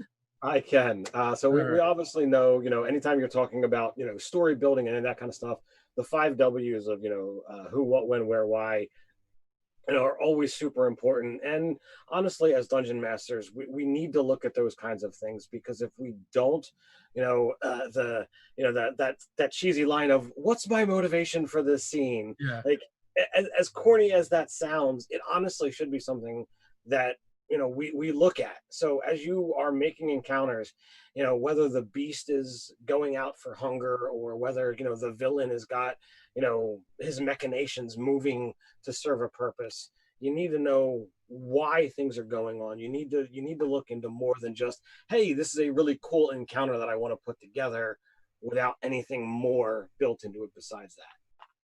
Yeah, and then going into art versus science, right? When you're creating, especially, I don't know what games you guys are playing or gals are playing, but we play a lot of 5e D&D, where we find building encounters is a lot. There's a lot of art, more so than science to it. The challenge system at a certain point breaks down a little bit, and it requires a bit of eyeballing and knowing, what kind of players you're going to be dealing with, what kind of characters are bringing to the table. If it is, indeed your regular group that you normally play with. Now, it gets really tricky when you're talking about a group that you have no experience with. Say you're going to be running at a convention, or you're writing an adventure, maybe to publish or something like that. Then you're going to have to really kind of rely on the numbers, maybe do a little play testing to kind of figure that stuff out. But when you have a group that you're used to playing with, it is a lot easier, because you can like eyeball their characters and go, oh, I know what so-and-so would do in this instance. So you can tweak and dial things up or down as you need to. It's really important to know whether you've got player characters who are specced out, maximized, if you want to use those kinds of terminologies. Like, oh well, we know that we've got all of the bases covered with tank and damage dealer, healer, all of that stuff. Or whether you are playing with characters who are designed more for fun, character builds that are suboptimal. Not that there's anything wrong with going down that direction, but when you've got characters with low hit points, low AC, and you decide you're going to run a combat heavy game, it is entirely possible that you are just going to, kill them all and say, okay, well, that wasn't that fun. It isn't really, unless, everybody's down for that. So, you do have to look at what is the damage output of, the monster or of the encounter. What are the DCs? Are these players going to be able to handle what it is that you are putting in there? And as Dave says, you really do want to know, when possible, the type of player at your table, the kind of characters that they enjoy making and the kind of game that they are looking for. Now, we have our own house style that we use that was developed during our Out of the Box Encounters project, which is for pre-order now in our store, as well as you can buy the PDF and download it. I mean, digital maps and all kinds of cool stuff over there if you wanted to check it out. But this is literally the formula we use for creating encounters. The introduction, origin, inspiration for the encounter, what's it about, the environment, obviously, where does this encounter take place? Sometimes, as in Out of the Box, a lot of times they can take place in a lot of different places. Suggested level, and that's kind of what we were just speaking to. Like, how do you calculate the right challenge rating for the party that's going to be going through these encounters? Monsters. We also have monsters. What creatures appear in the encounter? Do you need to create any new ones? Where Nerdarchy is very prone to making our own monsters, our own material, for the things that we run. Treasures, what kind of things that this encounter has the chance of earning. Some things might be hidden, some things might be on the monsters themselves.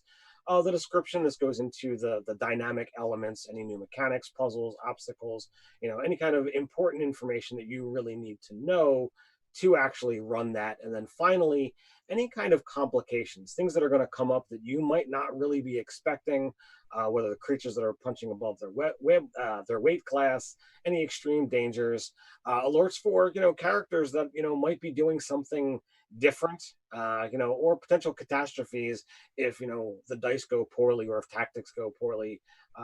These are kind of things that really should be considered when you're planning encounters, because if the players decide to go left and you thought they were going to go right, is that going to drastically change the encounter? Yeah, and also with the complications, the final thing we kind of address in Out of the Box is like, what could this mean to the adventure party going forward? What are some long-reaching effects that this could have? Could this lead to the next adventure? Could this take us somewhere else down the road? Is this going to create an enemy or an ally maybe that the players have to deal with? So next up, we're going to get into Flask and Fang and kind of like how we broke things down and how we saw things coming out. So the premise for this adventure, you start falling from the sky from an airship, right? So burning wreckage, and you could do this one of two ways. You could just say it happened, right? You are now in this small village, but we're like, this might be an opportunity to introduce something kind of fun and cool. And we've really kind of dug the skill challenges from 4th edition Dungeons and Dragons. And this would be a good place to check them out. And also, if you go YouTube, Matt Colville, he has a great video on skill challenges. We also have several videos on skill challenges as well. There is the formal version of it, like directly lift it from 4E, or you can kind of improvise a little bit. And the formal version is each of the characters, they're going to use different skills that they have available.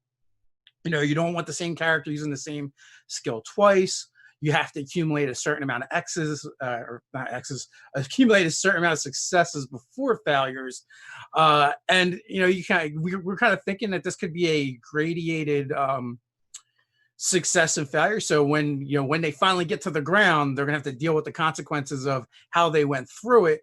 And right off the bat, like, you might allow players to use acrobatics. That's a pretty obvious one. Like, maybe they're falling through the canopy of a forest because there's one nearby, and they're kind of like trying to jump from branch to branch and slow their fall. Maybe there's a piece of the airship that is kind of like a sail that they can use like a parachute and try and guide themselves down.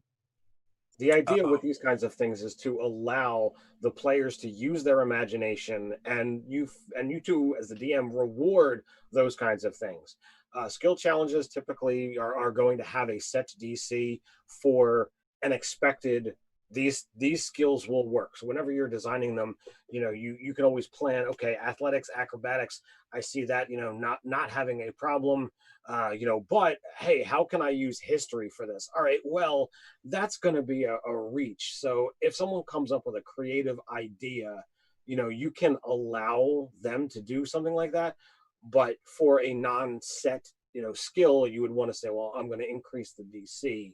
And that's just a typical way of doing it. In the formal version, you only have these skills are allowed, and that's just how it goes. We tend to go with the more informal version. That's just fits our play style better, and again rewards the creativity of players who are going to think outside the box. Absolutely. And then like some of the things that we came up with is like, the idea is when you hit the ground from a falling airship, you're probably going to take damage. Well, if they do really well on this, they could reduce that damage. But not only that, we could use some foreshadowing and add some elements from the plot that maybe later on they're going to, that'll come up and be valuable to them. So you get a little something extra out of their success. We'll give them a clue. You spot the last rays of setting sun on a hill fort beyond the forest of shadow and shade. And which doesn't mean anything to anybody right now, but later on we can kind of circle back to that. On a failure, they're going to take more damage, and they're going to also maybe have some levels of exhaustion they have to deal with. So these are some things to consider. Yeah, exhaustion in 5th edition is the only thing that kind of represents lasting damage. There are no broken bones. There are no lingering injuries. So we felt that exhaustion kind of fits that niche of something that, okay, it's going to take you time to recover from that. So that's why we felt exhaustion is going to fit into this. Whether you get the wind knocked out of you or you crack a rib, that takes time to heal. So. And there's another reason why we're looking at that as well. Again, it's another thing that's going to play into one of these subsequent encounters, and that was kind of like the idea. So all right, so now the party, they've made it from the airship, they've made it from the wreckage, they've survived, and they find themselves in a town, a small town. And one of the first things that happens to them when they arrive at this town is they're attacked by a vampire. And that's why the skill challenge was kind of important, right? Were they already hurting from that? Are they exhausted from that? Making this encounter so much more difficult. But that's okay, because we already kind of have from our outline, we kind of have a idea that this isn't really a fight to the finish per se. Whenever you're looking at encounters, there are a variety of different methods to designing it. Are the players meant to win? Is the enemy supposed to flee? These are kind of things that you can look at and you can plan for, and it comes into really good storytelling. When you read novels and watch movies, the good guys don't win every single battle, so you want to sometimes give them a taste of that. And in this particular situation, that is what it is designed for. You've got the capacity for having a monster that is punching higher than the damage of what the PCs are able to take, but the NPC is the one who comes in and steals the show and wins the day. And we get to see where that winds up going later. But when players have someone else save them, it humbles them to some degree, and it can create some informative story choices as well. So in this case, we also want to do some foreshadowing, let the players know, oh, they're dealing with this particular monster. This is going to be the problem that's coming up. Also, we can do some foreshadowing here. We might ask the players for some insight checks, and if they do really well on those, we'll be like, oh, like this vampire and the alchemist that comes and saves them, they seem to know each other. Like the vampire seems to already be afraid of this alchemist before he even really joined the fray, and he also comes out holding this silver circlet. Right. And what does that mean? Maybe that's an Arcana check from a player to kind of understand what that device does. Again, these are things that are going to come in later. So we want to give away maybe a little bit of information, reward our players for asking questions and using their skills and what they're capable of without like giving away everything all at once. And as we kind of flow through this, you'll see what we mean and why that is. And so far, we've had 2 different encounters. Let's see if we can come up with a third one. And this is, the following morning, they're sleeping at this tavern, the Wolf and Sheep Tavern. It's the only tavern in town. So we know this is more than likely where they're going to sleep. A slave trader shows up. So this is going to be like the quest giver, right? And it's a chance for them to role play. But also too, like we wanted to put this in and look at this from a different angle. Does your group, does the game that you're, the people you're playing with, do you have a social contract? Because this is a slave trader. Maybe that's a topic that you don't want in your game. So you would have to change this to something else. And it could easily not be slaves. It could be a father and, you know, his set. Not okay with this.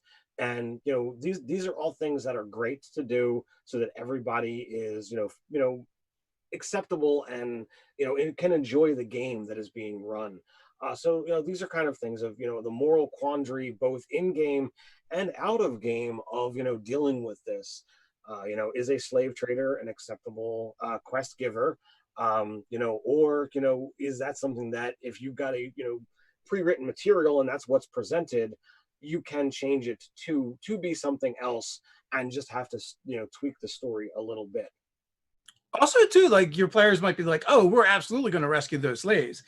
Then we're going to free them. So it can also take the adventure in different ways as well. And, you know, why, you know, you're going to ask other questions too, like, you know, why is it in the scenario, like the townsfolk are trying to convince you not to go rescue the slaves, to let it go. They're offering to compensate the slave trader for his trouble. Is that something you're okay with? Like, just, these humanoids, these sentient creatures, just putting a price on their heads and giving them value. Is that something that's okay for you or not? So, these are all role-playing situations that come up, not just with the players and the NPCs, but amongst themselves. Like, they may have different values and agree differently to this. Like, you might have a player be like, yeah, we're going to go free those slaves or from the vampire, but we're going to keep them. We're going to own them. Right. And you may have other players be like, no, that's not the kind of game we're playing. That's not what we're doing. That's not the kind of characters we are. So these are all considerations when you're going through an adventure and coming and designing an adventure. So next up, our adventure is going to take us through the forest of shadow and shade as we head to the old fort in order to rescue the slaves, which we get to highlight different environments now. So we've been in a tavern, we've been in urban, we've been falling from the sky. We've been all over the place. And, the forest of shade and shadow to me is very evocative and makes me think of, well, how does this environment going to impact this encounter and the adventure? To me, that's almost like a mystical, magical property to it. Like, I almost want to say, like, everything can only be dim light within the boundaries of the forest of shadow and shade, or maybe it's just the name. So perhaps, the light is, the canopy of this forest is so thick that light, from above is not really coming through. Perhaps you've got an eerie quality of it, and that, shadows move. This is where you can really get into, highlighting that exploration pillar and dive into, what they call setting the scene. Really get the players in the mood. Whether you want to use music at your table and put on some creepy background music as you're giving this description, that really gets you into the area, to the environment. Say that, oh well, perhaps here sound echoes differently, and it bounces almost as if these trees are walls, and it gives you this creepy vibe. There's got to be a reason for this name. And when you've got nothing that the material is presenting, you want to find out, when you're running it in your world, how is that interpreted? Make that name mean something more than just, oh well, it's dark. Yeah, I mean, like you said, I would want to do some fun things. Like Ted mentioned, the sound. Maybe all the sound is deadened in here. And then here's the idea that we're going to have a fight in this forest. These husks are going to attack the adventuring party. What are the husks? Are they just zombies? Could be souped up zombies. They could be commoners with the vampire traits, taking the sidebar from the monster manual and adding that. But this is an opportunity to kind of break the state of your players and what's going on. This is the perfect place that I would maybe want to offer up a jump scare or two before you actually got to the encounter itself. You know, you could have just wildlife rustling in the woods or something, and lo and behold, that's all it is. There's nothing there. Pardon me. Yeah, when you have the option of putting something, you know, to make someone make a perception check, or they hear something, and you know you've already set the scene with, you know, this is potentially a scary place, and then all of a sudden you hear a noise, or you know movement catches, you know, your attention to the left, and the players all turn and they're like, I roll initiative, and it's like it's a rabbit, or you know a deer goes, you know darting by, you know, something to be like, okay, all right, well, I guess it's not that. You know, but perhaps somebody says, you know, like, I attack, you know, and they just start making attack rolls before they even know what it is. You know, that gets them in the you know, in the mood, essentially, in that proper frame of mind for characters that could potentially be startled and, you know, worried about what's around the next corner. Yeah, and because we're saying, you know, possibly this place has these special properties of, you know, being dim light, it's going to be harder to make perception checks, harder to see things. So you might want to start with, you know, you hear the snapping of a twig or a branch, you know, in the distance to your left, and kind of like harry them a little while as you kind of set the mood before you set the monster upon them. You know, maybe they see the lumbering shapes off to the sides of the road, you know, beforehand, you know, giving them the opportunity to maybe, you know, try and set something up tactically or flee, you know, but you can definitely try and play with the emotions of your players via the environment and via the mood.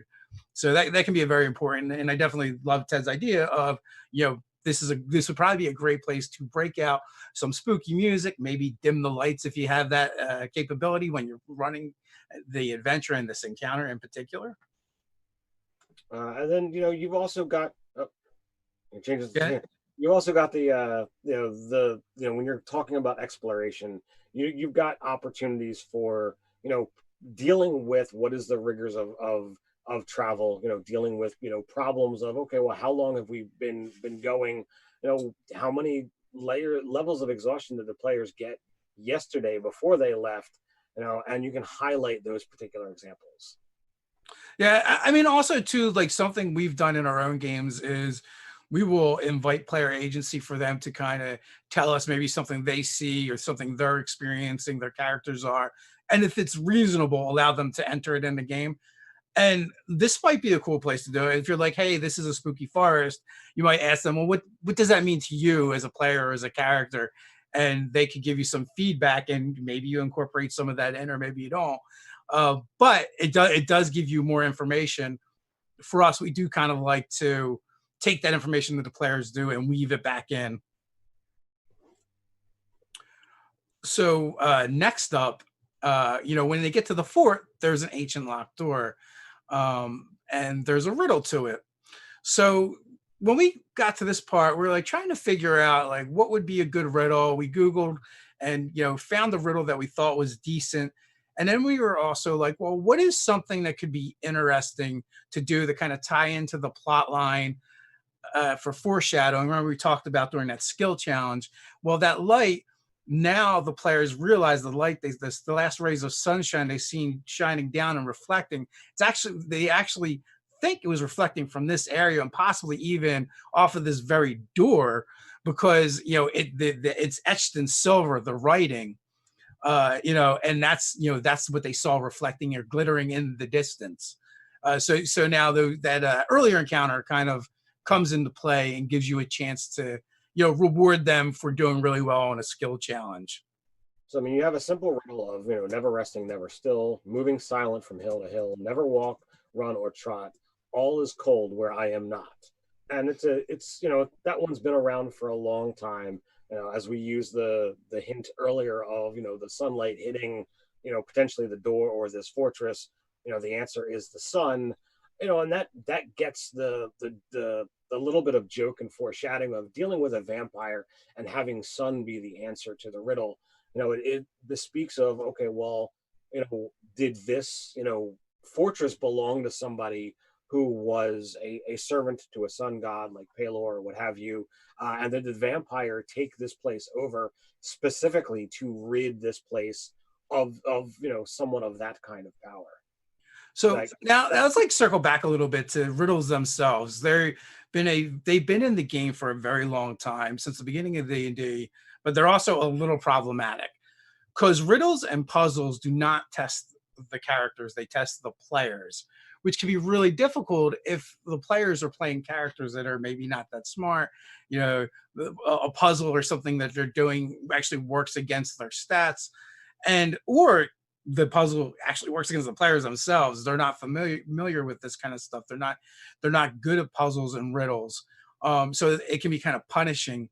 One of the things that we do in our games oftentimes is, one, we might come up with an answer, but we're also fairly open to, if the players give us an answer that we feel like could be the answer but wasn't, we'll allow that, or we also allow people to talk across the table and do what we call a shared consciousness, so that while the players are all talking and working things out together, it is actually probably the most intelligent character or the wisest character for something of this nature that would come up with the answer, unless one of the other characters have like a good reason in their backstory or something.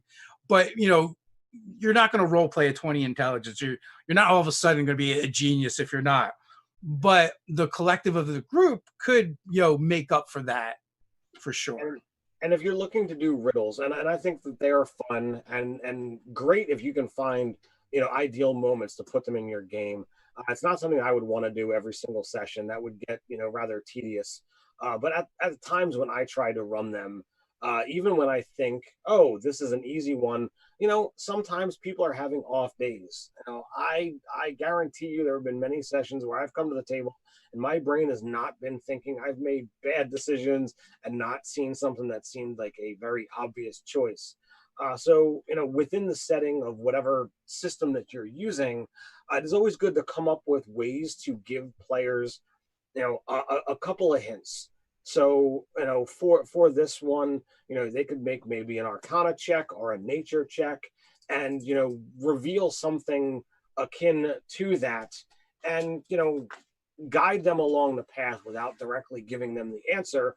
And, who knows, maybe one or two hints is all they're going to need. But having those kind of things, are there. Dave nailed it perfectly that, it is always good to give them an alternative option for where the story is going to go if they don't get the riddle, or always taking something that fits the answer, even if it's not the answer that you have, because that rewards the creativity of the players, and the story gets to move on and, hey, look, they guessed the right answer. Yeah, well, and hopefully, like with these like concepts, because I'm looking at the chat a little bit, and yes, we are talking D&T specific, but the concepts themselves, you can devoid of the mechanics and change them out for whatever your favorite system is, and hopefully you use it for that. Now, I will say, like an encounter like this or a scene like this, you have to be careful, because if it is get through this door where the adventure stops, that's a problem. That's bad design, right? So there should be another way, right? Maybe there's another check you can make. Maybe they can find another way in, but it's going to take longer. And as the GM, if I were to have made this adventure and I find this one encounter is short-circuiting them, I would either have to try and figure out a way to plant some clues around the scene for them to find, to get it literally just gives them the answer, or find another way for them to get in. You never want to have your adventure or your story hinged on one roll. That's just going to be like, oh, if you pass this roll, the adventure continues. If you don't, the adventure ends. So that is something else to be cognizant of. And unfortunately, it didn't make it into our slide, but I want to make sure people understand that when you're doing, any kind of design work for encounters or scenarios, just remember there should be ways around it, just in case. Never hinge on a single mechanic of the game that is pass or fail, because then as the dungeon master or game master, you've just pigeonholed yourself into a spot where you've kind of ended your own adventure. Yes. So, I mean, having a path that is, laden with traps and or extra monsters, here is a way of saying, okay, well, we can go down the dangerous way, or we can solve this riddle and move forward. And if you don't, solve that riddle, well, then I guess we're going through the traps and monsters way, and the story continues. All right, so they get through the door and they confront the vampire, the creature that they have been looking for. But surprise, it's not what they thought it was. We're going to change the nature. They came for a fight. That's not what's going to happen. So, here you have a vampire who is, weakened and battered from the fight with the alchemist, and he is not prepared to fight. And he is willing to, at this point in time, divulge more of the story. Here is where you get to learn what's actually going on. You get that aha moment of the players are expecting, like, yes, finally, the big bad, we get to fight him. And it's not a fight, it's an awesome role-playing encounter, a chance for you to explore more parts of your world, share parts of the story, and invite the creativity of the scene. And you get to see how the players are interacting with what's going on, and based on the player and character reactions are going to determine how this kind of adventure fits with your particular table and where the story is going to go next. Yeah, one of the things that we learn that is like this vampire is an evil creature that does feed on others, but we also learn that the alchemist is the one that's kind of behind this, and they've been attacking the vampire, and after they attack the vampire is let go. So it offers up some questions to be answered. Now here, either the slaves are here and you're able to free them, or they're not. They've already been turned into zombies or thralls to the vampire. They're beyond saving. But at the same time, you have this bad guy who apparently he might not be the only bad guy. So you have to decide what you're going to do with the vampire. Do you destroy the vampire? Do you become an ally to the vampire? And perhaps it's going to help you later on in the adventure when you go to confront the alchemist after you've discovered that he's been using the vampire and siphoning energy off of it. And what is he doing with the energy? Maybe the vampire doesn't know for sure, but he knows that like the vampire goes out, it feeds, and then he is visited by the alchemist, and something bad is happening, and that is why he's so weak. And if the players don't decide to talk with the vampire, you might have to think about leaving some clues for them in order to draw them to the conclusion that the adventure's not over yet, or maybe not, depending. Yeah, and you've got the capacity to say, okay, well, if they just go and kill the vampire and they go back to town and yay, we killed the vampire. Well, the alchemist, might be angry, and an insight check might reveal like that the alchemist didn't want the vampire to be killed, and that's where more story is able to be ascertained. Perhaps there are clues, and maybe the gnome is actually there, and he's coming up behind the players and be like, what did you do? And now you've got another forced confrontation. You've always got to, as a DM, think on your feet, because the players are frequently going to do things that you are not going to expect, or at least that's that's my experience. So when you get into these kinds of things, be prepared for alternative options when you're creating your stories. Be flexible. So next up, the players, they come back to the town, and the town is empty, right? And they don't know what's going on. There's a handful of goons that are left in town, and they're like trying to tell the players to just go away. But if confronted, they kind of just run away. And they what they do find out before the goons run away is the town is up at the manor where there is a feast going on, or some kind of festivities going on, and the players point blank are not invited. So when the goons they cross this bridge and the players decide to pursue to garner more information, you've got this capacity to fight the goons and have them be fighting in waves. And then, as they finally get to cross this bridge, you realize that this bridge, in fact, is the actual next monster. So you've got the encounter design of now fighting loads of monsters that some are appearing each round. So you're not overwhelming your players all at once. So like you pick, okay, well, like a lair action at initiative count 20, I'm going to roll a d6 and that many more goons enter the fray from the sides and join in. So you've got fun things to wind up doing there. But then when they come to this bridge, it is a gargantuan mimic. So it's got increased armor class, hit points, stats. Its damage has gone up based on its size. So you've definitely got some fun things that you could do by creating a brand new monster, and that's something. Well, even before you get to that, right? You have in a dynamic environment to battle the goons in, and that is the bridge itself. Even before we reveal that, lo and behold, the bridge is actually a monster too. What happens on the bridge? What happens if a player is pushed over the bridge? Is this a bridge over a ravine or a river? What happens if you push the goons off, right? Are they out of the fight? Is the river just going to wash them down? If the player gets knocked into the river, maybe it doesn't really do damage, but then they have to battle against the river and get back up on one of the banks to get back into the fray.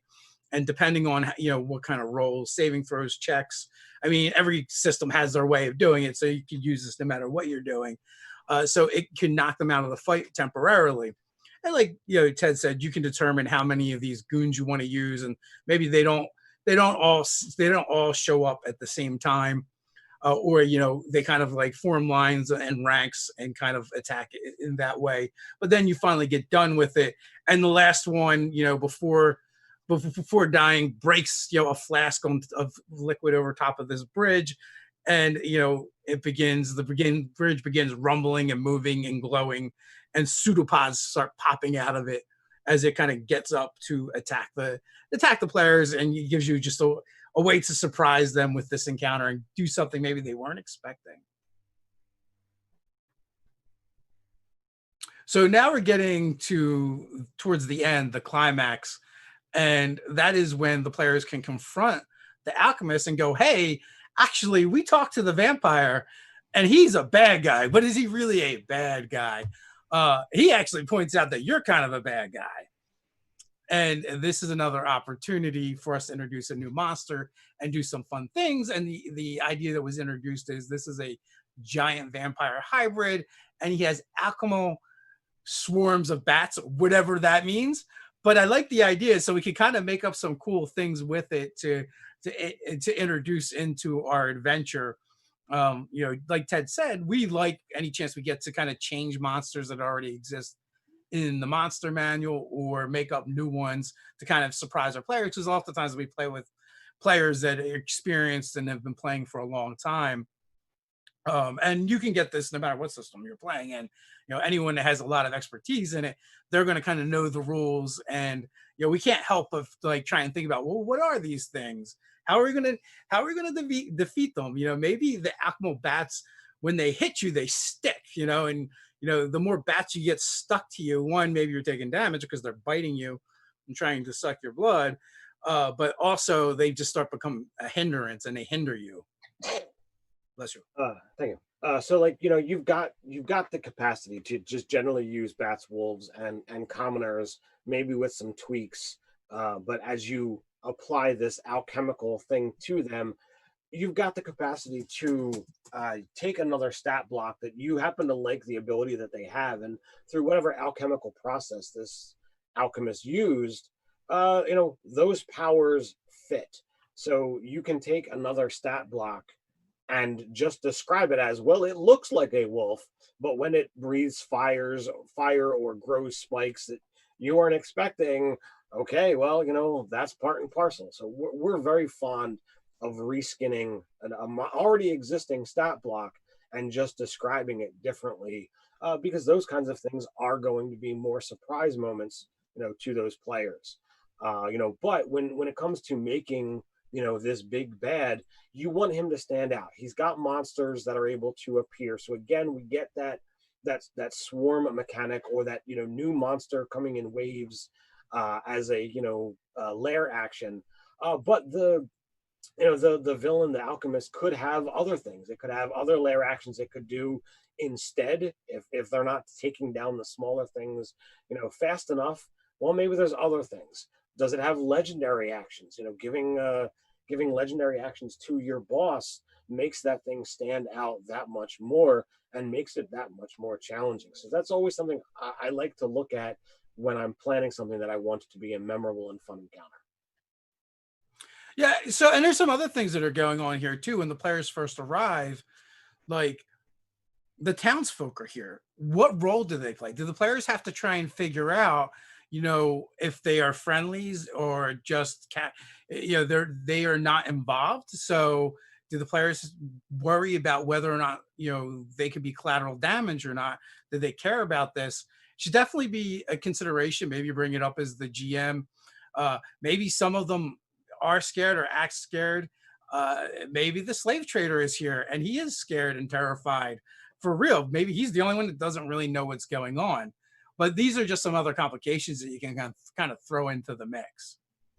And it adds to the story of where this is going to wind up going next, because all right, unless this happens to be your conclusion and the campaign ends here, once you deal with this hybrid alchemist vampire thing, what happens to those townsfolk?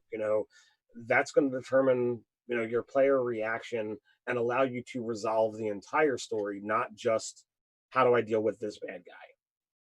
Yeah, and we even went and made up our mammoth mimic, so because why not? It's always fun to do, to figure out what kind of challenge that would be, which we used D&D Beyond for that. It was like super easy to just go in there and tweak the regular mimic.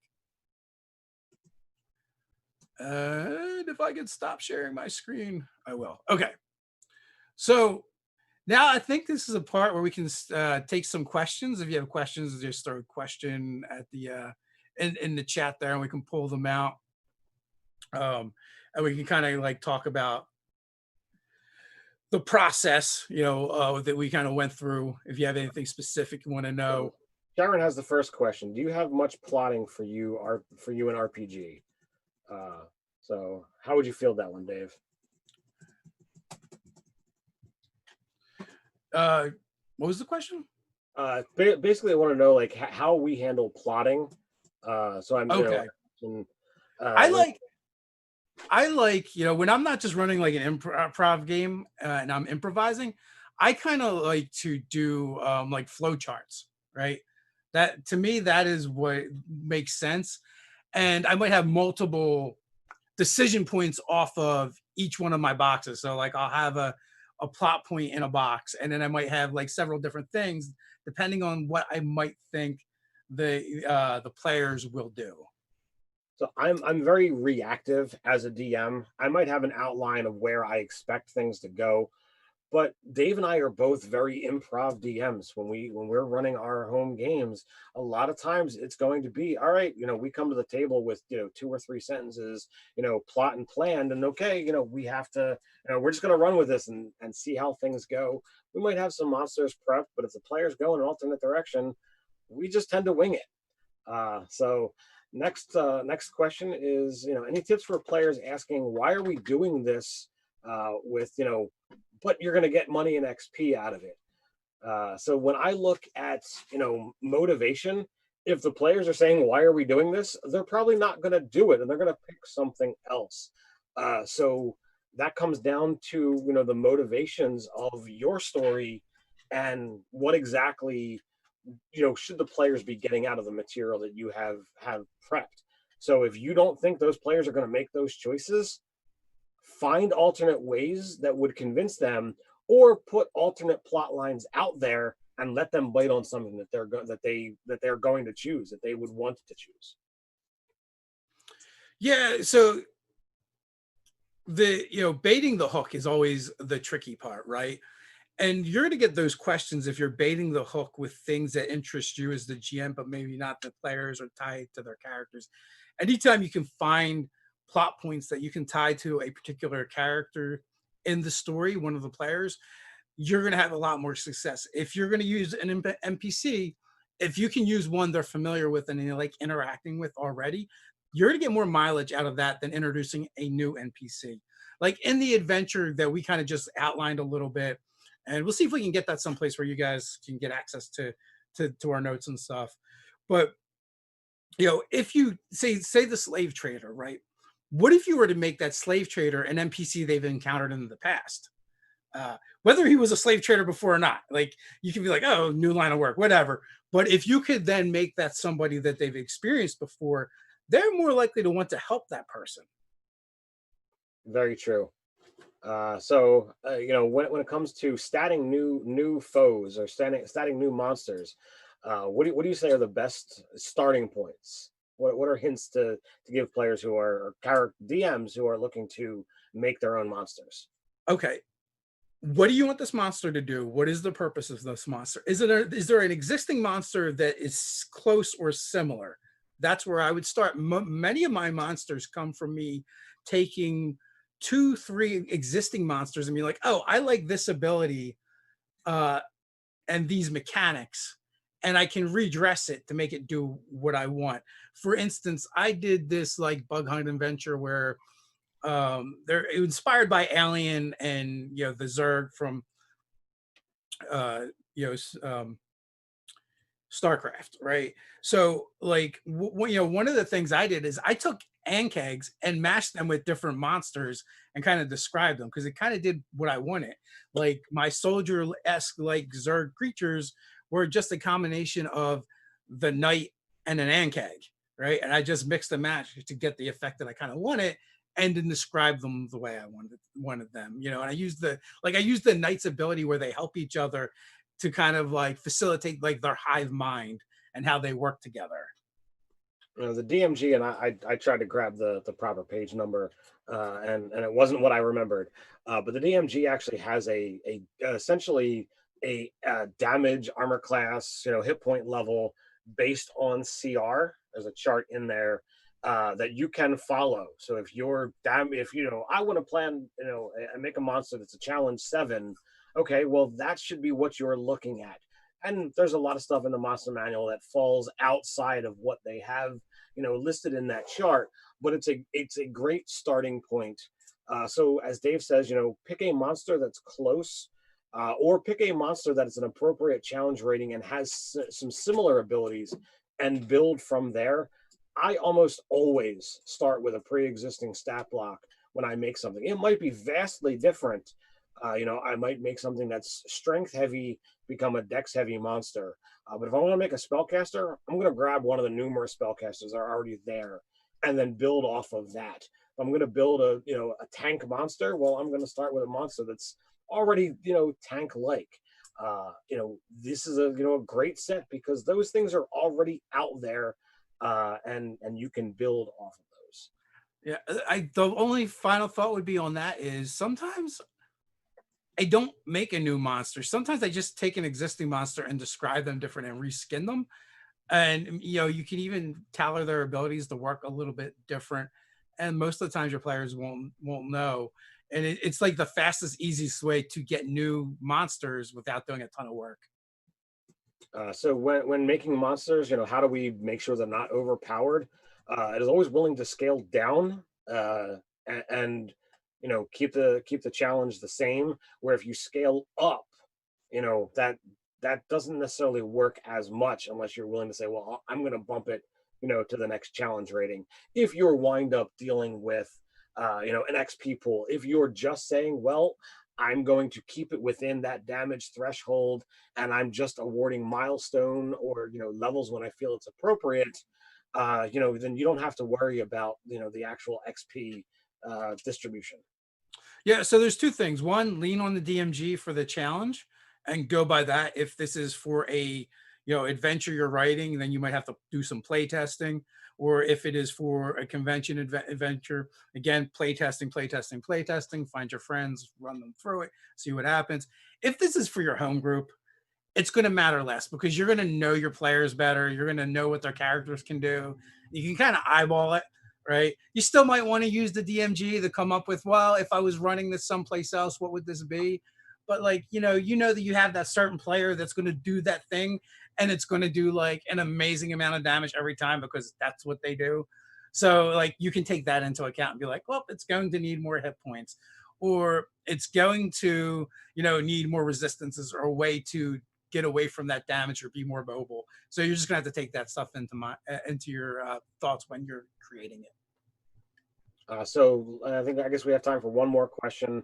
It says, do you plan a way to let the heroes off the hook in case an encounter proves to be too deadly? I don't plan it, but that being said, if something happens and it makes sense to just knock out the party and take them prisoners, then the adventure is going to go in a different direction. If it, I hate to do the savior method, so I'm not likely to do that. I would much rather, have them knocked out and made into prisoners. But sometimes it just depends on the monster. If it's a wild beast type creature, it's going to kill and it's going to eat them, right? That's what's going most likely going to happen. Now, if they try and run away and they come up with like a clever idea to do that, I will absolutely let them get away. Maybe try and put the fear of the monster in them a little bit more on their way out. I would absolutely look at this. Again, I'm like Dave. I don't plan, but again, I feel like I've got enough experience behind the screen that if things start to go poorly, I can change the situation. I'm not going to do the savior method. That tends to rob the players of their choice of, do we flee? Or, perhaps things are going poorly. I mean, I was running a game just the other day, actually yesterday, where it was brutal on the players, but the villain got brought down to 10 hit points. Well, he wasn't planning to die. He was coming to try and take over this town. So it was like, well, at 10 hit points, he's going to flee. I didn't make this decision, prior to the battle. I made that decision when he took attack and was like, oh, that's close. He's up next. He's just going to start flying away. That gave the players the chance to win that encounter that could have actually ended in a couple of them potentially dying because they were out of healing magic. Several of them were already on the ground, but it was that clutch moment that the next hit could have killed that guy. So no, he didn't want to die. He was willing to leave and come back with more later. And I think that is all of our time. So it is now time for us to head on out. Thanks, everyone. Nerdarchy.com. And with that, till next time, stay nerdy. Stay nerdy.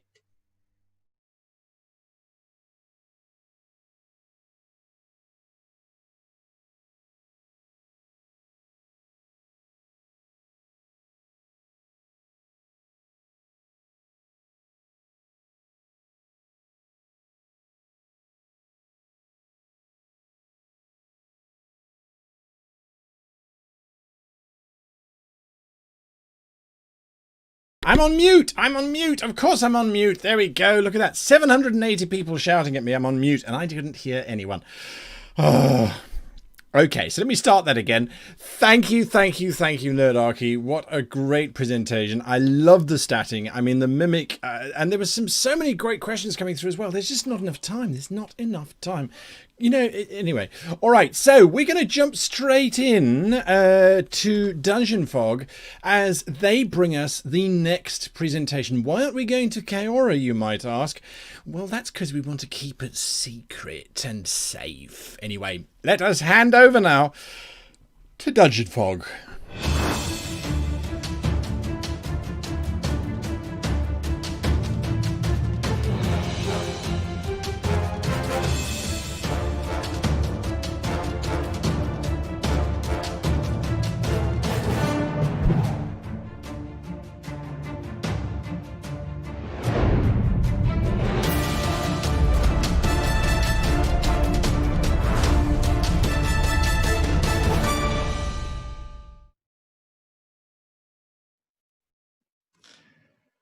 All right. Hello, everyone. So wow, that was an interesting journey so far. I think we've learned a lot of cool stuff.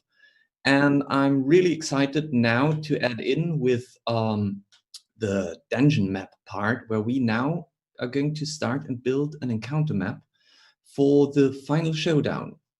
So without any further ado, let's just jump into it. When I do battle map design, when I create and plan my battle maps, I have found a very helpful concept that I like to fall back to and use as an inspiration. And whoop, that was the wrong button. I needed to go here. And that is the 5-room concept by John Ford. Now, if you know that, that's perfect. If you haven't never heard about it, go to roleplayingtips.com, where he introduces the concept in details. To give you a brief understanding of what he says is, if you want to build a dungeon map, and keep in mind, he was mainly talking about theater of the mind map design, or theater of the mind dungeon design, I should say. You only need 5 rooms or 5 areas. You need an entrance with a guardian that kind of protects this dungeon to make sure that no one else has looted it before, followed up by a puzzle or a role-playing challenge, which kind of changes the or tailors to different player styles, where some like to fight, some like to solve puzzles, some like to role play a lot. So you're going to bring different tones in here. Once they have overcome this room or this area, they are confronted with a trick or a setback to shake up the game, to make sure that they're always on their footing when it comes to changing the pacing or changing the game, the map in our case. Then the 4th room will lead up to the climax, which is obviously the final showdown, the big battle, whatever it is, what you're bringing there. And finally, you want to give them loot, you want to give them a revelation of what has happened here. You might hint things that are going to be interesting for the next adventure, so you could put mission objectives there. And that's basically the concept that this 5-room dungeon idea offers. So we're going to take that and we're going to build the Alchemist's Mansion. So the first thing I usually do is I look at what am I going to do and how do I want to set that scene. So I'm kind of designing the map prerequisite here, where I say, okay, what do I need? What is the inspiration, source of inspiration here? And leading up to that decision was that we've learned that when the party returns from the vampire, they come back to the village and they realize that the alchemist and some of the influential people of town have left to the mansion. They all went up to the estate for a dinner. And that definitely means we need an estate map. So to get an understanding of what map I am building, I usually go into the interwebs and search for some inspiration. So like, for example, this building that for me is a good mix between the Addams Family and Frankenstein, and obviously something vampiristic or dark. Another great source, obviously, is looking for relatable blueprints. Now, when I looked for this adventure, I found this beautiful layout that could be used as the layout for the mansion of the glass shaker mansion from The Alchemist. Now, apparently for this workshop, this would be a little bit too much to build together. So I started to look at the map and I started to say, okay, how can I condense this into a map that is playable within one session? Because this is a beautiful map and I would love to build it, but I know for sure that my players will spend more than one session in that mansion. And again, for the sake of this workshop, we need to find something that is a little bit more condensed. So before we're starting to condense that, how can we translate the 5-room concept into the map that we are making? And the first recommendation I would give to you is don't picture those rooms as rooms. We don't want to build 5 rooms that are just lined up on a perk chain. What we want to create is 5 scenes or 5 areas of interest. So we're going to use that concept. The next thing that is, I think, very important, because we are now talking about map design and not theater of the mind anymore, is the map should allow the players to explore. There should be areas that they can go to. There should be different routes that they can explore. So we should keep that in mind when we create the map. I think also very important is when you create big maps and you want to have a consistent gameplay, you should avoid backtracking a lot, or if you have to, you should make it meaningful. You will see in a minute what I mean. Obviously, we need to plan space for combat. People like our players, the PCs, they will be fighting, and we need enough space to allow combat. We need to pay attention to casters and ranged fighters. We need to pay attention to close combat. We need to pay attention to running distances. So we have to keep that in mind when we design that. And I think most importantly, we have to prepare that our players are going off the rails in a minute. Like the saying is, a plan only exists as long as it, like 1 minute until the action takes place, something like that. So we know that whatever we do with the battle map, the players are going to do something completely different. Okay. So I took the map, again, this was the original map, and I took it and I tried to condense it into a smaller map that we can build together in this workshop. And as you can see, we have the foyer, where they might possibly enter. We have the dining room where they are expecting that the alchemist and the townsfolk are residing. I have added a ballroom. I will talk about that in a minute, a lounge.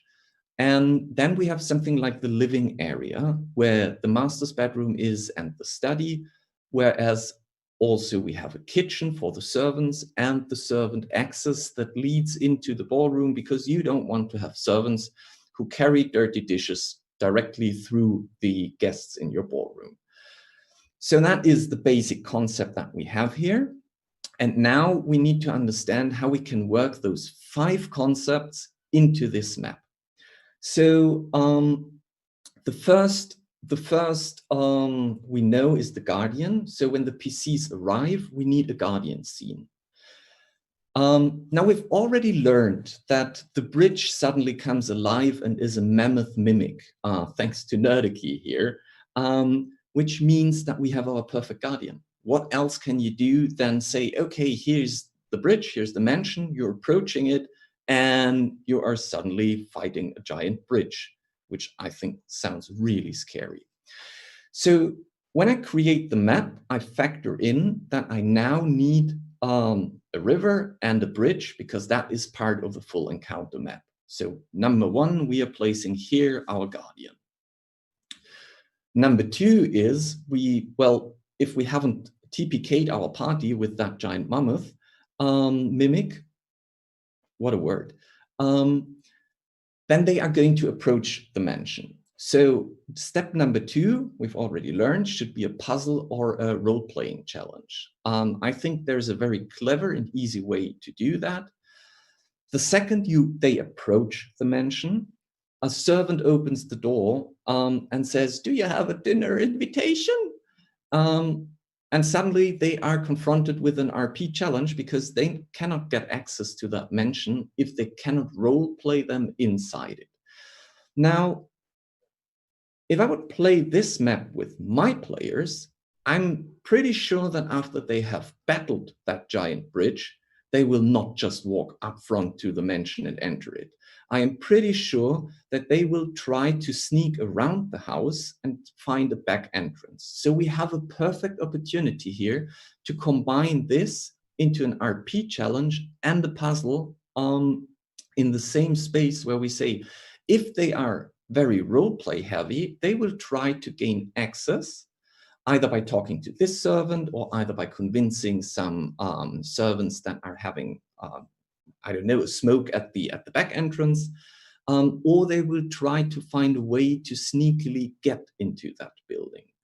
So here we are. I think this is a perfect way to prepare for that, which means that they are now somehow inside. And that means that we are now at step number 3. And step number 3 is it is time to confront them with a setback.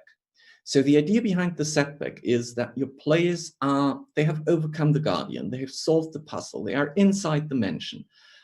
They feel undefeatable. And now it is time to change their expectation on that. And I think a great thing for that would be that they have expected a small dinner party in that mansion, but there is a full ball, like probably masquerade going on with many, many guests who are all masked, and suddenly all their beautiful plans, because again, my PCs would have spent a lot of time outside the mansion coming up with the perfect plan. Now this plan falls apart. So this is the setback we are confronting them with. So here you see, we just generally say the dinner, the abandoned dinner table, the filled ballroom, people who are hanging out in the lounge, people who are strolling through the foyer, all of that is part of our setback scenario here. Well, finally, they will make their way into the ballroom where the alchemist stands and chats and is flamboyant. So it is time for the showdown. This is our climax scene. But I think what we need to pay attention to is the fact that your players might completely overthrow your plans. They might just go in and blast a fireball into the ballroom because they expect that there are just vampires in there. Or they might be stronger than you've expected.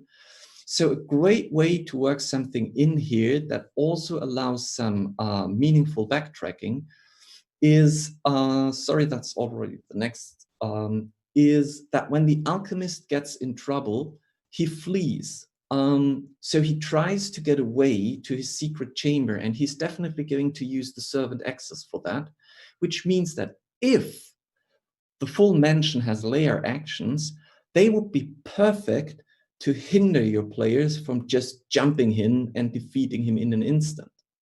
So we can work a chase in here where he's now trying to get from the ballroom back to his secret lair that we're going to talk about in a minute. Because where is the loot? Well, apparently the loot is in his secret lair, the one that he is keeping hidden from everyone else.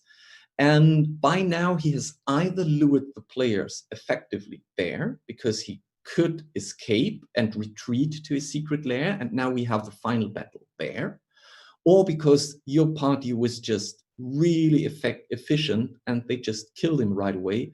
And then you can drop a MacGuffin like a skeleton key or whatever you can come up with that hints the party that there is more than they have expected.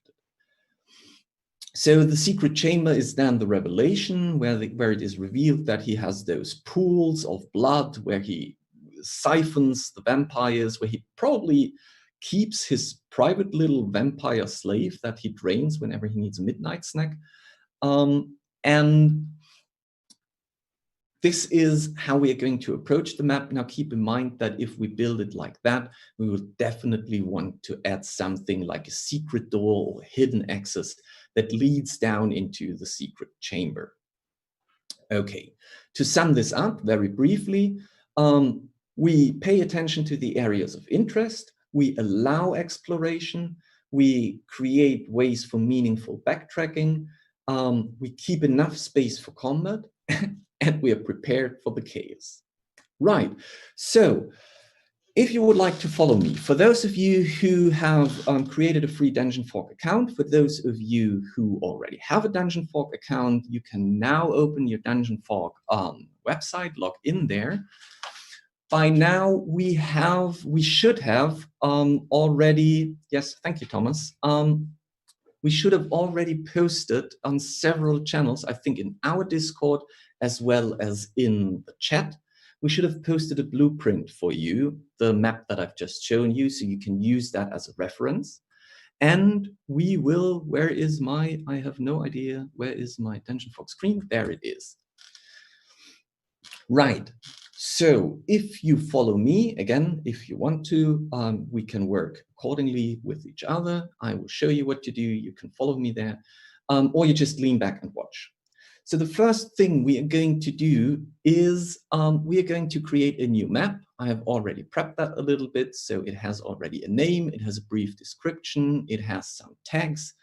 And for this map, I would ask you, please, to create a map size, because that's what the blueprint was designed for, with 100 pixels per grid and a map size of 50 by 36. Okay, one more time, and then you can ask in the Dungeon Fog chat. We will post that if you haven't caught that. It is 100 grids, 100 pixel per grid, and then the map size is 50 by 36. Once you're there, perfect. All you need to do is open, sorry, I need to look here. Open the map. That will bring you into the Dungeon Fog interface.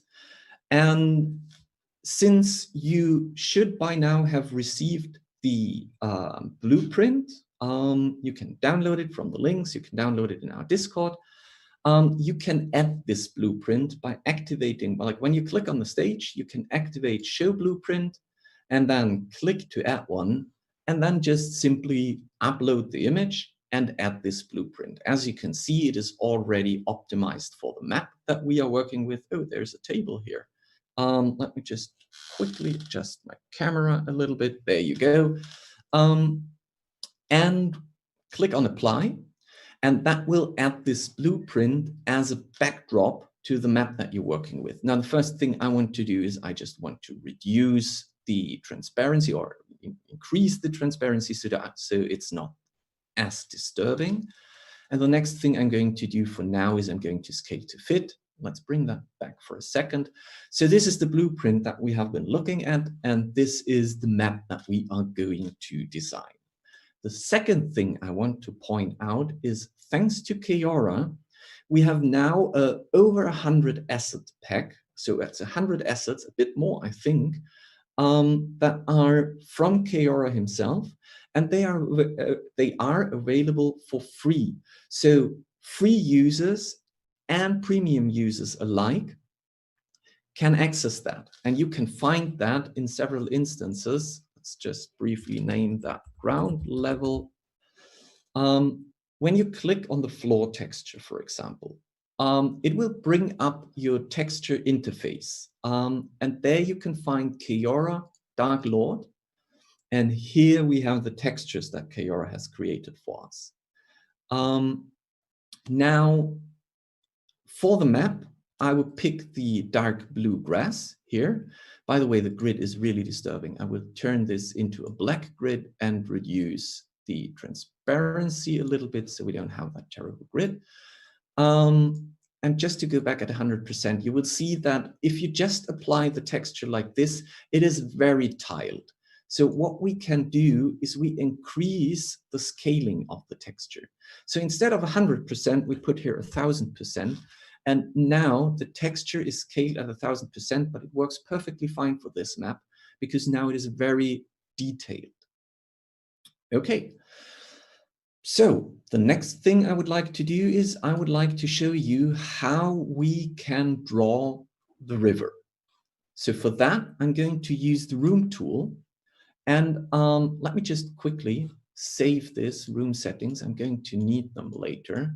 So I've just created a room here to store my settings. This is, you don't have to follow me there. This is just for me. I'm creating a room, but I'm not creating a normal room here because it should be a river and not a room. I'm using the cave setting for that. So I'm going into cave setting.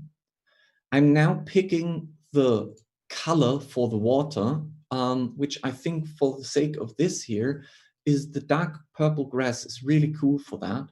And I just need to turn off the coloring here and I need to go at 1000% as well. There you go.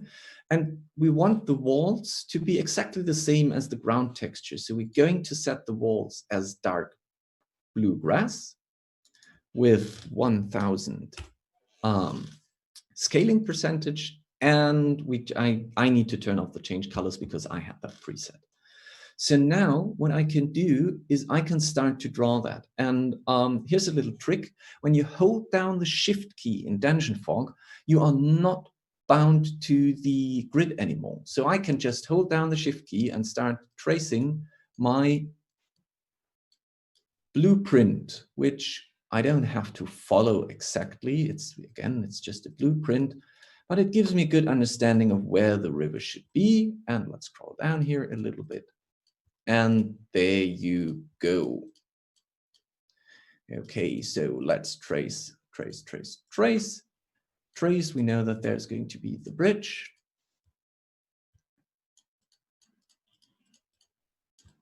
Okay, I need to close it.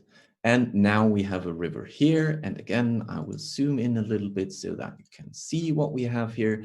Now, because we've used the cave tool, we have this outcroppings here. We have this wibbly wobbly line. And it's a little bit harsh, so I'm going to reduce it a little bit.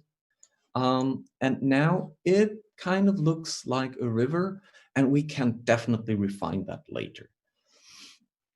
So next thing I'm going to add is I'm going to add the bridge.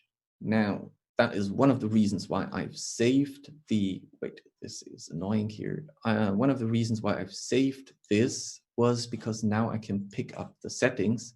Don't worry, I'm going to show you the settings in a minute. But now I have the perfect settings that I can use, and I can start to draw my bridge. Now, what settings did I use? Let's quickly look at that. For the floor, I have used in our stone, natural stone texture pack, I've used the solid dark stone. And to match the colors a bit of what Keora has created in the asset pack, I have set the colorization. So I've activated colorize, and I've set the color to 220 and then 20 and 20. So if you go 220, 20, 20, that's perfect. That absolutely fits the color style here. And for the wall, all we did was we made it a little bit darker, which means it's 220, 20, 10. There you go. That doesn't really look like a bridge though. So what we need to do is we need to hide the walls. So I can select the room, I can select the wall, and I click on hide. Then this wall disappears. And what I also can do is I can add a little circle in here, and I can add a little circle in here. Again, select the wall, go to you. When you have selected the wall, you get those wall settings, and the segment type, just set it to circle. All right, so this already looks a lot better. This already looks a little bit like a bridge. Let's add a little bit decoration to it. And for that, you go to the props tool, which is the little chair icon here, and you find under the setting Keora, the Dark Lord setting, where we have all the beautiful things that Keora has created for us. And I would like to use the gargoyle to decorate that bridge. So I'm going to, with Shift and mouse wheel, I'm going to select the gargoyle. I'm going to rotate it, Shift and mouse wheel to rotate, click to place. Now, for some of you, it might have happened that this looks something like this. When you place the gargoyle onto the room, it suddenly is inside the room instead of on top of it. So all you need to do is you need to activate the above walls setting. This will bring the gargoyle above all walls that you have, and he's rendered on top of everything. Okay, I also want this gargoyle to look outside instead of inside. So I'm going to, wait, I can't remember. Yeah, I'm going to mirror it. And now I can duplicate, Control D, by the way. Duplicate is Control D. I can duplicate it, and all I need to do now is I need to mirror him vertically. So I now have the gargoyle here and there. And we are going to add some little gargoyles, and we can just simply place them. Let's place one here. It is above walls. Perfect. We've kept that setting. Place it here, here, and here. All right. So I could do the same thing down here, but there's a way to do it faster, and I'm going to show it to you. I'm just quickly going to switch to my levels and layers. Because here, oh, look at that, this gargoyle is on the stage. If something is placed not directly on the room, it is rendered onto the stage. So I just drag it onto the room, and then I will place it here. So if I now look at the content, I see that I have all of them here. Perfect. They are now part of this room. So what I can do is I can create a little folder here and call that just briefly gargoyles. And now I just drag them in there. Click and drag, click and drag, click and drag. And now they are part of a set, which I can duplicate, place here, and flip vertically. There you go. Now they are on both sides, and I have very quickly created this bridge. I think all I need to do right now is I go to my brushes. I pick the texture, which is the dark grass texture. And let's see, yeah, opacity is fine. And I will, oh, well, that takes too long. And I can brush on top of that. So now I don't have this direct edge, but I have something like that. All right. You see, just a few minutes and you have the river and you have the bridge. Let's leave that for now and let's continue with our, I think I'm going to zoom out for that a little bit. Let's go to 50%. I can just use that. I will put it here, take the edge points, drag them, because now we are creating the layout. So all I need to do is I select my room tool and I start tracing all those things here. There you go. Add the kitchen. Right, onward, let's do the servants access. Now, for the foyer, the lounge, and this little middle room here, we need to pay a little bit attention to this. So when I place down my points, I will create a point here, and then the same here, because we are going to hide those walls in a minute. The same I'm going to do here. Click, click. There you go. And we need to do the same here, which means here stop, and there. And now we are getting here, and we are getting here. Fine. Now let's quickly hide those. Select the walls element, either click on hidden or just right click and use the little context menu here, the circular menu, hide and hide. And we already have the layout. Very cool. I don't need my blueprint anymore for now, so I'm going to deactivate that. And by the way, I'm going to save because saving is very important. The next thing I usually do, because I want to understand how people move around that place, is I'm going to add doors and windows. So as you can see, Keora has even created a beautiful new door and window set for us, and we're going to utilize that now. I will start with the double door because that's where probably our players enter. And I would expect that if I have guests, I want to impress them. So I have beautiful double doors leading into the dining room. They are connected through double doors with the ballroom. And there should be another set of double doors to the lounge. I think we can also place double doors here. And that's with the double doors for now. In regards to single wooden doors, we definitely need one where after his normal midnight snack, the alchemist can return to his sleeping room. He needs access to the study, and he most likely want to cross between those rooms on his own. In regards to the kitchen, I would say that because the servants are running in and out all the time, we're going to have open doors here and here. But honestly, I would hate it if the door would always knock me in the back from here. So I'm going to mirror that in that direction. That's perfect. And we said we want to give, oh, sorry, I still had selected that one. I need to deactivate first. And we've said we want to give them a back entrance. So we're going to place a door here. Now let's continue with the windows. We have beautiful windows here. I'm going to stick with the blue one for now.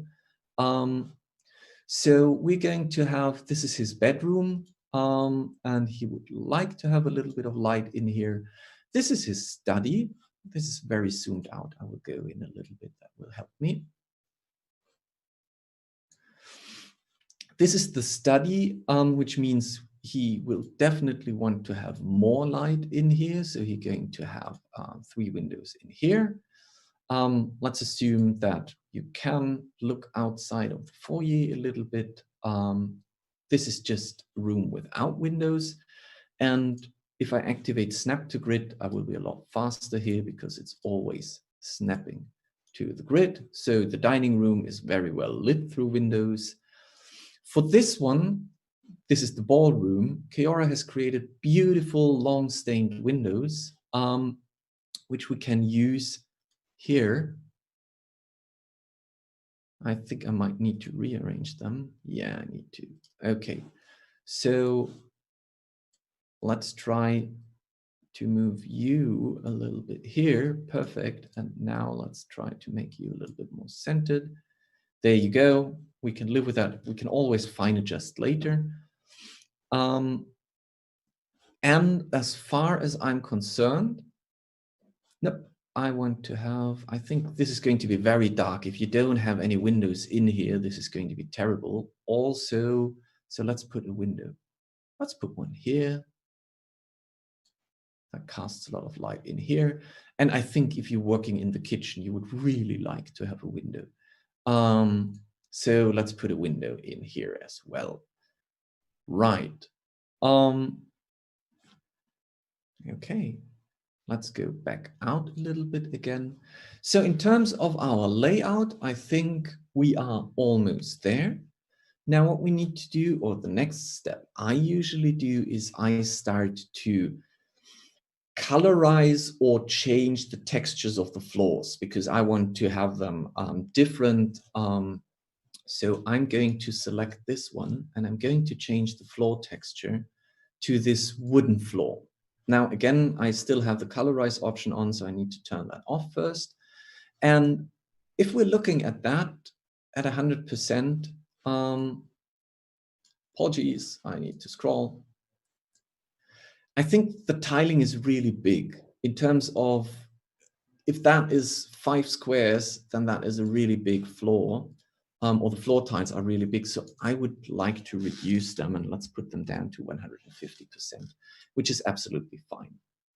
So I need to do that for all those rooms, but I don't want to spend clicking, selecting each of them and changing and adjusting them. So what I'm going to use is I'm going to use the paint room tool. When I select that, I have this little pipette, and I can pick up the room settings and I can now paste them. So I can say, okay, I want this here. This is wooden, and I would say this is wooden. And there are weird noises here. Oh, right. So oh no, that was my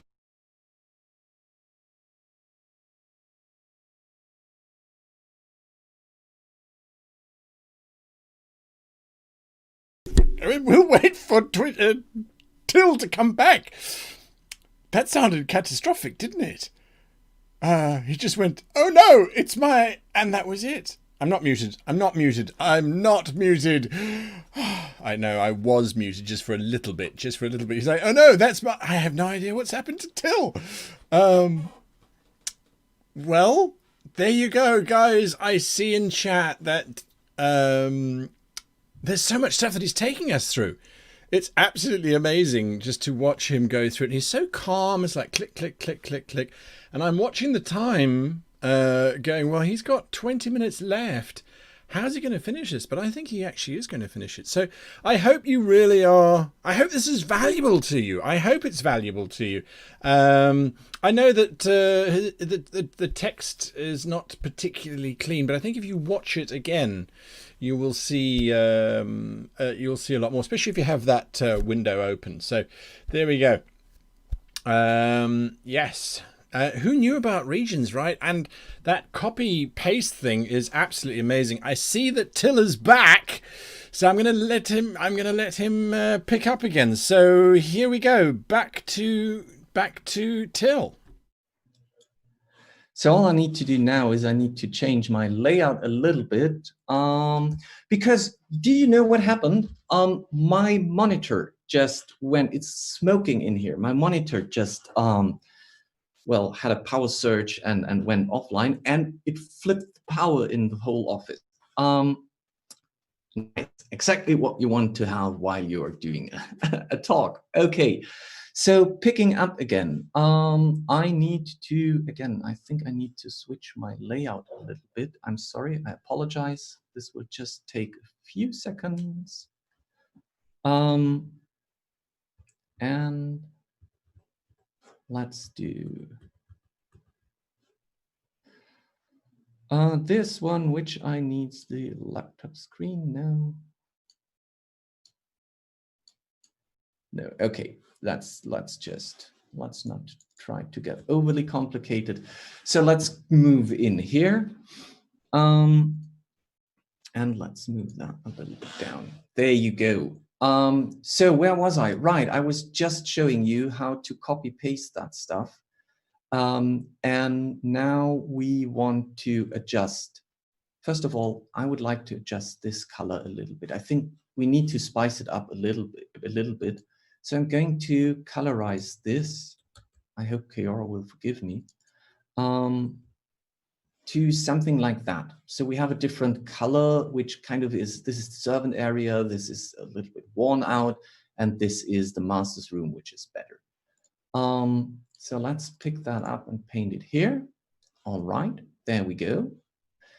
And now we can continue with this room. And this, as with the ballroom, is like the fancy area. This is where he has his guests, where he serves to them. And we are going to, nope, that's the wall setting, sorry. We're going to the floor setting here, and this is fancy floor as well.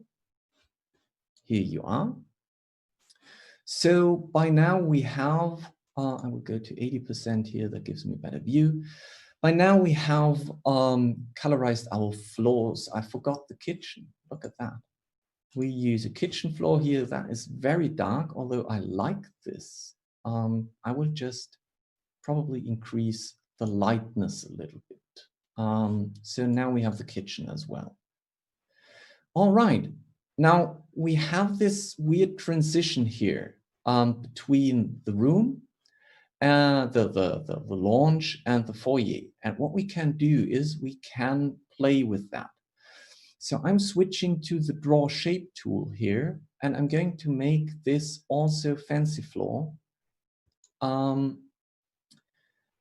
without colorization. Scaling is 200. That is perfectly fine. And now I can draw something like this here, which creates this leading way. I would though like it to be set in the floor. So I put it beneath grounds.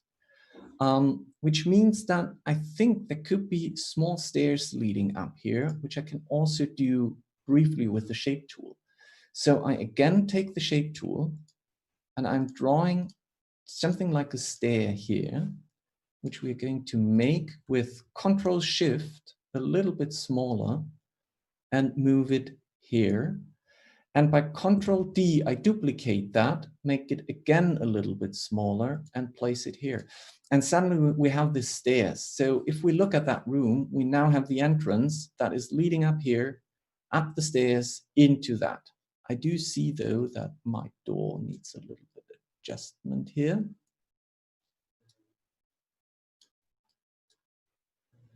There you go, I think that's better.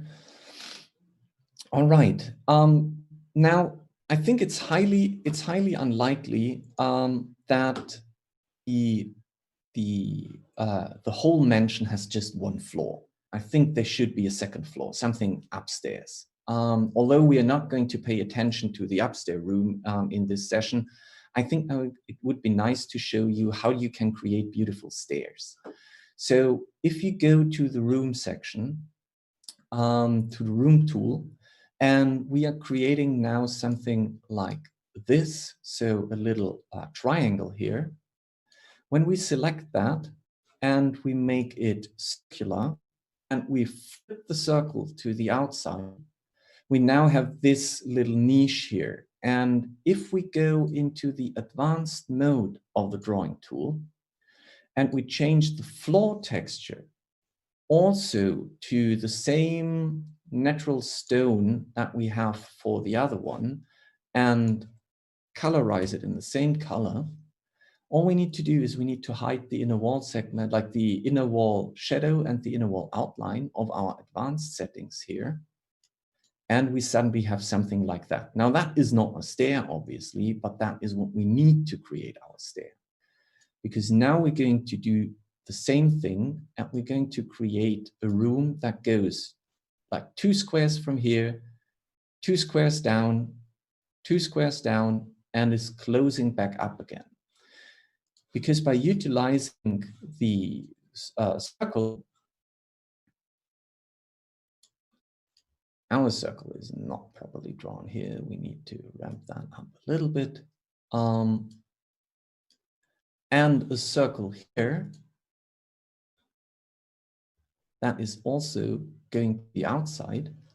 We now have this area. So if we go in there, if we hide that room, and if we also go in there and make this a little bit thinner, let's put it to 4 and 4. We now have this, which is already really good for using a stair. Now, if you look at, let me just show you. Now, if you look at that area here, you can see that there's a slight offset of your, because that is a 12 by 12 thick wall, and that is a 4 thick wall. So all I need to do is I just shift that up a little bit and we can close the gap. I'm sorry, you're not seeing it, now you're seeing it. Right.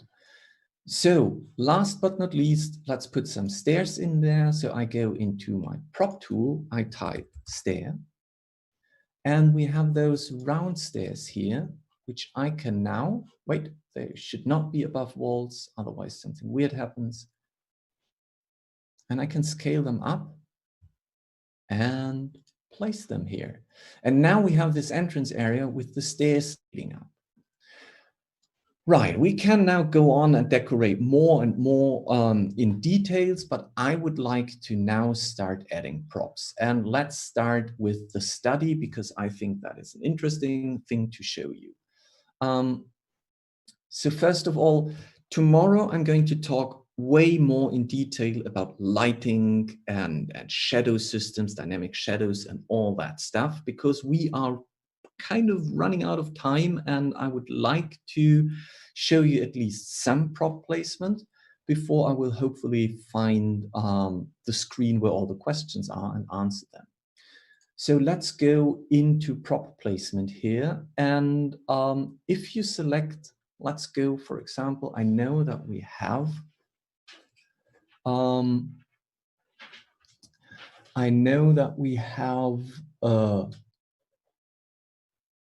what was it called? It was an oven or something like that. I think it was down there somewhere. The fireplace, there you go. If I place If I put the fireplace in here because he wants to have it warm and cozy, you can see that the fireplace by himself already emits light, which is absolutely perfect, because if we're now starting to add a little chair here, because that's where he's going to sit, we can tell this chair to, if we activate the light settings, cast a shadow. And that's a, well, it's a long shadow because the light source is low. So I think that is pretty fine. So next thing we're going to do is we're going to look for a beautiful table, and I need to find them. So I will go for small table. Let's look at that one. That is perfect. Let's put a small table here. And I know that there is a writing desk somewhere. So let's find that one.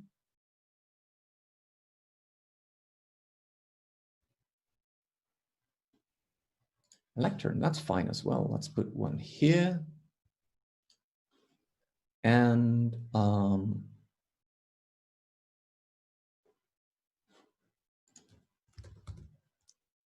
there you are. It's just called a desk. So let's put a desk here. And we can then add books. But we want them book. It's singular. So there's an open book on the table. There's another book here.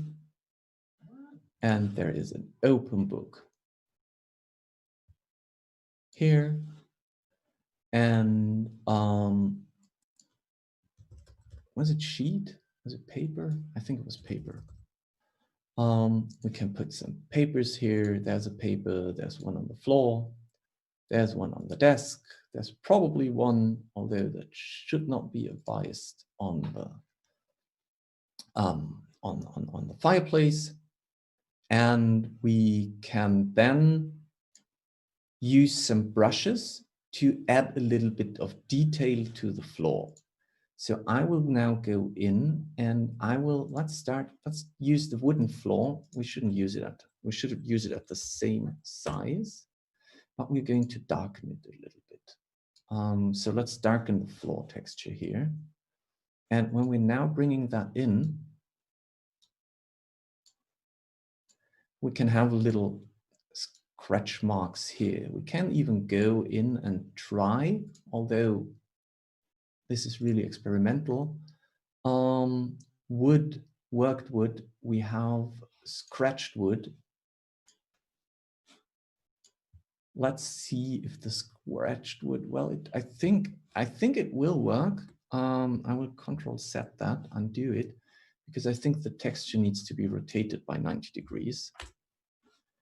And if we work, no, definitely not.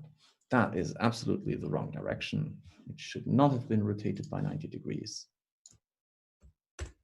Let's keep it like that. And we add little scratch marks. Now, keep in mind, we are still working at the lighting, at the ambient lighting of 100% and 100%. So what I would do, I would later start and reduce that, which means it's getting a lot darker, which also means that we need to add more light sources, because otherwise our players will not see anything on the map. And although we think it's really cool, our players will hate it. So find the right balance between light, no light. That would be very helpful. What I think this is really empty here. I think we should put something here. Let's see if we can find something that is a CoW asset and that works nicely. A chair, a chest. Well, maybe a couch. Well, why not? He wants to sit there and relax a little bit. He might want to have a little couch table next to it. So we have a round table here, but I know that there is a coffee table somewhere. Dining table, no, we're not looking for that.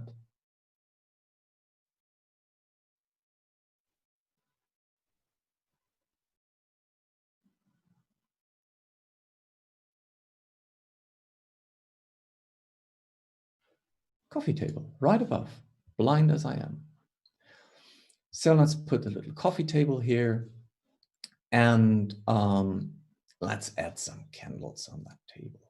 As you can see, the candles emit light as well. They add too much to that because they have a terrible range right now. So we're going to reduce the range a little bit, and we are going to probably change the color and reduce the brightness a little bit. There you go.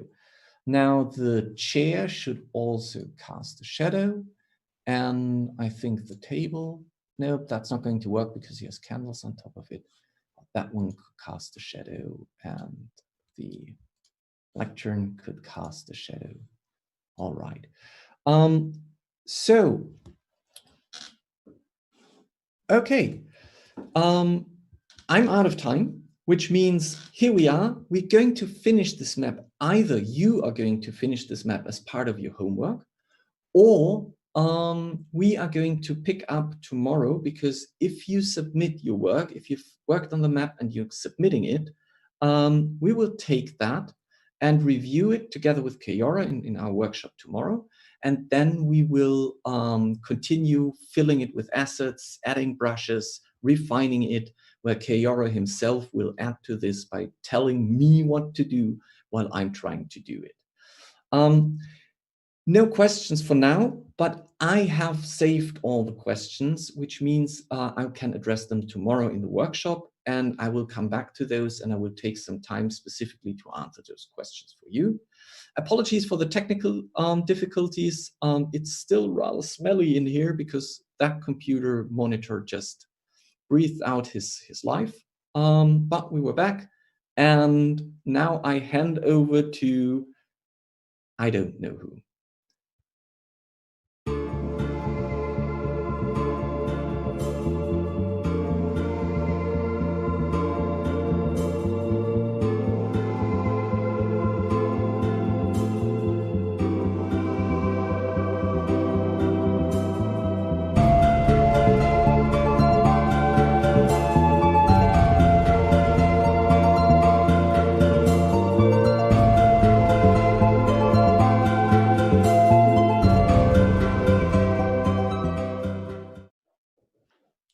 So apparently I am with Kayora. Hi, Mark. How are you doing? Hi. Did your computer burn? No. That's perfect, because my monitor just smoked and we had a blackout in the office, and exactly what you would like to have on your class. Well, we're back. Everything's fine. I'm good, and I can see your map. Oh Jesus, that is beautiful. Yeah. It's just a little map, you know. I just couldn't really. Oh yeah. I was sitting there, I was going, somebody said, are you going to draw a compass rose? And I was like, yeah, I'll draw a compass rose. Can you zoom in a little bit? Sure.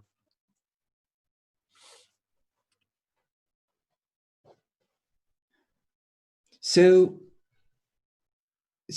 tell me a little bit about the map. What colors? I think you found a very nice set of colors. It's a bit dark. It's a bit vampire. It's not too depressive. It's still good from the coloring.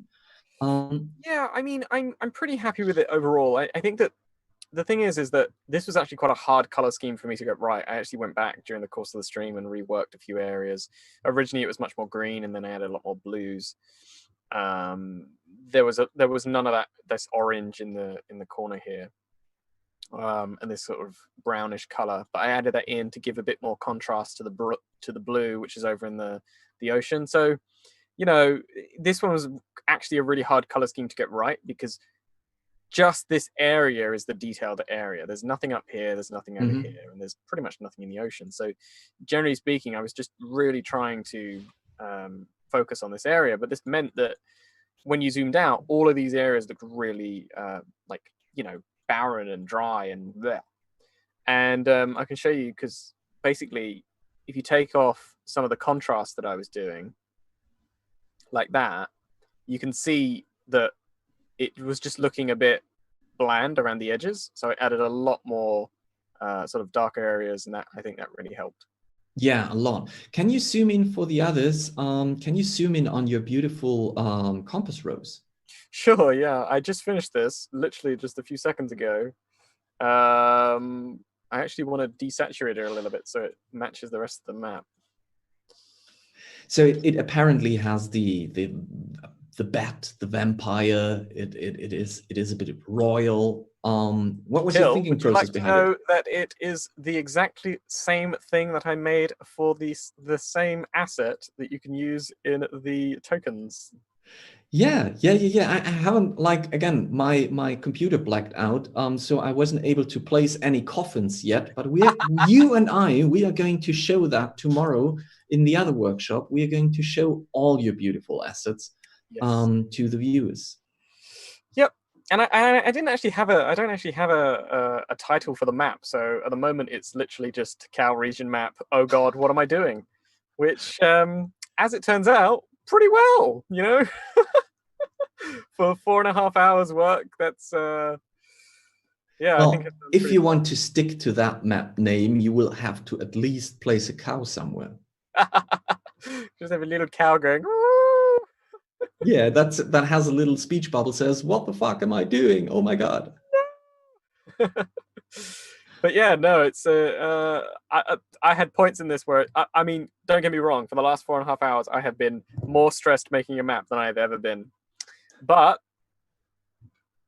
yeah, I'm kind of in the spot there right now because I tried to make a battle map within 40 minutes, and that was already stressful. And having some technical issues also was kind of like my heart is.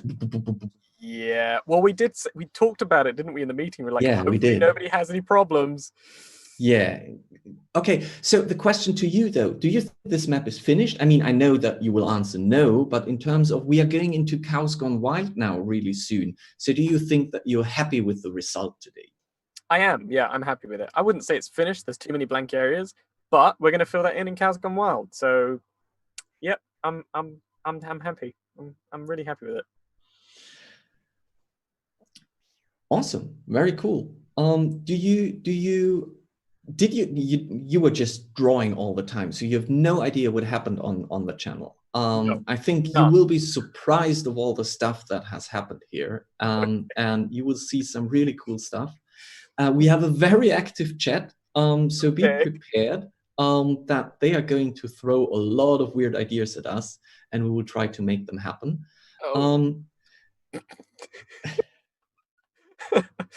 Hi, Chad. How you doing? Oh dear. I think we are getting ready now to go into that. Do we have a break before we go into Cows Gone Wild, or are we just gonna start just hi? How's it going? Let me jump in there. I can see some people are not looking at their script. Anyway, it's absolutely fine. Thank you, Till. Thank you, Kaora. What a beautiful map. I mean, I'm not muted, thank goodness. It has been quite the night. But it's not yet done. It's not yet over, and it's about to. Folks, it's now where you get to participate. And although we may or may not have had a railroaded script that was timed to the minute, although we may or may not have had that, now we don't have anything timed or planned. As a matter of fact, it's entirely up to you. So if you've got questions about the entries for the homework, that's all going to be revealed in the next hour or so.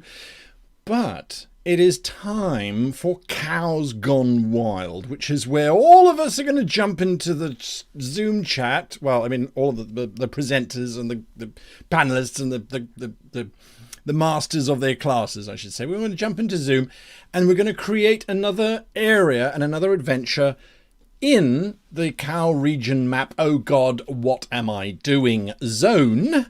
And you're going to help us do that. Now, you're going to help us do that, I hope. It's going to be a lot of fun. This is where you get to leave your mark, as it were. The vampire cow, by the way, I think is inspired, chat.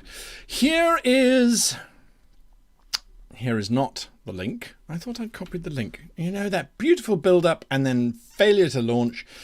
Link copied, so it says, here is a poll. Here is a poll. So, please, please, please, please, please go and answer this poll. Now, I'm going to walk you through it because it's complicated. It's not complicated, but it would be easier if you didn't screw it up. So you'll see that the poll has got adventure type, location, showdown, monsters to use, random items. There are 5 things. Choose one from each category. Okay, so you're going to go and choose one from each category. So you should be voting 5 times. Please don't vote twice in the same category. So vote through that, and then we will take that, and from your vote we're going to make a complete adventure. Kaora's going to draw a whole new region map. He did 4 hours. That was nice. Now he's got an hour. He's actually got 2 hours. So there we go. I mean, it's, you know, it's an improvement. Till's going to draw an entire dungeon, and Circle of Worldbuilders are literally going to make the entire continent with everything in it, including elf shoes. So it's going to be fun. Right, so go and vote. Uh-oh, I'm being interrupted. Am I muted?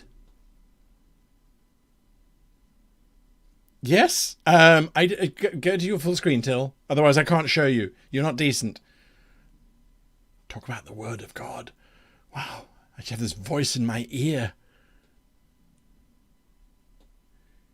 Everything's broken on Till's side. It's all dead. What did I forget? What did I forget, Till? Tell me. Keep in mind that we are handing out the homework now, don't we? I thought the homework was after. No, the homework we are handing out now, and Okay. the link to the submission form will be sent after. Okay, perfect. So how do we get to hand out the homework? Yes, so I think we are going to upload them in a minute up to the Circle of Worldbuilders website, where will be a button where you can download the homework PDF. We are also going to post it in chat. There's a link to the document that you can use, and you can find it on Discord. There you go. So just repeat that one last time whilst everyone's shouting at me saying that I didn't read the script, apparently. Okay, I'm sorry. So it is going to go up in a minute on circleofworldbuilders.com. You will find a button there where you can download the homework PDF. It is also going to be posted as a link in the chats, and you can find it in the Discord channels. At least I know that from the Dungeon Fog Discord channel, where it should be posted by now. Yes, apparently there's a script, but you wouldn't think we'd spent weeks writing it, would you? Anyway, yes, so there we go. Okay, so it's up. You can get it. Circle of Worldbuilders, go find that homework. Stay, build with us whilst you frantically think about that homework. You can't submit anything anyway, because that form is only going to go out after the CoW's gone wild. So we have got one last thing to do before we jump into the CoW's gone wild panel. So that is to say that after the stream, actually, you know what? Thanks, Till. After the stream, I have all the power. After the stream, there are going to be several of the streamers who follow all of this stuff really, really closely. They're good friends of everybody that's been presenting a masterclass today. They are going to be running their own streams where they are going through all of the homework assignments themselves. So if you want to have company, if you want people to be able to chat with, they are going to be running their own streams. I'm going to be dropping the links to their channels into the chat at the end of the event tonight.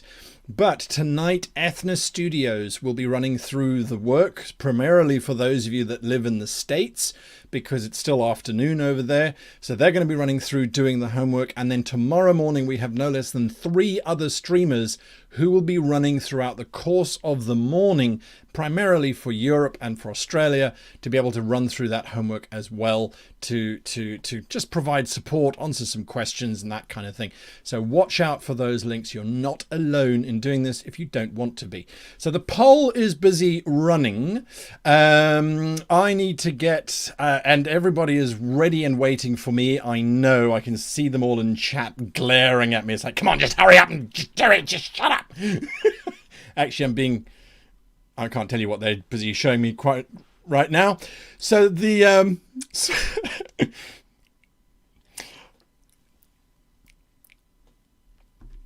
look at this thing. This is a thing. Yeah, whatever this is. I don't know what this is. Okay, how to make man turn bright red. Right, the votes are coming in. So if you haven't yet voted, we only had 98 votes so far. There's 800 of you in chat. It's a link. Click on it and vote. We'll go through this, and then once we know what it actually is, we'll get to go through it. I am going to run a video now because that's what the script says, and then we will start with everybody. Is it hot in here? I think it's hot in here. Anyway.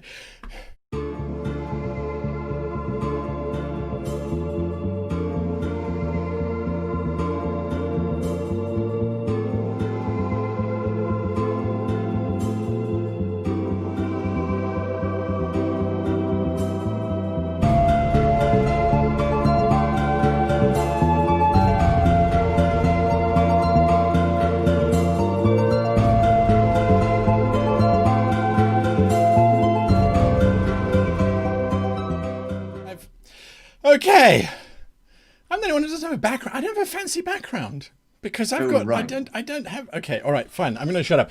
All right, so we somehow have 750 people watching, and we have 1,300 votes. Although I am fairly certain that I made the poll vote once, it doesn't matter. We've got some information coming through. I think it's brilliant.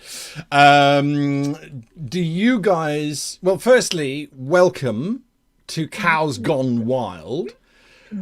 What is our battle cry? Moo. Moo. It's a very simple one. I'll write it in chat, but moo. Okay.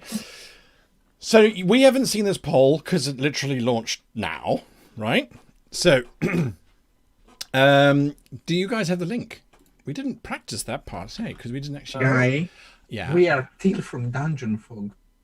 And I am Janet, and Dimitris in Unisono. Yay! Unisono sounds very Japanese. It's gonna Unisono. Okay, And I like that. by the power invested in me, Places, people. I now W. Rule number one of show business: make everything look easy, people. There we go. Everything look easy. That's Right. easy. I found the poll. The poll. Sorry, Okay, Guy, cool. Can I have another little request? Yes. Can you put something behind my screen? Because look what happens if I switch to a green grass.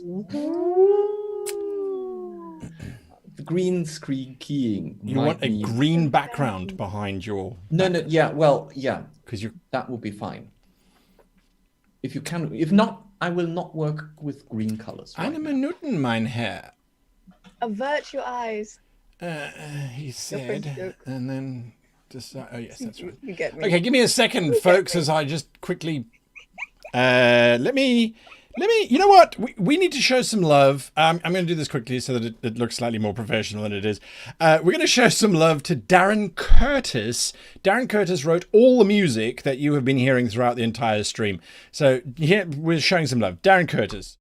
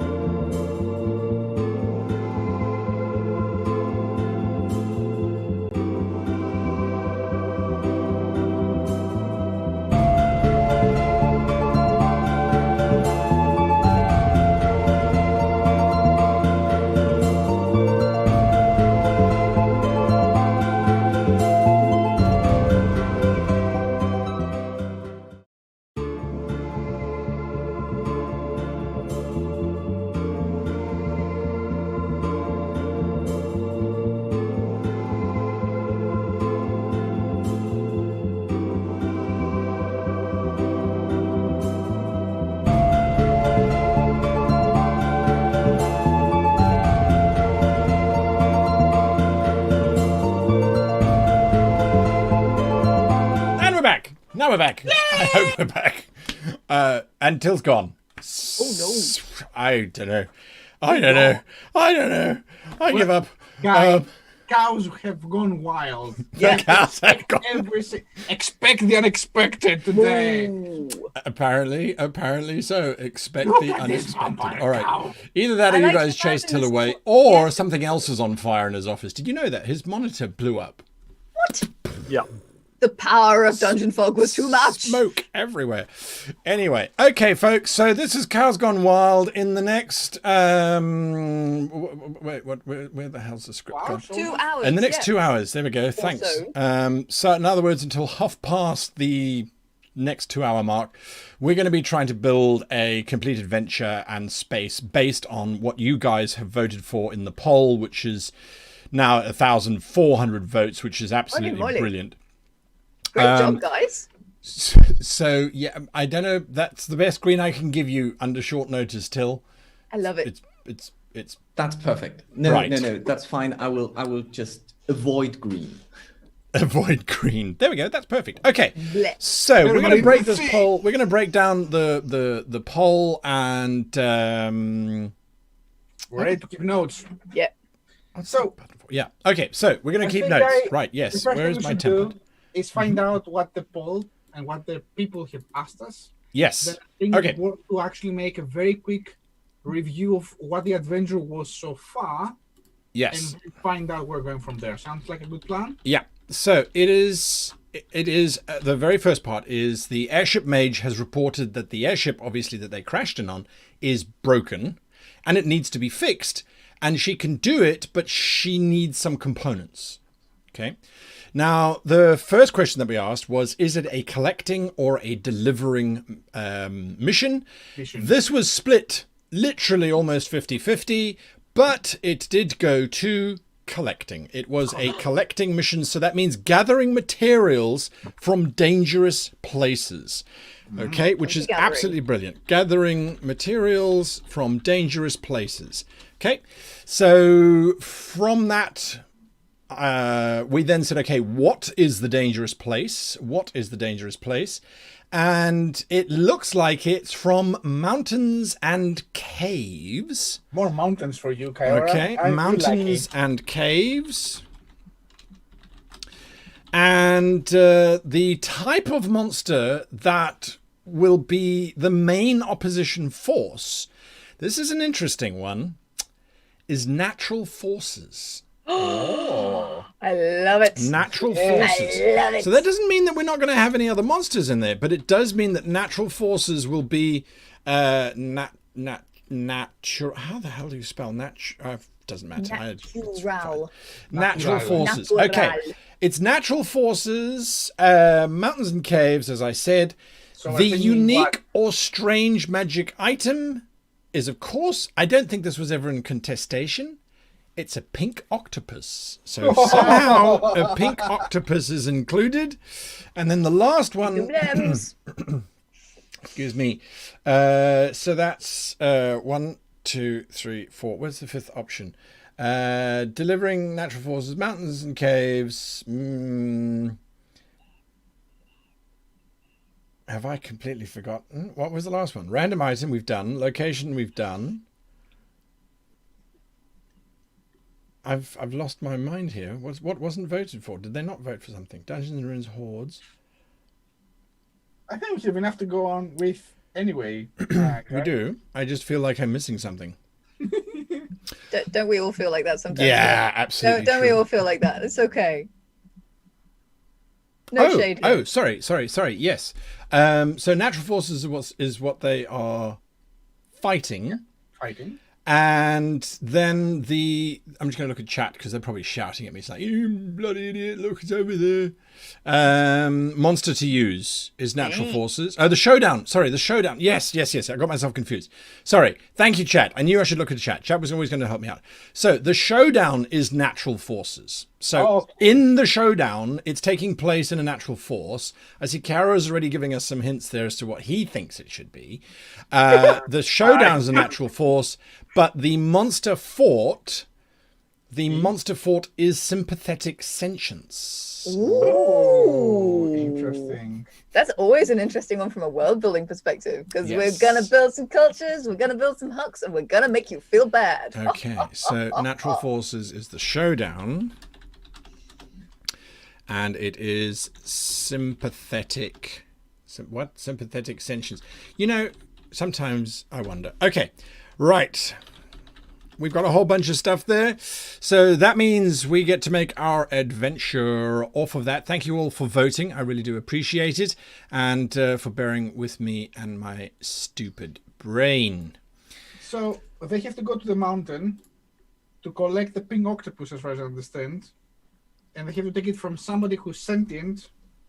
And there's going to be natural for stopping them at the end, kind of thing. So they don't need to. They need to collect something that is for the airship. Yes. But the pink octopus will be a crucial. Could item. be, yes. So I'm busy working through the adventure right now. I see Till is busy doing a cave. I think that's brilliant because I think a cave is definitely what's going to happen. Whilst I'm busy working out this plot, because I think it's going to be super fun. I've already got how the ending is going to happen, right? So cave is definitely important. Kaora, if you could give me a glacier.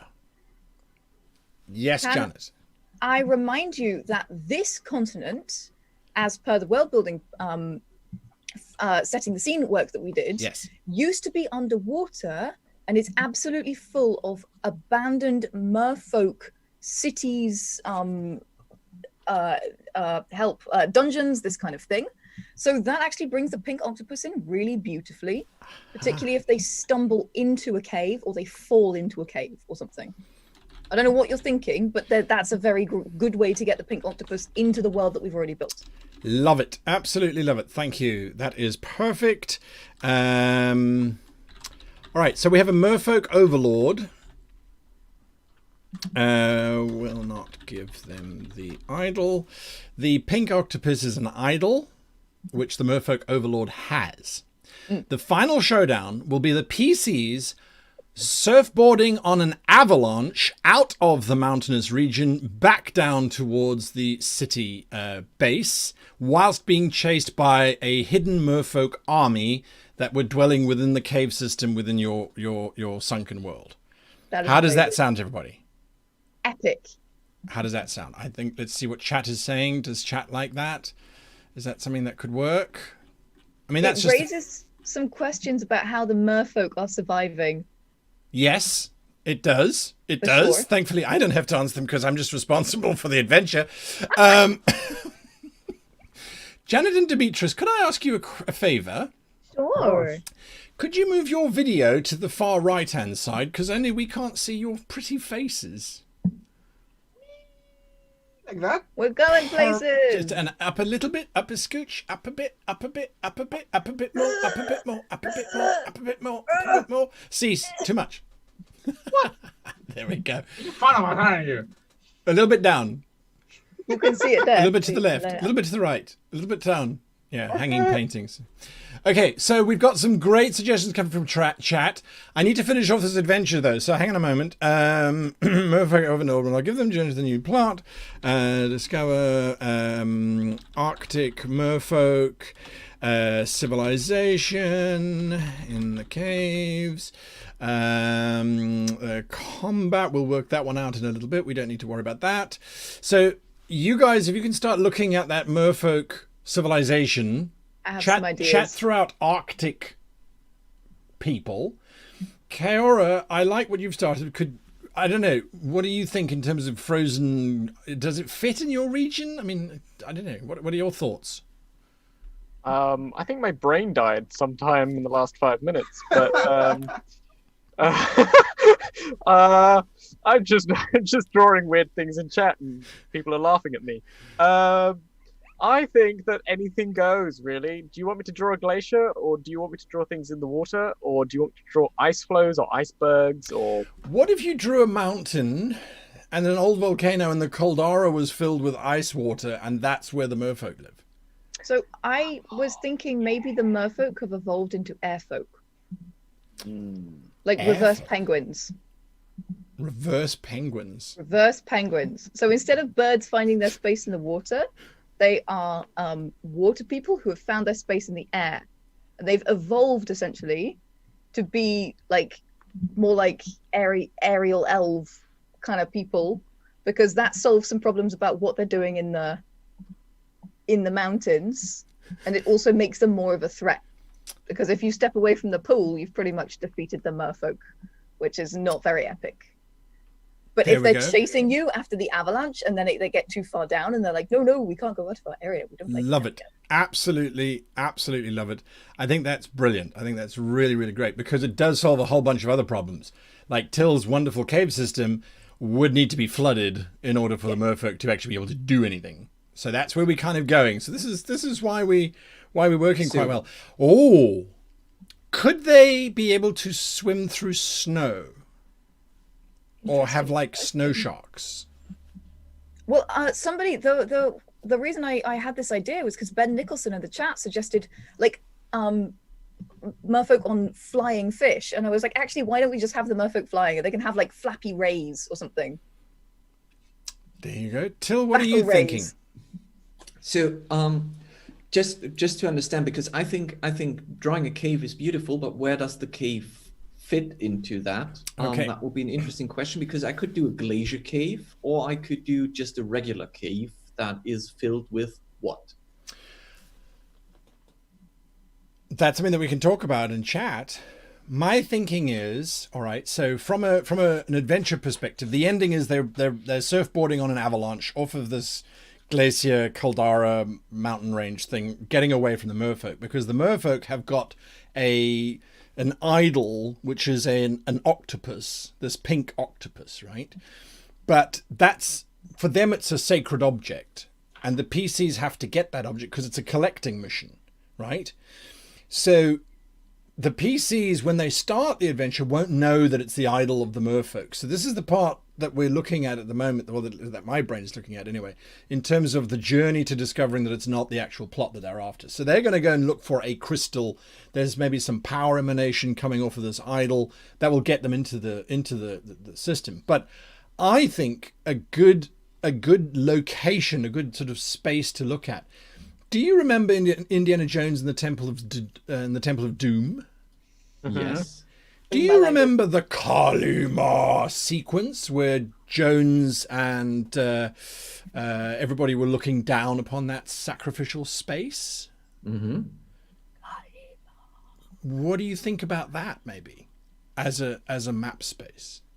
So the cave system would lead into a big cavern, Yes. and in the center of the cavern is this crevasse that they cannot get over. But when they look across, they see this kind of ritualistic plateau where some, I don't know, things happen.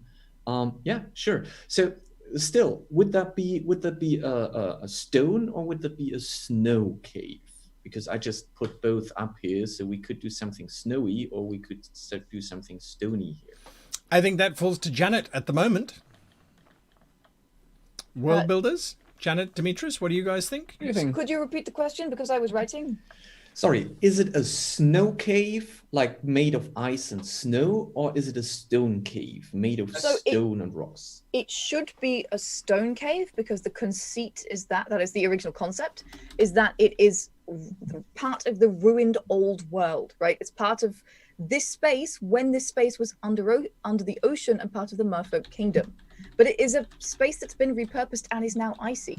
So what you should see, I guess, is you should see old ruined stone and then a second layer built with ice blocks, right? It's that repurpose of a space which gives an extra dimension to the history without you saying, well, this used to be a this and now it's been repurposed. You literally show it the map and everyone goes, oh, this is interesting. Okay. So you can have the old chamber in the center where the octopus lives, and then you can have the new chambers all built of snow and ice. And they're basically, as they go in, they're essentially going back in time. Okay, so they're starting probably, as we have right now, they're starting in a snowy area and going more and more into the ancient ruins of whatever it is down here. Yeah. Okay, perfect. I'm looking at chat. There's some great suggestions coming through. I apologize if my voice is going. I actually have picked up some sort of chest infection just before the beginning of the day. So my voice is getting less and less and less, which is going to be great for tomorrow's 2-hour stream. Anyway. We believe in you. Yeah. You can do it. All right, so there's some great. Has everybody got stuff they can work on? Well, yeah, of course. Oh, hell yeah. All right. Only That was- where the caldera is, Kaiora, just so we understand actually the area that we're working on. What? Can you zoom out so you can actually see where this is compared to everything else? Just to understand where we're looking at. This Excellent. is. Thank you very much. That's all I need to know. This can be anywhere. Would you like it in the water? No, don't put in the water. Would you Why- like it on the land? why do Would we you put like it actually- in the sky? Can we put it This is there? what happens That's when a you good make him statement. draw for Yeah, 4 let's put hours. it there. So I was thinking, Guy, by the way, about the idea of the pink octopus being essentially an object of the cult, or effectively like a religious object. What if they don't really want the octopus, but they want, for example, a gem that was on the octopus, which is what they actually need. Like this is the power crystal that was broken from the ship. Yes. And it's the same type of crystal. It does happen so. I think that's brilliant. I think that's really good. There's another wonderful suggestion that's come through from DM and Torres, which says the octopus idol. So if the crystal is maybe in the idol, or if the octopus is sort of like its tentacles are forming a basket and the crystal is in the basket, the players, when they first encounter that Kalimar tomb, or worship space that Tilla's busy making, it looks like these merfolk or airfolk or whatever you're going to call them, it looks like they're worshipping the octopus and the crystal. Meanwhile, encased in the glacier behind is a gigantic yeti in ice, which could be part of the whole thing. I mean, it's brilliant. It's absolutely brilliant. We're just adding more and more components to this. So let's see where we take it. But yes. All right. Let me keep going through this stuff.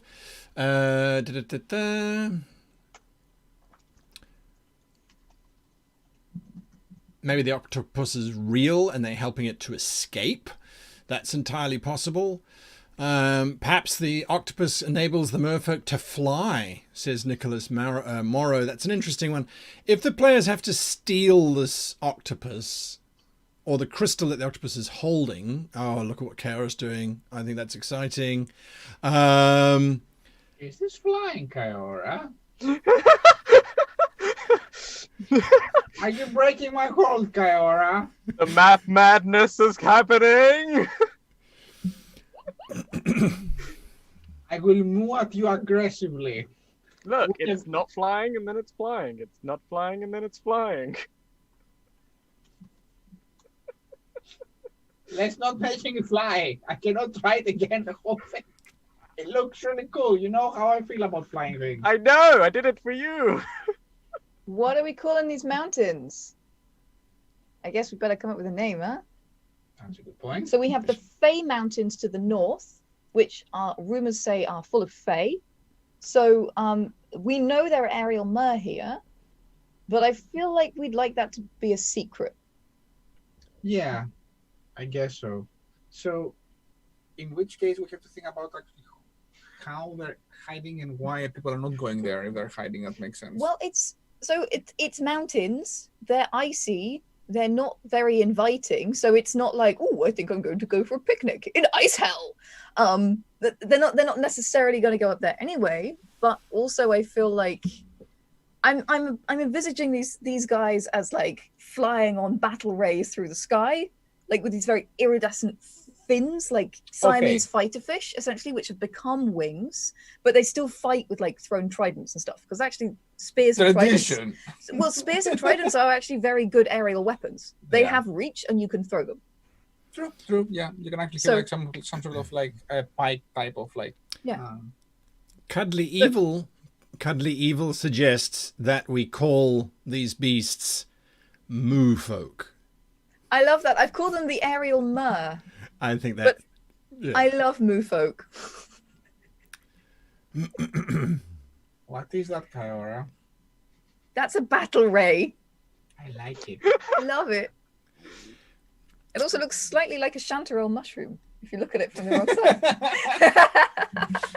So I don't even have an image up. I can be drawing rays from memory. Look, I knew what it was. That's better than my drawings. So, Guy is actually creating the adventure right now. Yeah. We have a race that we're creating right now, but however we call it, we can sit with Ariel Mer right now. That's fine. Kaiora is building as the caldera, or the old caldera. We have to understand a little bit more about how we're going to design the space in terms of heading to the caldera, because the adventure wouldn't be like you just suddenly appear in the caldera. Right, of course. I'm guessing. So we have to think actually what else do we need to build apart from the race and the actual location. Yeah. And you need a sentence for it, or a paragraph to begin with. Yeah. Okay, whilst they're busy sorting out that, I'm going to handle some questions here. So the homework for Circle of Worldbuilders is in an email, which has just gone out if you signed up to the website. It is also on the website right now. What is not on the website is, in fact, the URL for the submission form. No, because that one is going out by email. That's what I'm The saying, home, yeah. Exactly. Just finding a block for these merfolk. I will show you quickly where it is. I'll be back, folks. So this is the circleofworldbuilders.com website. And you can see here there's the big green button, download the homework document. That will pull up this document. I do apologize. That will pull up this document here, and there you can see what you've got to do for each of us. So for me, it's basically you need to fill in one of those forms, the 5 steps form, which you can find on our website. I'll show you that as well in a minute. For World Anvil, it's answer the questions and build a foundation article, and there are examples there for you. And for Dungeon Fog, it's to create your room layout and add decorations, preferably using the Dark Lord set by Kaiora, but you can use other assets as well for that, and then how you go about doing that. All right, so later on we will be dispatching the email which shows you where to submit everything, because we're all looking at it differently. We're looking at different components. You need to send those different components to each of us differently. Okay, so there you go. For those of you that are concerned, I still have a sense of taste. That is definitely the cheapest coffee that you can buy in the UK. So there we go. It's also cold. Okay, I'm going to be asking some questions shortly. I just wanted to get everybody going on their process before we go too much further into the actual questions. So let's see. I'm just looking. The idol could be used to... Okay, that's an interesting one. So AK Writer is suggesting that the idol could be used to melt all the glaciers, or the frozen water of the world, turning it back into the water world, which the merfolk would do if they wanted to return there. So that's an interesting plot twist that we could add. I think that, to me, sounds more like a bigger campaign, potentially, than anything else. Underlord 1015 is driving the idea of the Yeti, but it could have some symbolism to the merfolk. Yeah, absolutely. I mean, the Yeti could be the race that welcomed the merfolk when the lands were drying up. I don't know. That's World Anvil's section, really. Oh, I love that. An unholy alliance between Yeti and Ariel Mer. I think that's beautiful. Fur and scale united. Yeah. The idol could be a crystallized kraken spawn. I do like that. That's a seed definitely for an adventure later on when the kraken comes looking for its crystallized spawn, Nicholas Morrow. I do like that. I'm just trying to catch up. With chat. Kaiora, apart from making this beautiful flying creature there, because apparently, is there a chance we can have around the caldera something along the lines of a coral forest?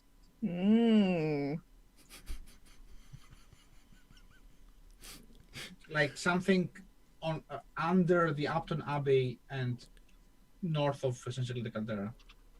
Mm-hmm. Thank you. That's okay. Is the sound of Kaora slowly driving himself deeper into hating. Possibly, yes.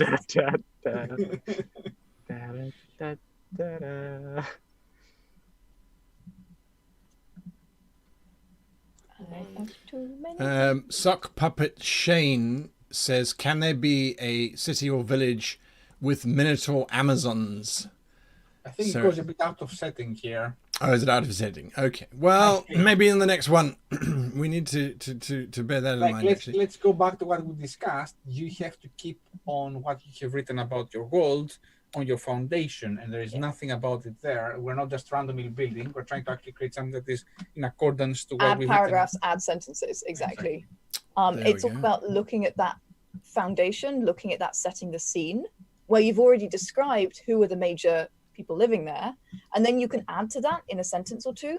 But otherwise, you risk mosaic world building, that World of Warcraft. And now I have Hellland, and now I have a desert, and everything is completely self-contained and has nothing to do with anything else. You can absolutely introduce all of these amazing elements in, but if you don't stagger them, your players are going to get whiplash and they won't know where they are.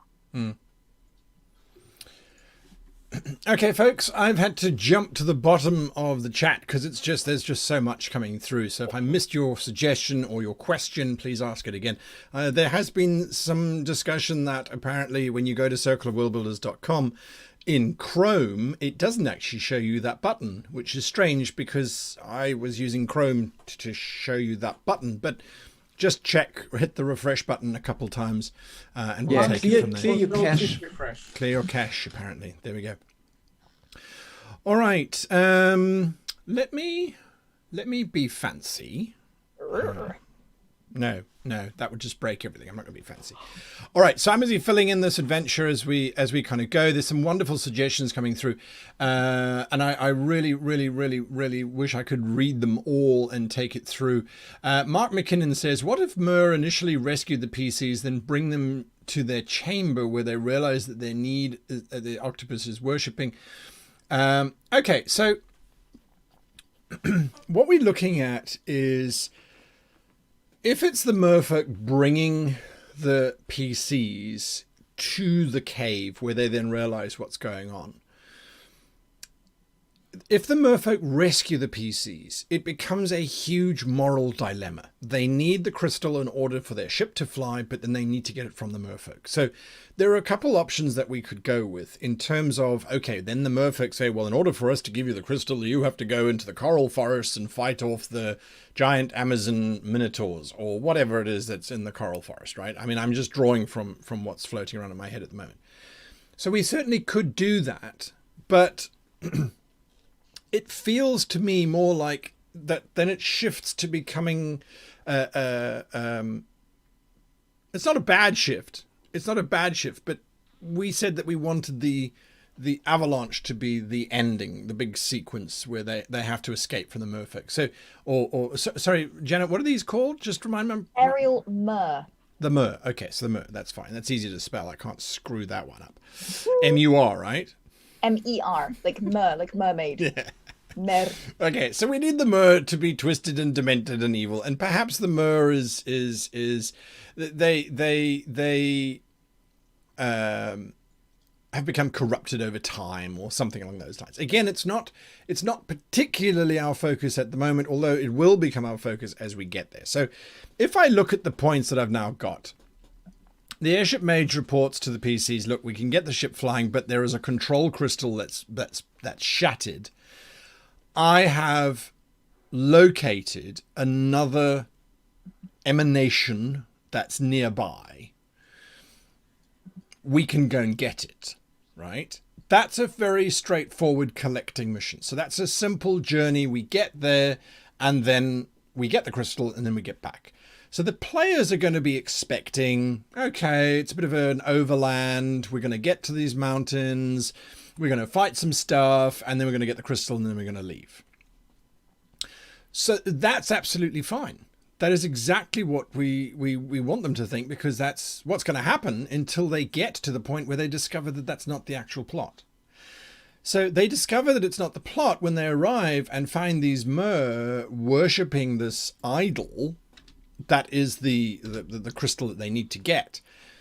But it is important that we figure out why the Mer are going to then be aggressive about the PCs. What is that shift going to be? Now, there was a wonderful suggestion that came through that perhaps the PCs need to get a guide from the village. So this village of vampire suckers that they have now liberated, the mage says, it's in that general direction, but I don't know where. Someone needs to I don't know how to get into those mountains. We need a guide. Okay, that sounds actually perfectly fair. And I'm guessing that if there is an alchemist in the village, Well, there was. I think he's dead. Yes, there was an alchemist in the village.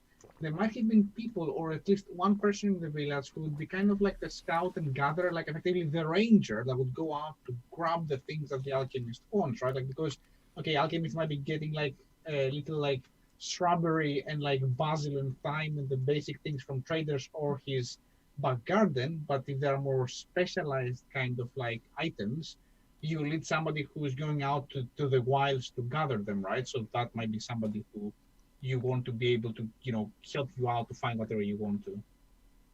There we go. Absolutely. Just to double check, Demi, is your mic, you're on the right mic? Because you're quite soft for me. Check. That's better. It might have been the direction of our mics. Aha. That's all. I think it was actually too much to the back, so you couldn't hear it. Is it better now? That's much better. Yes, thank you for that. Excellent. Okay, yes, I think that's a great idea.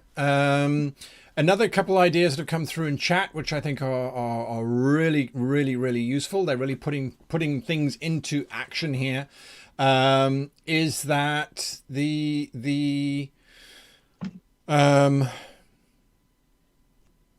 where was it now? It's gone. It's gone. You see what happens? I get distracted for just a moment. The idea was that the merfolk detected the crystal within the airship as being an invading energy. And so they were the ones that actually caused the airship to collapse in the first place.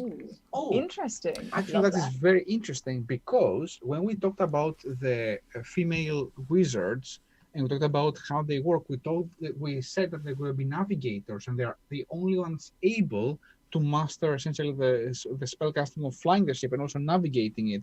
So maybe, in fact, these crystals, whatever they are, emanate. We should actually already hear that they could actually detect them. So as the wizard could detect the power of the crystal that the merfolk had, the merfolk could actually detect the power of the crystal of the airship.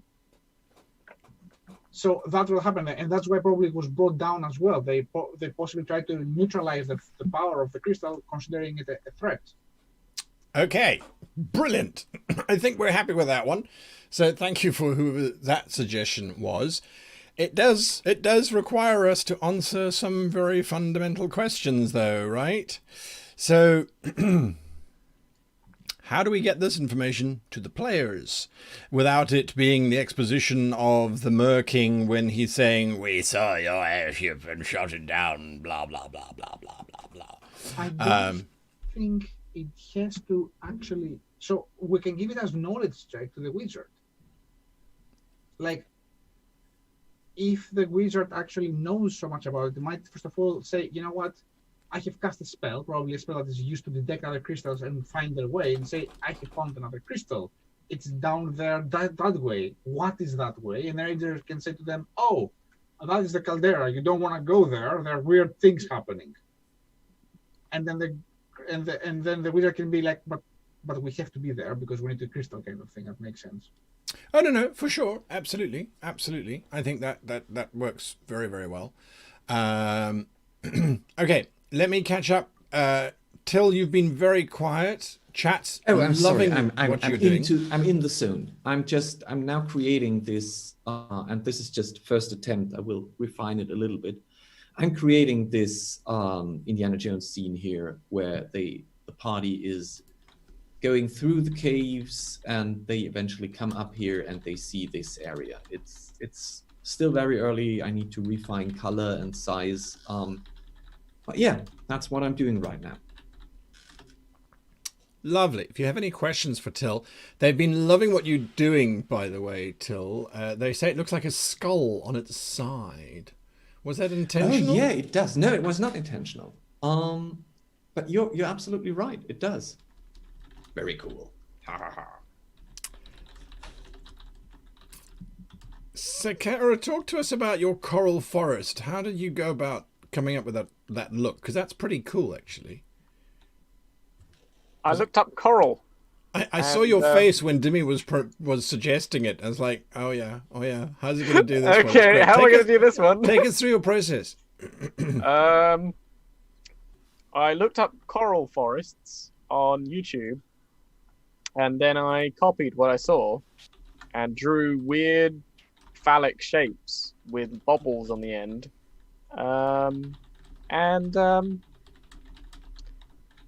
I kind of came up with this, which actually kind of does look like a coral forest, which I was more surprised about than anybody, really. I've never drawn anything like this before, but it looks really cool. So yeah, that was pretty much my process. Again, I apologize. You to become better. Yeah, exactly. I apologize because I'm just sort of drawing random things that people are talking to me in chat about, and as you're mentioning things, I'm just drawing it. Oh, the power. The power. Manta things and coral forests. There you go. Do we have names for any of these yet? We're going to turn. Grove. There we go. Oh, brain corals is a suggestion from Ilan Andrian. Oh, they're creepy. Love them. Brain Perfect coral. for the dark theme. Mm-hmm. Yeah, that may be, in fact, the creatures that live in there. So you know how coral sometimes they have creatures that actually live in them. They go Yeah. out there. There might be effectively creatures living in the coral that will attack the players because they're going to eat them. And like, Wh- yes. Sorry, go like ahead. anemones kind of thing. Yeah. Or And like moray snails. eels. Yeah, more. And then yeah. you can have like little snaily guys wandering around being like, lem, lem, lem, going up the tree. Yeah. They're sticky, so like stuff sticks to them and then they eat it. Yeah. You're disgusting. I love you. It's a dark toned campaign. It's supposed to have some horror elements in it, all I right? disagree with you. It's supposed to be a little bit gross. That's where I'm So, World Anvil, would it be awful if I asked you to make the Mer Overlord a religious fanatic? Nope, let's go with it. I've already said that they protect, what did I call it? The sacred rose octopus, I think I called it. Lovely. So yeah, he is the protector, the inheritor of the sacred rose octopus. The last vestige of the before times. 4-4. I like that. Poor Pinky. Poor Pinky. Does the caldera have a name? Not yet. No. We for the time called is the caldera, but we have to give it a better name. I think of the caldera. So let's think about it from a world building perspective, okay? So this is a caldera made of mountains, which is surrounded by a coral reef. Okay, a coral reef. What did we say that is in the middle of caldera, guy? You said there is water or it's ice? Originally, it was going to be water, but now they're flying, so I don't mind. It doesn't matter. No, they're not flying. As long I as took it's a that away. prison. I What's took that that? flying away. What? What? The caldera isn't flying. No. Oh no! But the creatures mer are fly. aerial mer. They fly. The creatures that live in the caldera fly. There used to be merfolk that ascended to become effectively flying folk. That makes doesn't sense. exclude them from going through water. That just means they don't have to be as competent in water. Think reverse penguins, right? Can you make as the caldera in the middle have essentially one of those like great cyan and green lakes that you have essentially, which are almost toxic? You know, have you ever seen a caldera with a toxic It's like a cobalt color because it's got cobalt in it. cobalt? Yeah. Yeah. Essentially, this like Sure. bright blue of the poisonous calderas kind of thing that are close to old volcanoes. Oh, that's going to be Ooh. so many ugly fish in there. There's a suggestion from Vervit that the caldera be called the Crystal Chalice. That is a Love beautiful it. name. Love it. It's renamed right now. She's and done. yes. Or the Caldera, says Harkasan. No, I like the crystal chalice though. It's a We very also have the beautiful name. Cowrell Grove. The Cowrell Grove. I love it. I love it. Okay. So we're nearly finished with this adventure. I need a monstrous thing, please, chat. Give me any kind of monster that you would find in this mountain range, and it can't be Minotaur, Amazon, cows. Okay. Something that would live in, are these, did we say they're frozen caves? Yeah, so they're blocks of, it's built like an igloo with sort of blocks of ice that goes into the ruin. God, Till, that's beautiful. Okay, done. Actually, Desmond gets it. Thank you, because that's super cool. Holy crap, that would be a great idea too. Oh, such cool ideas. I can't read them all out. They're just flying through so quickly. They're absolutely brilliant suggestions. Remores, yeah, ice oozes. What is the ooze? Is it a brown ooze that absorbs heat and gives off cold or something? An ursine berserker or berserker, I suppose you would say for an ursine. I think you found a very good reference there, Kyle. It looks amazing. That's stunning.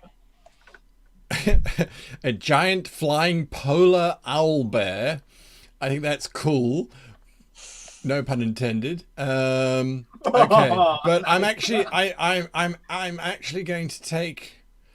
Oh, yeah. You know what? I'm going to take it because there's definitely snow and ice around, right? Yeah. Okay. Right. I mean, thousands. Okay, I exaggerate, but there's hundreds of options here. Absolutely love it. Absolutely love it.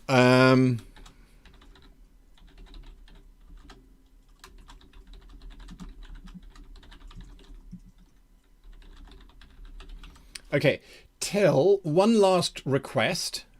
Yes, sir. Could there be a secret passageway leading into this central chamber from elsewhere? Sure. You All right. mean like somewhere here? Yeah, somewhere there. I just need a secret passageway, if you please. Give me a second.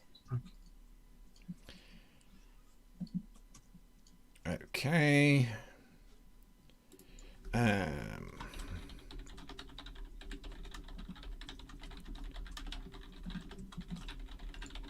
Right. Then I need another monster, please.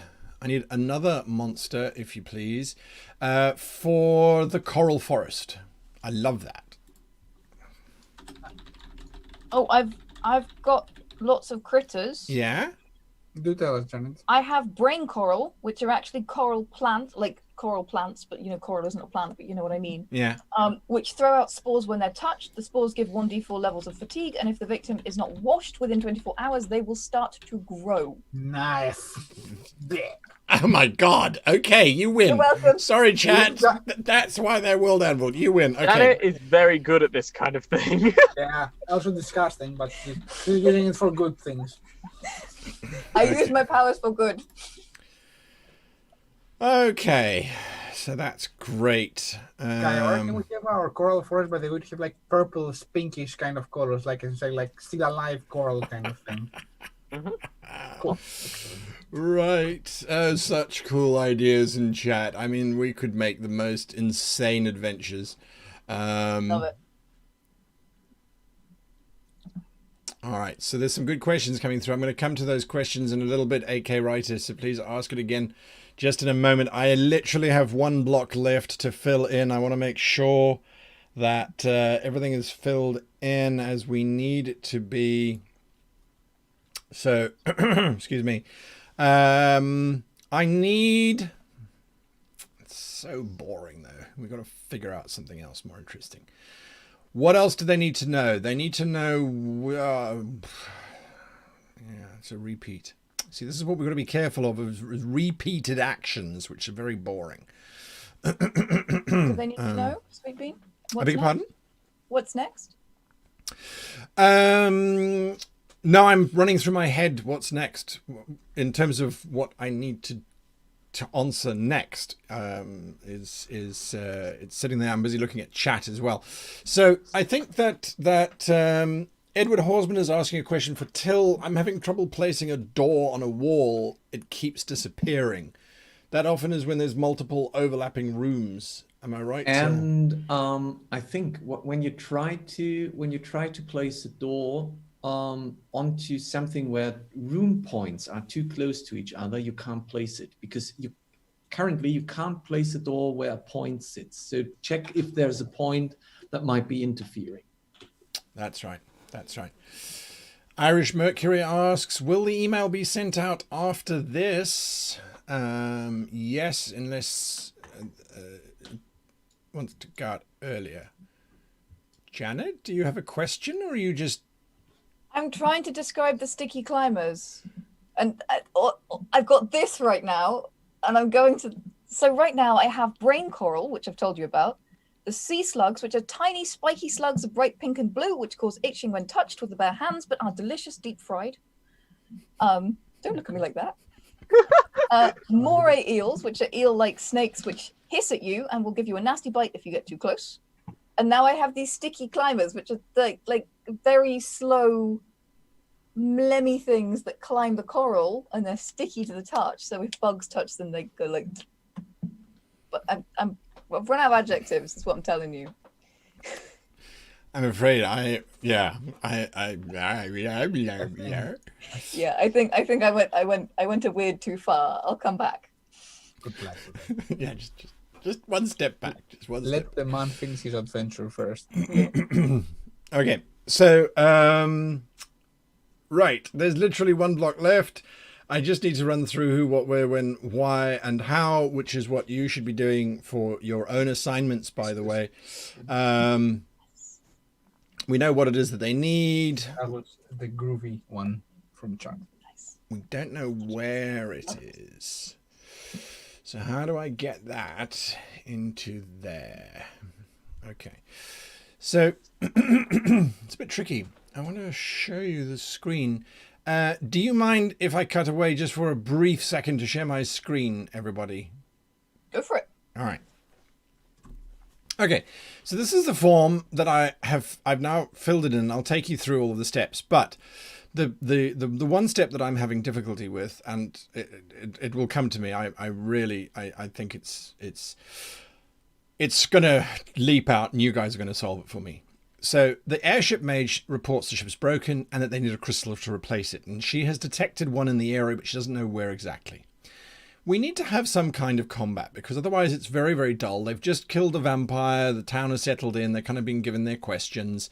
They've been given their reward, and they're kind of in that space now, right, where they're kind of looking for what's next. So what's next is the NPC mage comes to them and says, okay, the ship's broken. It can't fly, but we can get this crystal. It's nearby. I've detected something similar.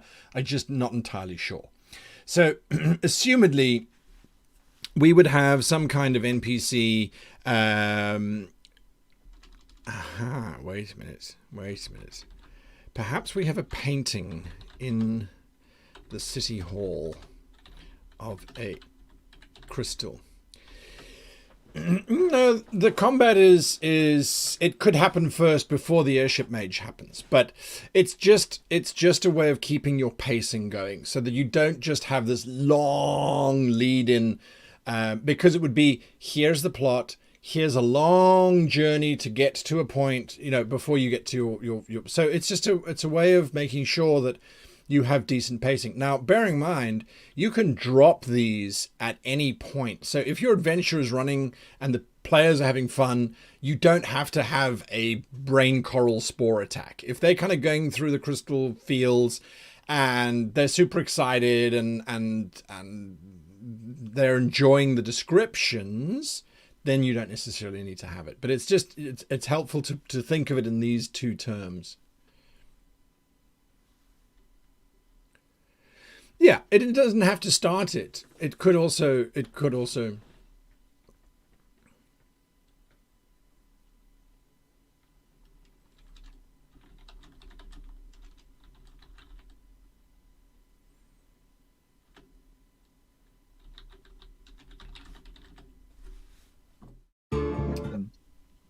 Also, it's worth noting, since they are playing with technology which is new, they can have been polluted by the energies of this crystal and have no idea about it, but the merfolk are more sensitive to it.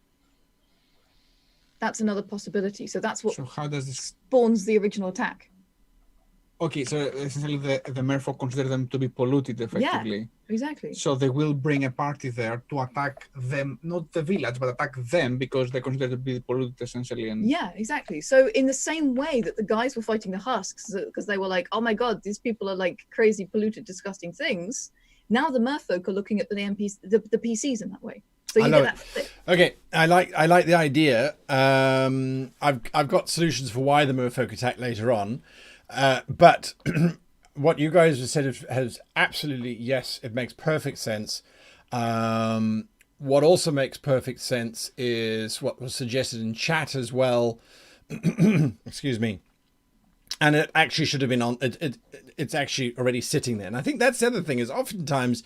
The answer is already in there. You just needed to take a step back and throw out a question. So I think every single one of us have got a Discord channel that you can join and do exactly this with and say, oh, I've got this problem. This thing is not working, right?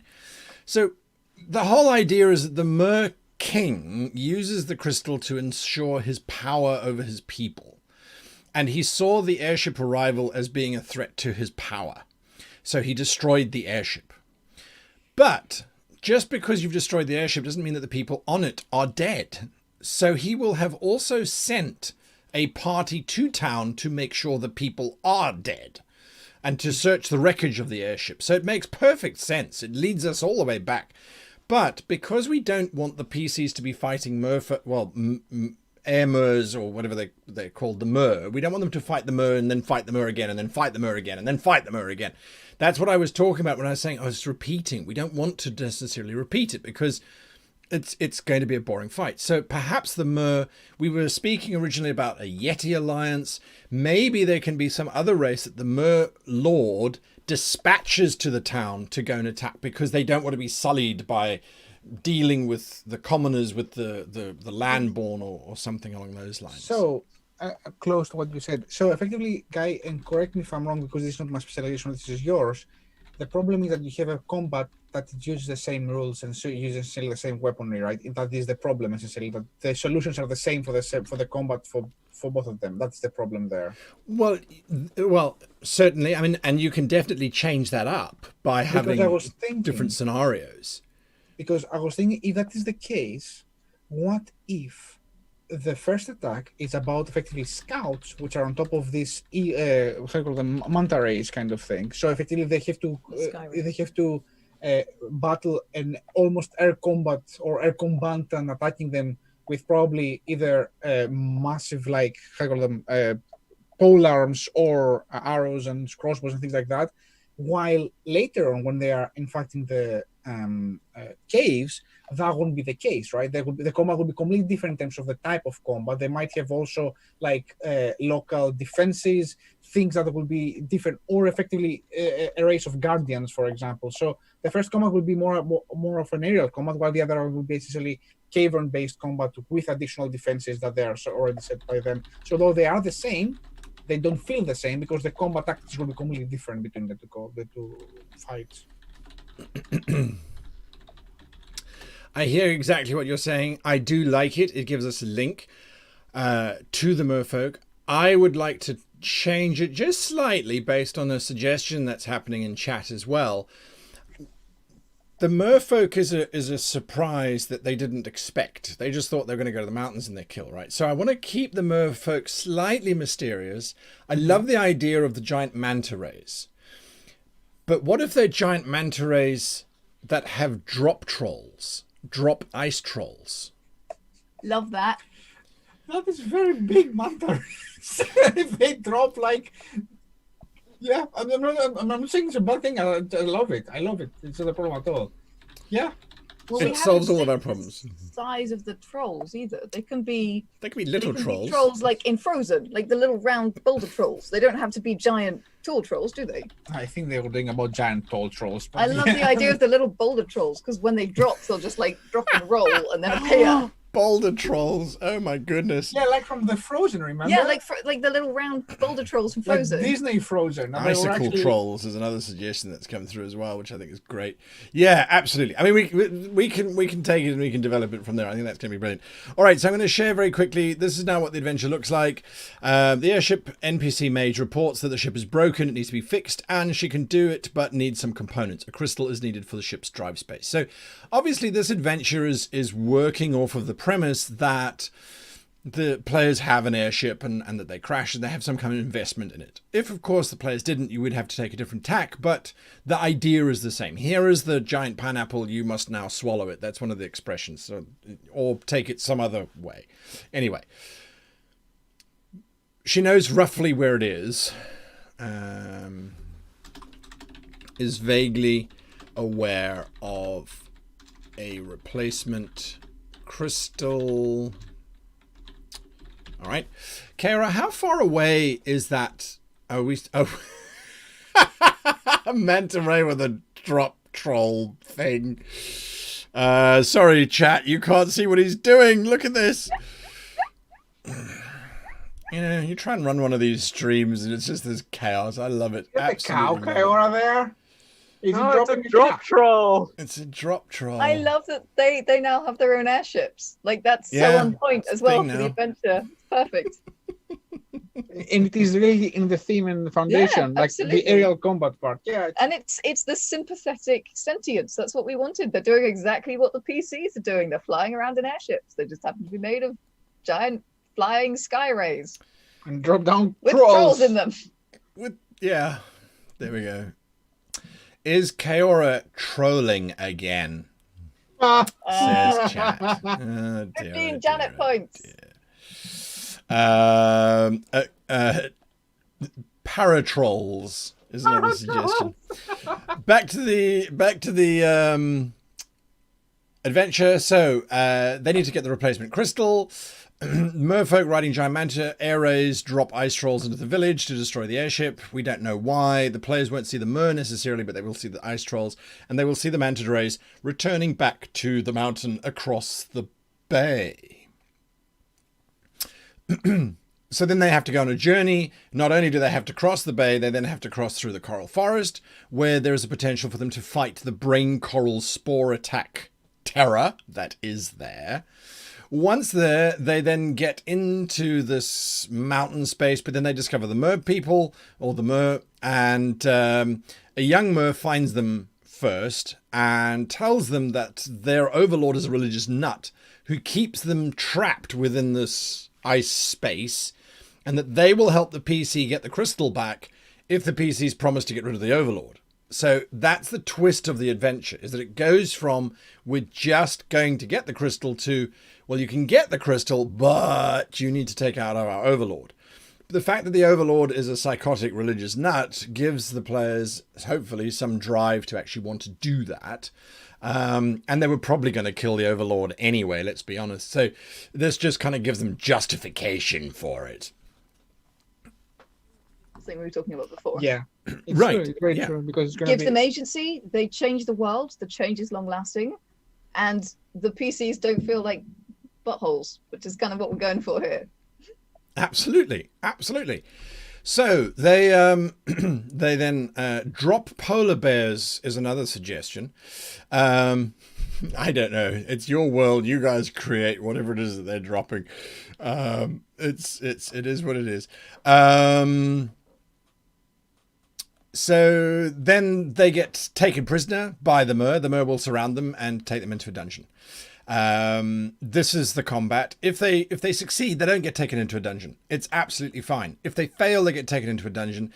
If they are taken into the dungeon, the mer that met them and asked for their help will release them, will free them from the dungeon and reveal that there is a secret route that will lead to the Overlord's chamber so they can fight the Overlord directly, and then we don't have to go through the 10,000 miles of map that Till has been making. Alternatively, if they just kill all of the merfolk, then they have to go through the 10,000 miles of map that Till is making, and we will fill it with wonderful deadly traps and all sorts of other cool encounters and other mer warriors as well.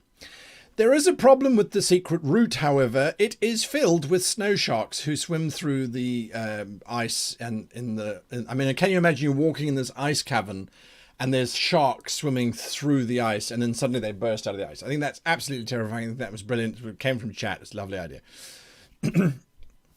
Yes. Yes.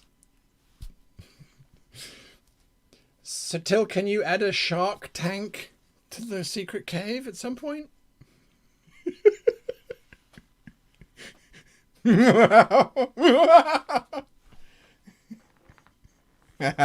we go. It's just on the secret passage side, yeah. So there we go.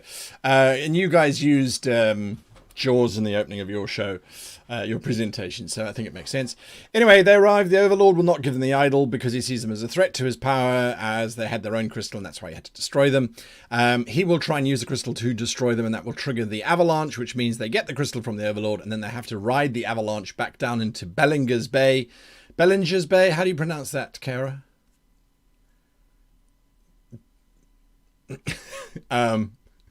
Bellinger's Bay. All right.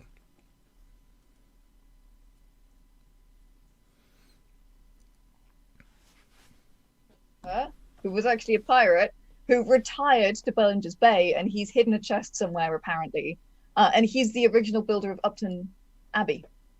There you go. Absolutely love it. All right. So that's our adventure in a nutshell. We can only what? You can only hear my side of the conversation. Oh my god! Why didn't someone tell me this earlier? Sorry. Okay. Can you tell us the pirate story again? Oh, sure. Once upon a time, there was a captain called Bellinger who was an explorer and a gentleman, actually a pirate. And when he decided to, in fact, just, hang the old boot on the side kind of thing and chill, he created this manor. And so the idea is he was an adventurer, he was an explorer. That's how he thought of himself. He was actually a pirate, so it's got that dark but noble. It's got the exploration theme in it.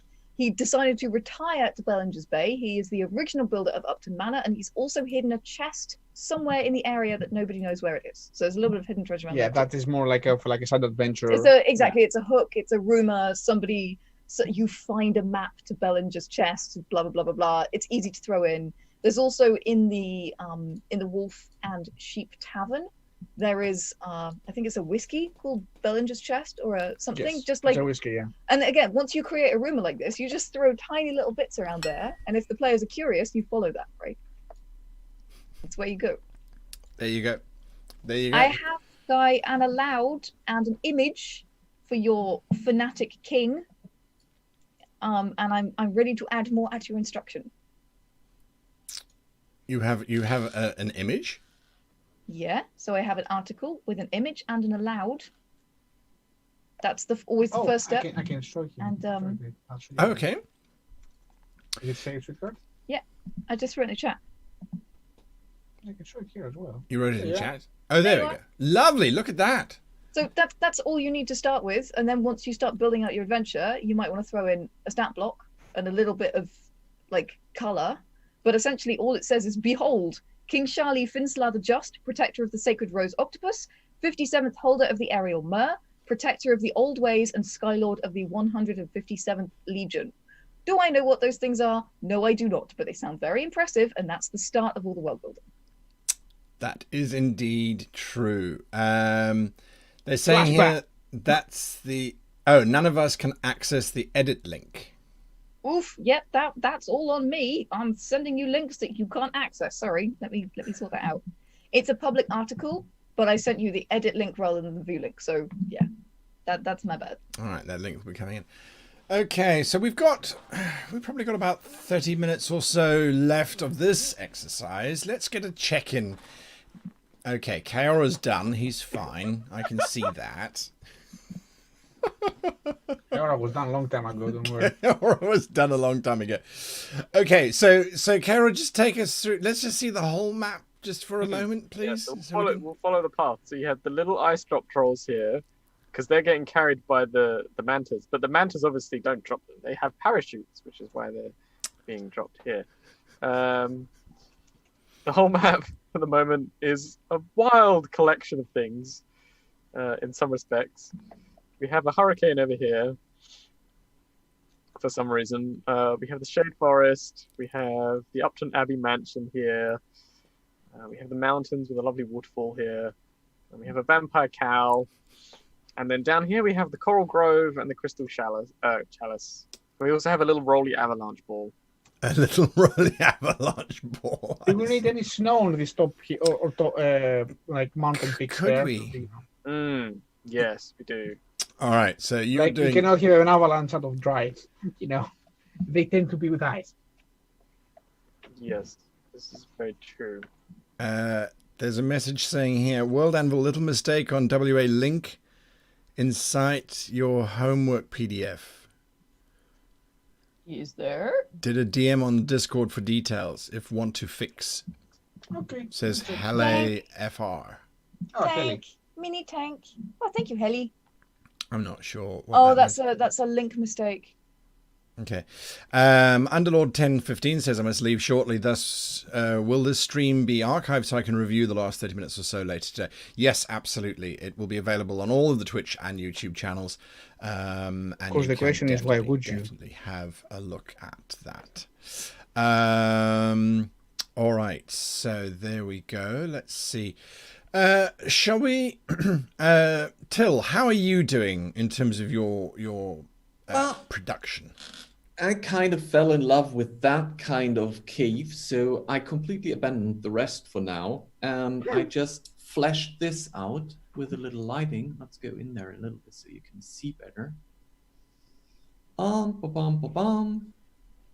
So, come on. There are a lot of assets in there. So I've created with a little fog to emulate how deep that goes, that you really don't want to try to cross that. Then we have those little platforms, and then we come over to where the altar is with, I think, the octopus on it, if I remember correctly. That's right. So that's where I am right now. I'm sorry. Just zoom out a little bit. Yeah, and I completely went into the brain space of just having fun building this this part of the map. The green ice, is that a light source to make it green? No, I was just playing around with colors. That should not stay green. I think the color could go more into a bluish icy okay. So it is a light source, and yes. I can play around with it and kind of adjust it so that it looks a little bit more. I will remind you that we're leaking also the green from your green screen until that's why it might look weird in stream. Oh, you're right. I should. Yeah. I kept. So if you change it to something bluish or purplish, it will look. It will be visibly better for the. Yeah, it does. Yeah. You're right. All right. Okay. The idea of the shark infested cave wall. Does Yes. Dungeon Fog have a shark as an asset? I don't think so. I think it's got a killer whale. Well, let me check. I don't recall a shark, to be perfectly honest with you. Clockwork. Interesting. No, shark teeth cogwheel. No, we don't have a shark. We have a tank. If you would like to have something like a liquid tank. You like a shark from me, Till? Yes, please. If you have a shark. I do, yes. And it is beautiful. Because then I was thinking what you could run on either side of the cave wall would be like so this would be on the secret tunnel, because that's the threat, is they can take the secret tunnel, but there might be ice sharks in the actual walls of that tunnel. Oh. But they'll see them swimming in the ice, and if they make too much noise or if they move too quickly, they'll trigger the sharks to attack because it's a trap. Okay. It's in production, Till. All right. When you get the image, Kaora, can you send it to me? Because I'm making an article for the ice sharks. It's in the production. It's in the cow perfect. production. I'm there. Yeah, someone's saying the Ganondorf 96 says Kara has a shark and a tornado. I think we all know where That's this is going. a pretty shark. That Yes. sounded really creepy, guys. That's a pretty That's shark. a pretty shark. Come here, my pretty. That was made by Kim. It's beautiful. Is it the collection of the first level? It's encounter? CR2 pack, yeah. Sure. Oh, it's CR2 the master. Yeah, it's a hunter shark.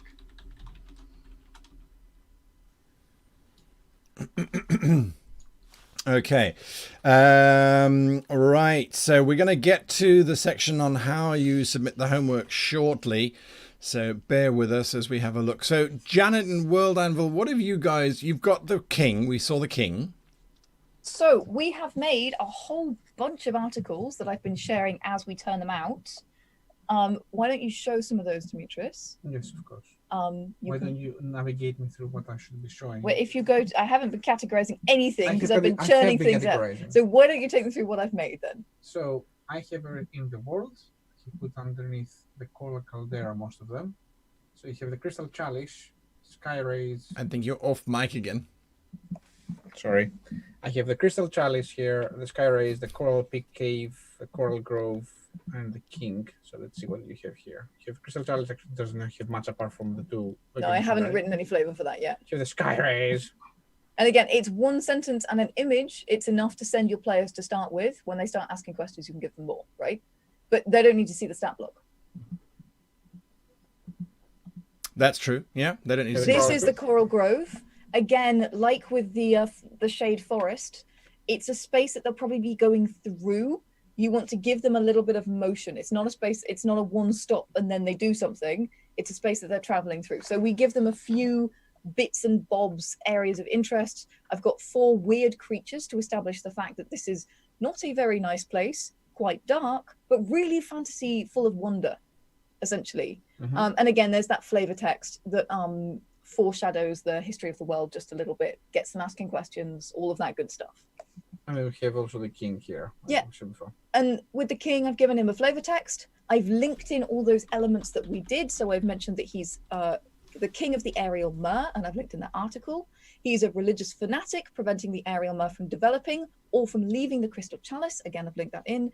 He can be found hunting in the coral grove. Again, I've linked that in. That's another place where you might come across. If that's going very slowly and the players aren't getting where you want them to do, he can grab them and throw them in prison, and then you can continue with your adventure if you need to do that. If people are looking at their watches and you feel like the pacing is slow. Is there another article I'm missing? No, but I also wanted to add that I gave the king an old pet. He's got his old sky ray who's grizzled. He's called Flappy Back.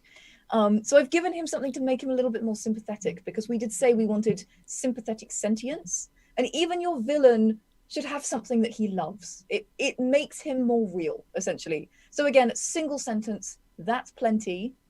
Throw in a stat block and you've got everything you need for the adventure. You don't need to give him any more.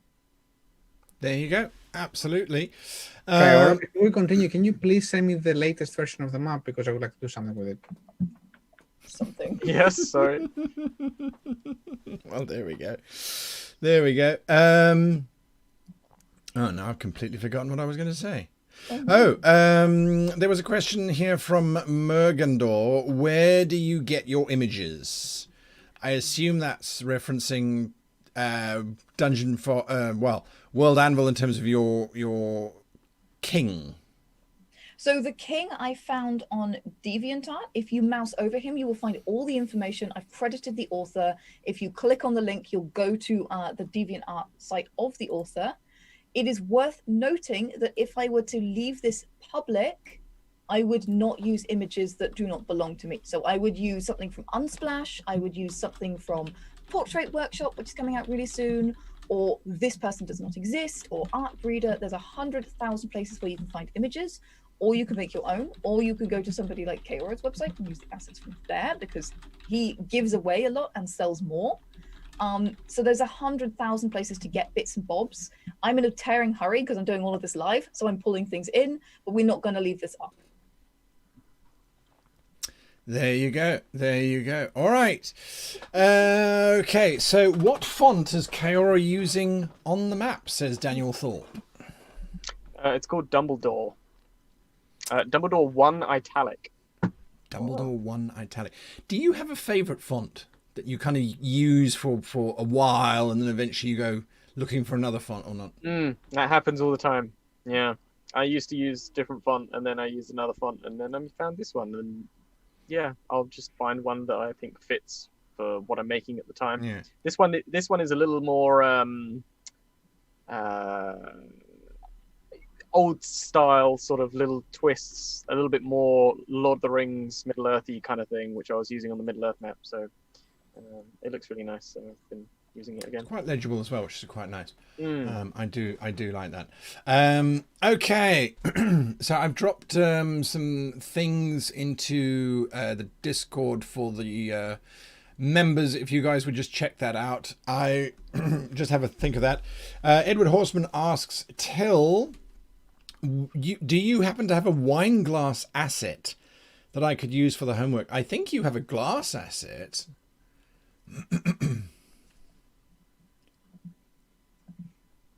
You're muted, Till, or your microphone's on fire. No. I was just muted because I didn't want to make any noise while you're chatting. I think we have one in the flavor pack, food and dishes. Oh, it's a wine bottle. But there's definitely a glass there, but I don't think it's on its side, if that's what you're looking for. No, it's not on the side. I think you can recolor something to make it look like, but I thought we had one because I talked to Tony about it. So I might come back to you with that. I will find it. Okay. If That's not, cool. reuse something different. Janet, could you link the sites that you were referencing Yes. for your image sources, please? Yes.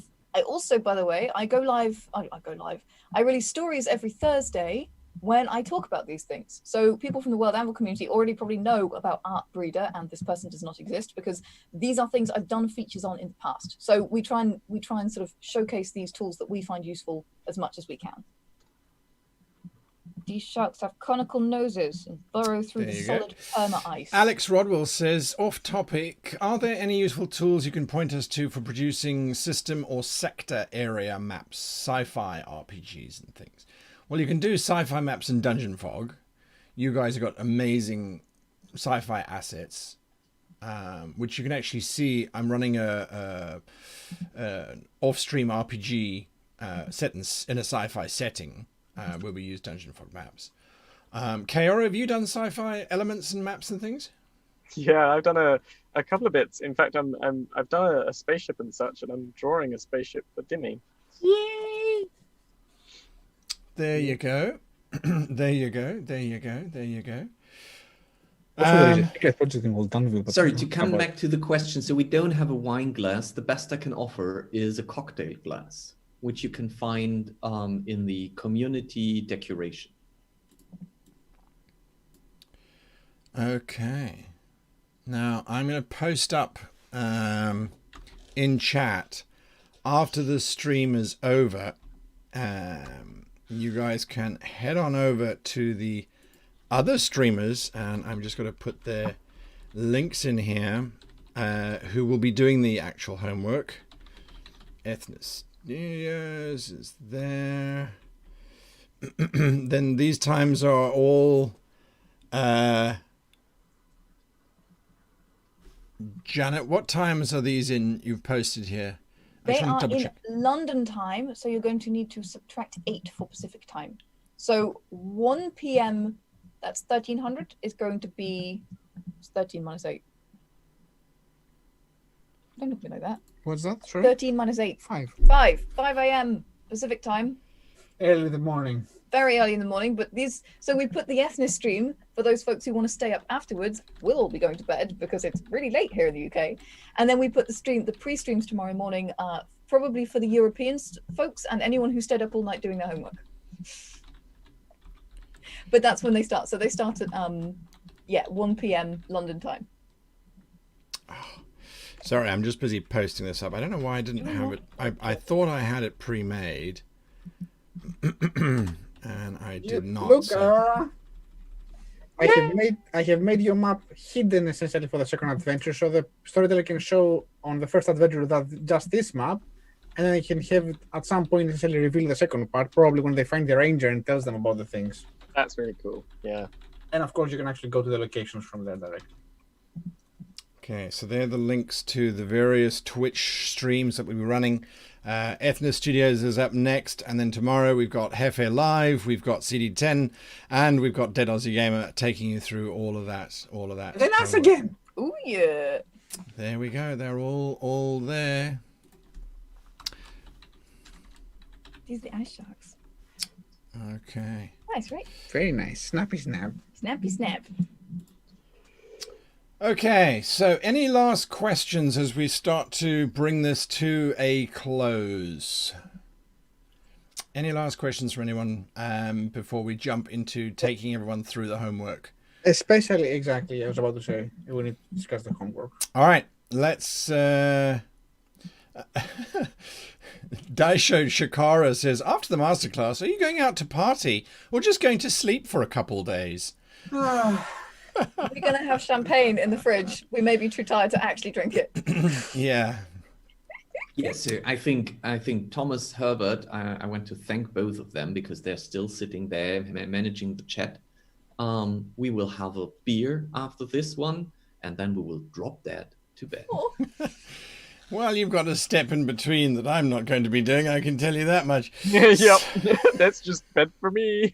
All right. Well, actually, no, I have to wash this blue dye out of my beard before I can go to bed. Otherwise, it's going to get all over my pillow. Oh, it's dear. never leaving. That's with you forever now. Yeah. Right, Very which striking. reminds me, That there is still we still owe the community tomorrow, don't we? I think in terms of the competition. What, you mean I have to keep my beard blue for tomorrow? No. I think you are the one who fulfilled your promise today, but I think Guy, Dimi, and I, we still have to keep up to what we said. I don't know what you're thinking about. I have no idea what you're thinking about. I may or may not comply tomorrow. It depends on how rebellious I'm feeling and if I have a voice or not, because it might just be a 2-hour stream of me typing. And since my typing is the worst on earth, it's going to be a very long stream. Did I get the Ethnos Studios link right? It is twitch.tv/Ethnos Studios. It should be. so. Yes, that's correct. That is correct. But apparently it comes up with an unless you have a time machine, you may not enter. Okay, let me double check. Please just double check. All right, that email, are we going to send the button that will give them all of the homework? Demetrius. That is Till's button. Is it So Till's I button? need to send. Yeah, I will. Push after the we've button, ended- Till. Push the button. Yes, sir. I will push the button. No, I cannot push the button yet because I'm streaming my screen here, which might be a little bit more than I want to show people. I will push the button the second I am out of stream. Can you then share your screen of what people will be seeing so we can take them through the homework? Oh, you Submission. mean the PDF? Yeah. So at least we can show everybody the submission. I can do that. Give me a second. Yeah. The submission form, you mean? Okay. Yeah. Sorry, I'm already a little bit slow. This is the PDF that you're receiving. This is the homework. Yes, exactly. Give me a second. I will open up the form as well. Give me a second. And I am going to then switch to this view. And all of us should be quiet. What, are you going to open it up to Demetrius? Yes, sir. Okay. The ball is yours in the court of the field. Here you are. Masterclass submission form. Do you want to zoom in a little bit? Wow. I can't read that. We has gived. There we go. We Thank has you. gived it. Better? Perfect. I think So everyone this can is read what that. the submission form looks like. All right, so you will get the submission form if you signed up to the website. And that's signing up to the website will end at the end of the stream as well, won't it? Or will it stay open? Because how will they then get this email again? Just a quick thought. Anyway, you should have signed up by now. All right, so what do you have to submit? Let's go through it. World Anvil, what do they have to submit and how? Well, presumably you guys heard our talk today about agile world building. If you didn't, it's on the VOD, so go watch it right now. It will be when we stop because yes, exactly. Yeah. Yes, you will be able to see it on view on demand once this is over. And yeah, basically fill out a foundation article. We've given you an example in the homework where you can check one out. Fill out a set the scene article. We've again given you an example where you can see one filled out. So there was a problem, as we said before, with the homework link, but both the articles have a link for each other, so they can actually go from one to the other. Yeah. So you'll find a link in there. It's not rocket science. In other words, it's all in the meta category of that world. The whole thing is open, so you will find it. If you struggle, hop on our Discord, and a friendly soul will help you out. We then want wait, sorry. I've done something stupid and I wasn't reading the chat. Give me a second. No, okay. Once you've filled out the foundation and set the scene, which is probably about 12 sentences in total, it's very, very little. We'd love you to create a location based on this, which really epitomizes what you've written in the foundation and set the scene, which will be a great place to put something of your first session adventure, because you're really introducing then your world in all its glory, bringing in all of those elements in session 1. So fill out the foundation, set the scene, create a location that epitomizes what you've already done. That's it. Does it have to build on the world that we have been looking at today and the adventures? No, not this world we're making. It's your own foundation. It's your own setting of the scene.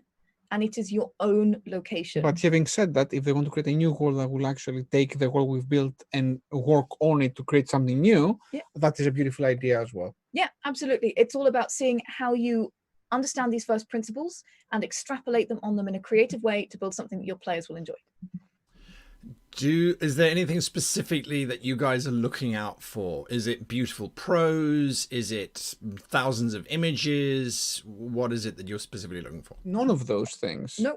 What we want to see is if people can create a foundation and a scene for their world and then use this information to create something that is in accordance to that, because that's the important part. The important part is that once you build your foundation, everything that you write has to be sense checked based on your foundation and your scene. So make sure that whatever you have built is making actually the theme continue into it and everywhere else in your world. Absolutely. And we were asked the question earlier, how do we make a trope, how do we make a repeated theme or space like a mushroom forest feel unique? And the answer is dig into what is unique about your world. All that stuff you've just written in foundation and set the scene. That's what's going to make your location feel unique. That's what's going to make your world feel unique. It's all of those different things that you've written, those 12 sentences or so coming together. That's what makes it unique. And that's what we'll be looking for. Something that really epitomizes, that's really sort of thought through and makes sense with itself, essentially. Yeah. Last question is, does it have to be fantasy or can it be something else? Whatever you want. It should be everything you want. Exactly. The idea of this is to help you create the campaign that you want to create. It's about creating the campaign setting that you want to create. That's the whole motivation part. So follow through the questions and they will lead you into a direction that you and your players will enjoy, that you'll be excited about, not just now, but 6 months down the line of your campaign. Bingo. All right, Till, take us through what Dungeon Fog is all about. Okay, first of all, I have my finger on the button. So if you want, this is your last chance. This is your very last chance. After I have finished my what I need for homework, I will switch my screen and press the send button. If you want to get the submission form, this is the last call. Sign up to the newsletter and you will be part of the list. If not, that's it. There is no second send out or something like that, and you cannot submit your homework individually. We only take the ones that we have on the form. With that said, Kiara and I are going to pick up where we left in the workshop, which means it would be really beautiful if we could, as a submission, receive mention maps for the Alchemist's Mansion. They don't have to follow the blueprint that I've sent you. They shouldn't be too massive because we need to work through them in 2 hours. We need to work on that map or on 2 maps. They should definitely, it would be nice if they would use Kiora assets because that's why we made that. So if you would please use them. You can definitely, if you need forest trees and things like that, you can use dungeon fog trees for now. But make sure that you have a map fleshed out and finished, or at least as far as you got. You don't have to add lighting. We do all of that tomorrow. But have the room layout ready, have probably some of the decoration in there. Kara and I will then pick up and try to refine and finish it. If you want to, you can add notes to the rooms to let us know what happens in that room. We will look at that. Now, how do you submit your work? Well, if you have the map here, all you need to do is click on that little button here and create a private link. If you copy that into the form that you are receiving, there is a little text field that says, please, your share link. If you copy that into this form, we can take that link and look at your map. We can review it. So make sure that you click on the copy to take the full link and then paste it into the Google form. That's all you need to do. And we will spend our noon and afternoon to review all your submissions and pick something that Keora and I think is great for review and shows what we can do to improve that map from a concept basis and from an artistic basis. Okay, so there are a couple of questions that are coming through. The Spinator says, where on Discord are the CoW specific links? They aren't. They're coming through as emails, which you would have got if you'd signed up to the Circle of Worldbuilders.com website. I know that people are saying that they haven't yet got their email. There we go. Can you push the button, please?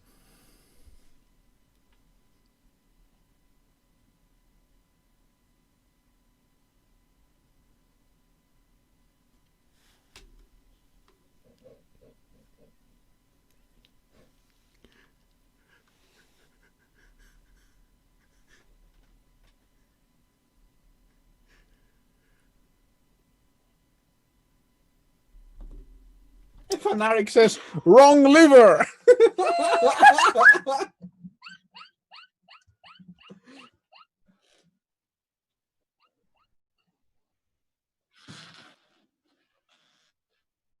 And what about you, Guy? It's been pressed. It's been pressed. So hopefully you will get your email shortly. All right. So that's your submission. That's your submission. And then my submission is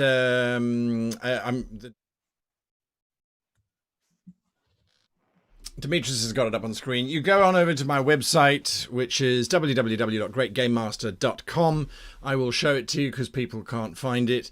And you go to the Great Library. You go to the Bag of Holding. And in the Bag of Holding, you will see there's a folder called Circle of Worldbuilders. You click on that, and there is the 5-step story form, which you need to download and filling in all of the steps on your form. And then you email them through to us at geekstable@gmail.com. It's as easy as that. Okay, so that's where you're going to send it through to. And I think on that note, I'm going to go back here to everybody. So now you can see. See the emails have come through, which is brilliant. They've all got that email. So that's wonderful. Do you think we have achieved what we needed to achieve, World Anvil? I think we can never say yes for sure, but I think we went and did a very good work, all of us. I hope so. I think we've created a whole monster. Well, yeah, actually, we have. We've created a whole bunch of monsters. We've created a living coral forest. We've created a crystal cave. We've created the main NPC. We've created a first encounter, a second encounter, a trap made of ice burrowing sharks that bites your feet off. I think and again, all in sentences and paragraphs, which is, as I said, I kept saying it today, I'll keep saying it tomorrow. All of this is tiny amounts of world building that gives a huge amount of impact for your players, right? All these are tiny articles I'm sharing. It's a sentence, a paragraph, and an image. Each one, if I wasn't yammering on stream at the same time, would take me 3 minutes. And I think we're there, you know? There you go. There you go. Kaora's already said it. Thank you all for watching. Yay! Thank you all for watching. Would you recommend people draw maps in 4 hours flat? No, don't do it. Terrible. It does strange things to one's brain. Not entirely sure what it's done to mine. There you We'll go. find out tomorrow. Well, Find out next time. that's right. So just to confirm, the deadline is 2 p.m. GMT. Is it 2 p.m.? Yeah, 2 p.m. GMT It is tomorrow. 2 p.m. BST tomorrow, but I would like to say something that because we have people streaming during the hours leading to the stream, as World Anvil, we decided that we'll actually be taking a look as well, only on World Anvil for submissions coming later on as well when it comes to that. All right, lovely. And of course, you don't have to submit for everybody. You don't have to submit for everybody. You can submit just for Till and Kaora, you can submit just for me, or you can submit just for World Anvil. Don't feel pressured to deliver everything. Till, are you happy with what we managed to do? I know you kind of got into that space and monitor blowing up. Honestly, I kind of lost myself in that map, but it was a long day, and that was the perfect relaxation to just play around. I've played around a little bit with the new terrain things, but I've never really had the chance to really experience them, so I was completely lost in there. I apologize if people were hoping for more of the map when I just spaced out there, but I think I'm pretty happy. Like, if we look, we have a very good fleshed out scene here, and I've already started to add a little bit of detail here. So I think it's now the things that we're doing tomorrow. It's brushes, props, lights, and some details, and we have quite a nice map here. There you go. Absolutely, absolutely. And I think that's the joy of it, isn't it? You can just get into the zone and get lost and just have fun. That's brilliant. Okay, folks, you guys have got stuff to do for this evening or tomorrow morning, depending on what your particular choice is. I think that what we have come up with, as always with your input, has been so much better and so much more exciting. I have learnt stuff today, which is brilliant. So I'm happy. I hope you have certainly enjoyed it. We will see you again tomorrow at the same time on all of the channels, these all wonderful, wonderful channels. Remember, if you're watching on YouTube, hit that like button. And if you're watching on Twitch, bits and subscriptions and all those kinds of wonderful things, show your appreciation, or just say hi, or send out a tweet saying how much you've enjoyed it. I've seen there's lots of people on Twitter have been sending out stuff. I've been trying to retweet them as fast as I can. But #CowCon. and there we go. #CowCon.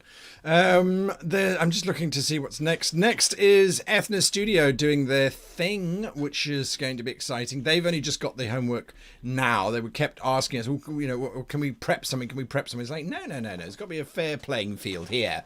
So they got exactly what you got. So stay around for them. Ethna Studios. So that's twitch.tv/Ethna Studios. And we're ending a little bit early, so I don't think they're going to be raiding. We can't. I wouldn't even know how to raid. I think they are already live, in fact. I don't know how to raid with this system that we have at the moment. I barely know what I'm doing. So there you are. The Dungeon Tomb. Thank you. We will take your suggestions for the next one, if there is one. Anyway, until then, I think from all of us, Thank you so very much, guys.